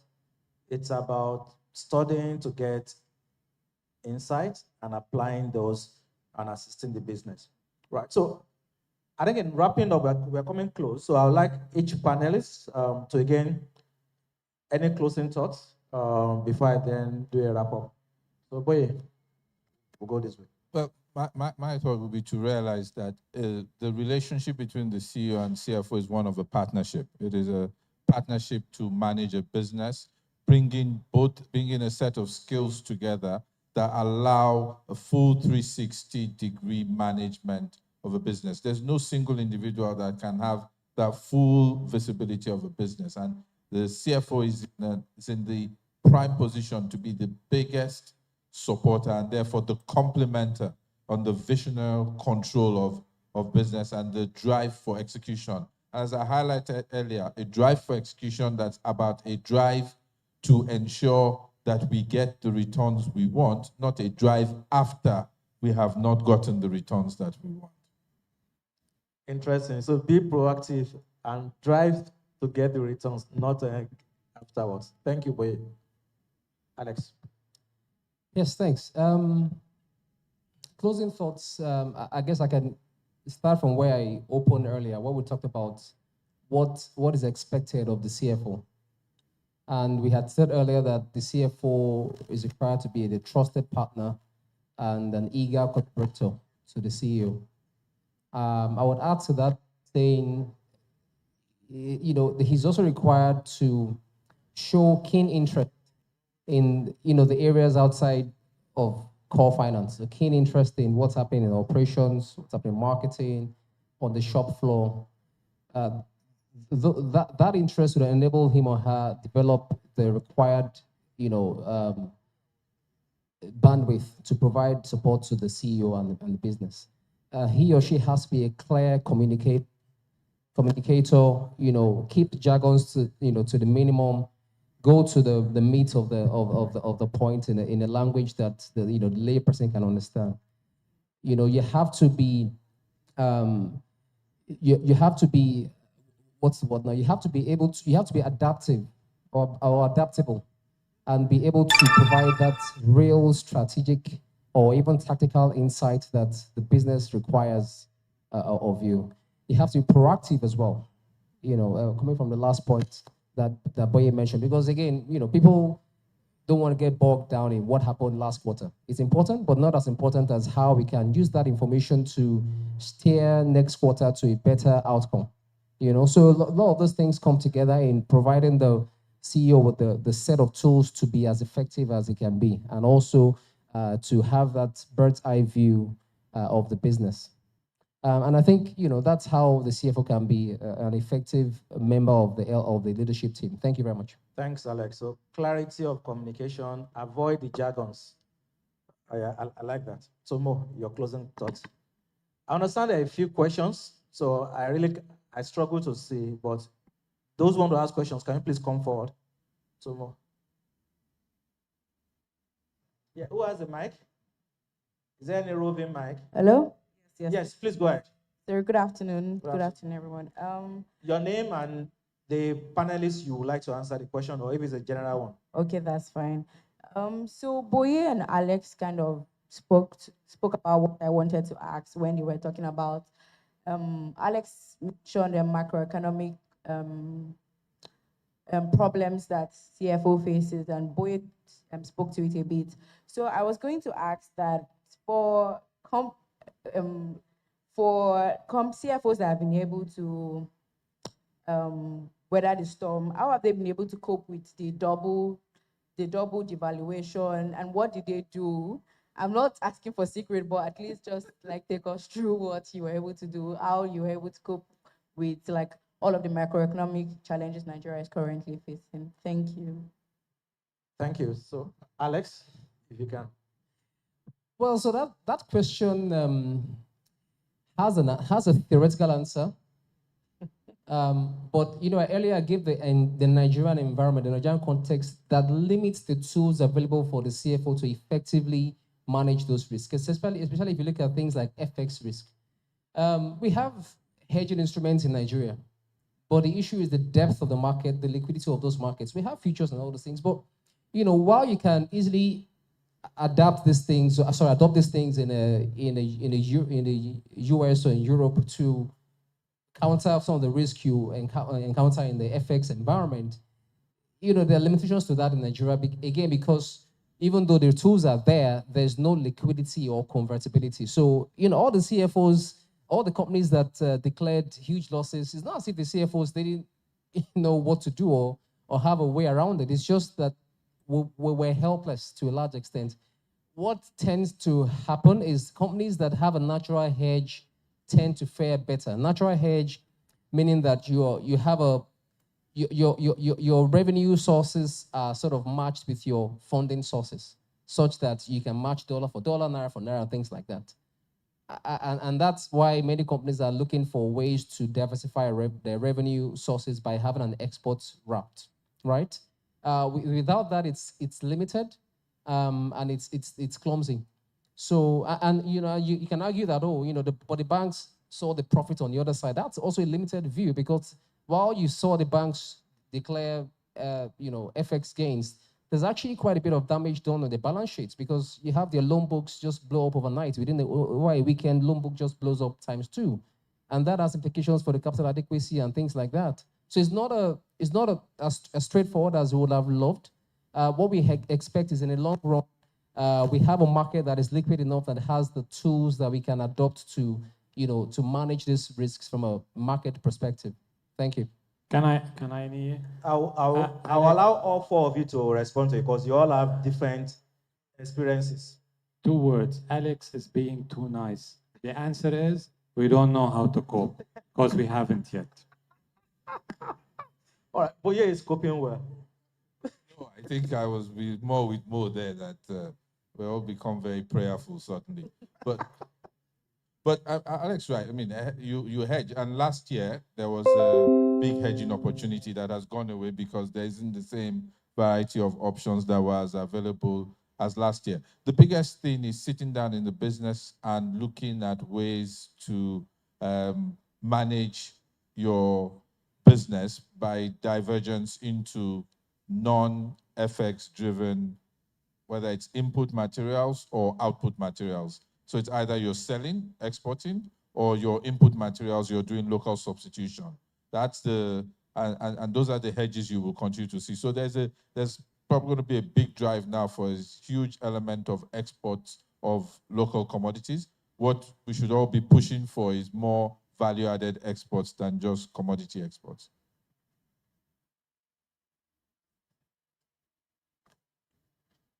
More local sourcing, more exports, and more prayers. All right, Olu, your own thoughts. Yeah, I mean, I think it's all been said. I would just add that, at least from a bank's perspective, and maybe from as a CFO, you have to continue to the word confidence to be able to look while the business has these exposures. You have to constantly be saying it in the board meeting or in the exco meeting that, look, this thing can really go A, B, C, D. But you're right, there's not enough products to be able to address it. The trying to natural hedge has its own 5-10 year plan, and meanwhile the exchange rate is happening right now. So, but the video on Obama, President Obama, is absolutely right to say, just figure it out. And again, this devaluation it has happened. You will adjust, and we move on. I remember my grandfather telling me, Naira is 6-1. If you don't pass your exam, you are coming back to Nigeria. 6-1, flipping out, then move. Today is 1,000. So, but we're all here, thank God. So, we just adapt and keep moving forward. Thanks. All right. There's 6 today. It's 1,600. So 6 is still there. All right. Any other question? Yes. Okay, yes, please. Thank you. Good afternoon, panelists. So this is actually a general one. I'm talking about end results. So we know that the end result in this regard would affect consumers, investors, and shareholders alike. So I would like to know the propriety of informing investors about the extent of risk prevailing in an economy such as ours. I'd like to know if total disclosure is important or partial disclosure with a bit of market optimism. Because at the end of the day, if we have total disclosure, there is the tendency that this may scare investors. And with partial disclosure as well, if things go south, there is tendency that you're not the investors won't get what they expect. So what exactly is the appropriate thing to do in this regard? All right, let me ask Mo to answer that because IHS is listed on the NYSE. So Trouble. So listen, first of all, transparency is key when you deal, because these investors, they are your owners, they are your shareholders, and they have the right to know what's happening. Secondly, there is always this cautiously optimistic phrase that we use even when we deal here in Nigeria. You have to lay down the situation. If there is a devaluation, there is a devaluation. If that's gonna eat up your profitability, it is gonna eat up your profitability. There is no escape from that reality and from that situation. You see us in the telecom sector when we do our earnings call, IHS, MTN, Airtel, we always give guidance, especially for the start of the year. And when we do that guidance, sometimes we also give guidance around macro. So if there is a devaluation by 10%, that would affect our revenue, EBITDA, net profitability, or cash flow by that kind of percentage. It will be like a guidelines, like a phrase. You don't have to tell them, well, we think that the currency will be tomorrow 2,000, 2,500. It will be a bloodbath and we will go in that direction because we don't know, right? We don't have a crystal ball. So you give them guidance. You state basically where you think the situation will be as much as you can. Some investors would penalize you if you forecast the micro situation wrongly. Some of them will give you benefit of the doubt that this is beyond your control. But at the end, there has to be a level of transparency when you deal with them. But also depends, and you give them some sort of a guidance of if this happens, this is what could mean. If this happened, what this could mean. And then they will all go and they run their own forecast and business model and all of that to basically at the end make their decision in terms of where they think this company will be at. thank you. Transparency it's important. Right. Any other question? None. Okay, good. So I think Mo and Olu, you still have your closing comments, if any.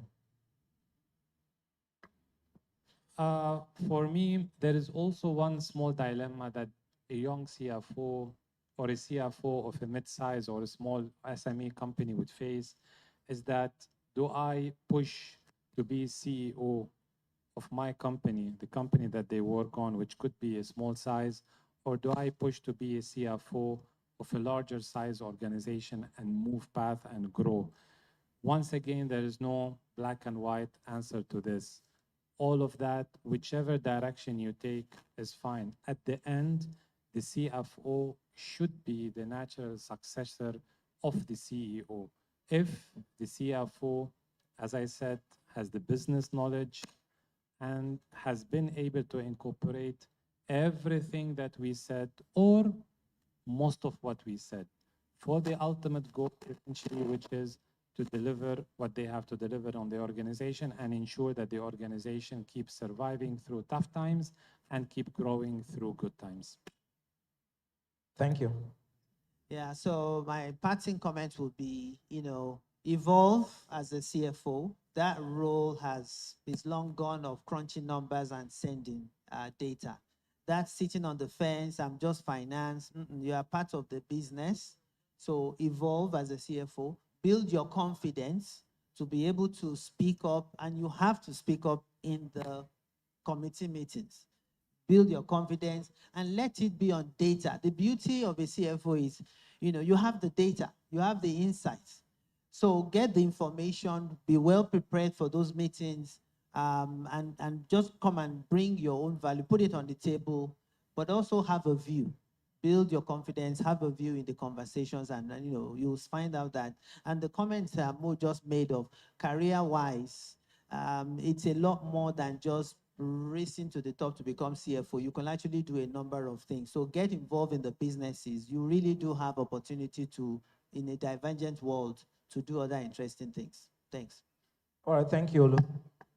So let me thank all our panelists. I think what we've learned in the last hour thereabout is that the CFO role has evolved from number crunching to becoming a critical partner to the CEO. The CFO needs to continuously monitor trends, keep himself informed, apply insights to help the business grow. And in doing that, irrespective of the changes in the environment, the volatility, the uncertainties, the element of risk, like Mo has said, CFO needs to get the job done. And in getting the job done, you can be rewarded with becoming the CEO in the no distant future. So I'll hand it at that.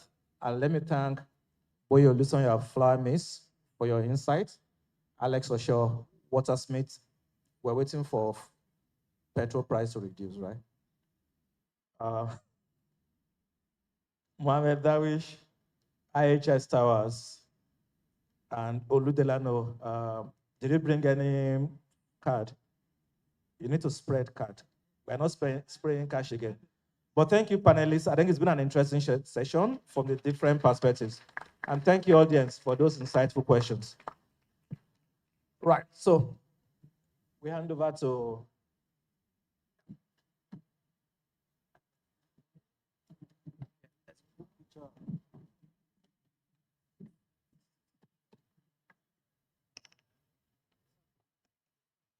All right, thank you very much. Mr. Patrick Akinwuton, please come forward to take the pictures. And would also invite, because we want to mix this, we don't want it to just be about men. I mean, this year, the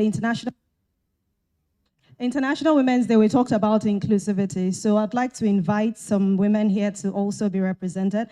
Chinomso Nwachuku, Chief Financial Officer, InterSwitch, please come forward.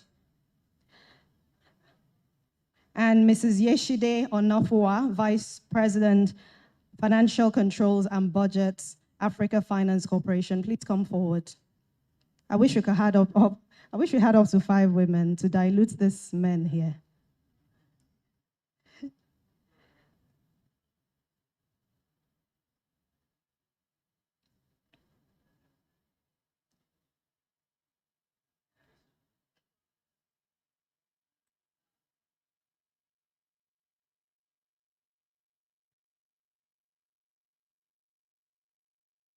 Thank you very much.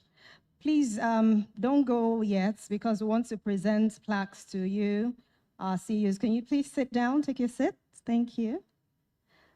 And the first one goes to Mr. Boye Olusoya, who's the CEO of Flour Mills of Nigeria PLC. Thank you very much. Well done.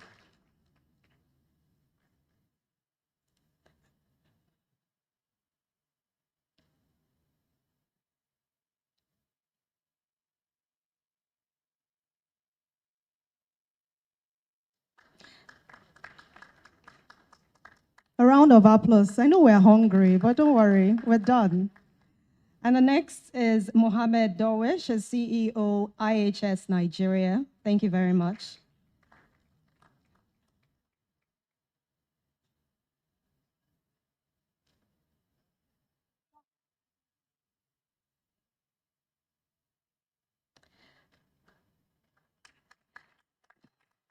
Next is Mr. Wale Adeyini, ably represented by Olu Delano, who's Executive Director, Personal and Private Banking Nigeria. Thank you very much.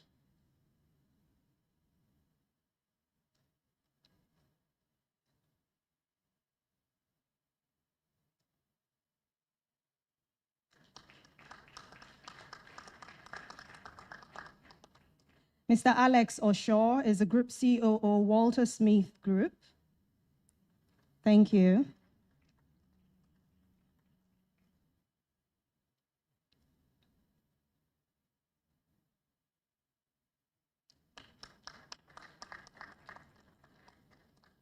And finally, Mr. Nii Yusuf, who's our able moderator. I was saying, I think you should come and join Channels TV because you moderated well. And that's the managing partner, Veraki Partners. Thanks a lot.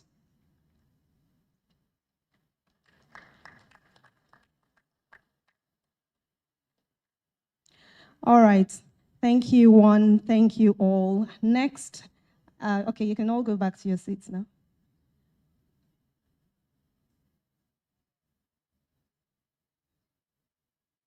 Okay, let's take pictures with a plaque.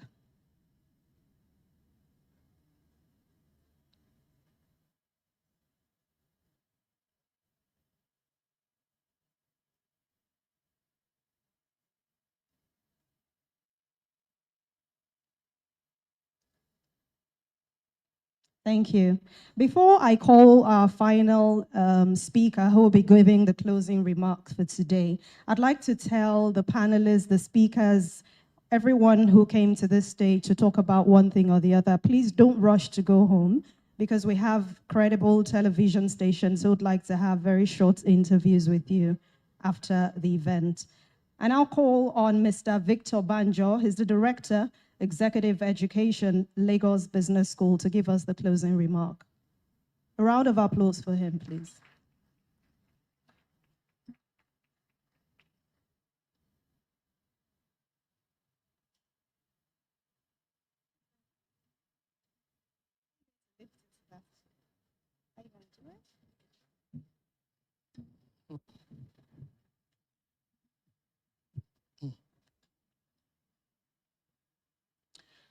Distinguished ladies and gentlemen,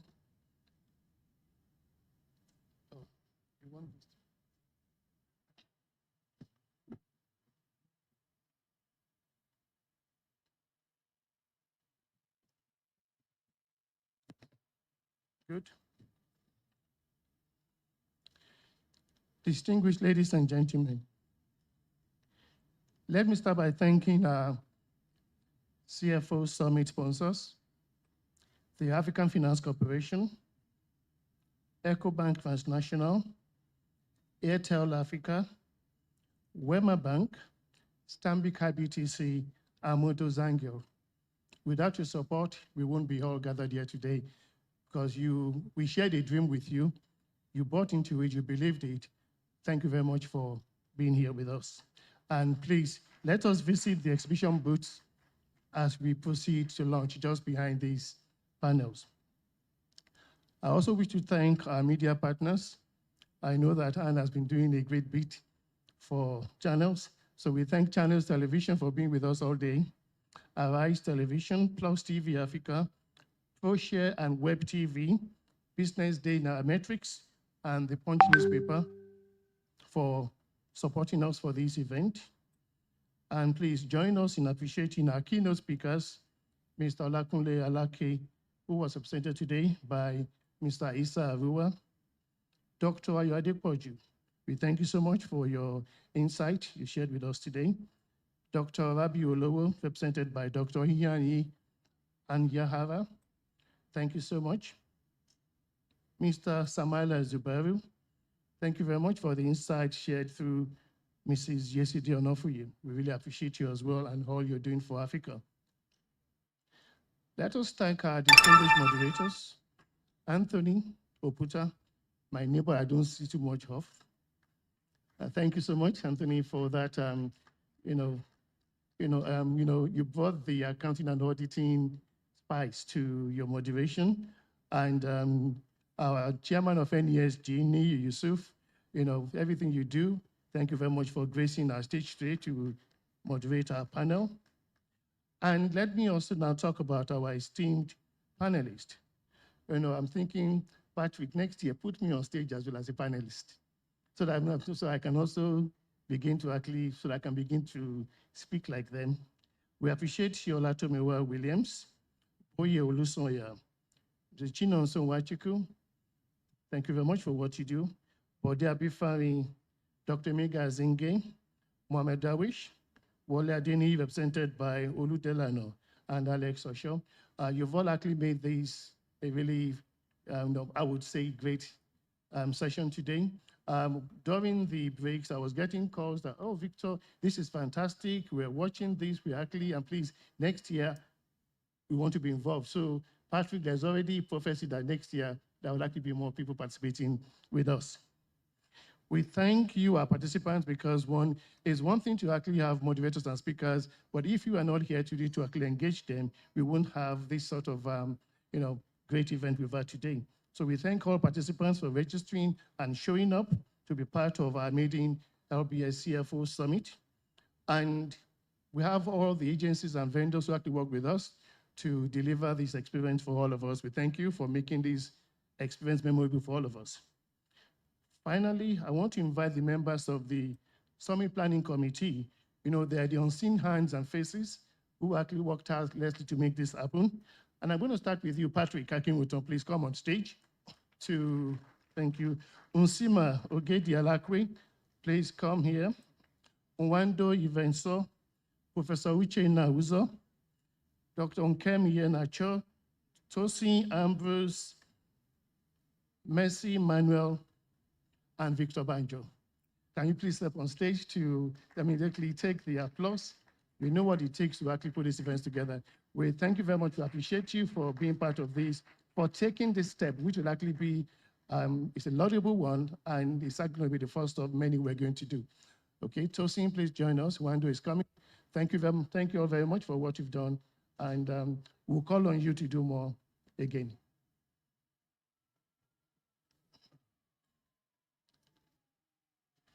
And in doing this, I'm going to go invite our MC for today. And you have to come because you're not part of the planning committee, because all the offline calls, conversations, because people think you just get on stage to actually speak. We all have all the things. We thank you very much. You are, co-opted member of the planning committee. We thank you very much for working together. Ladies and gentlemen, please appreciate them for all they do. Okay.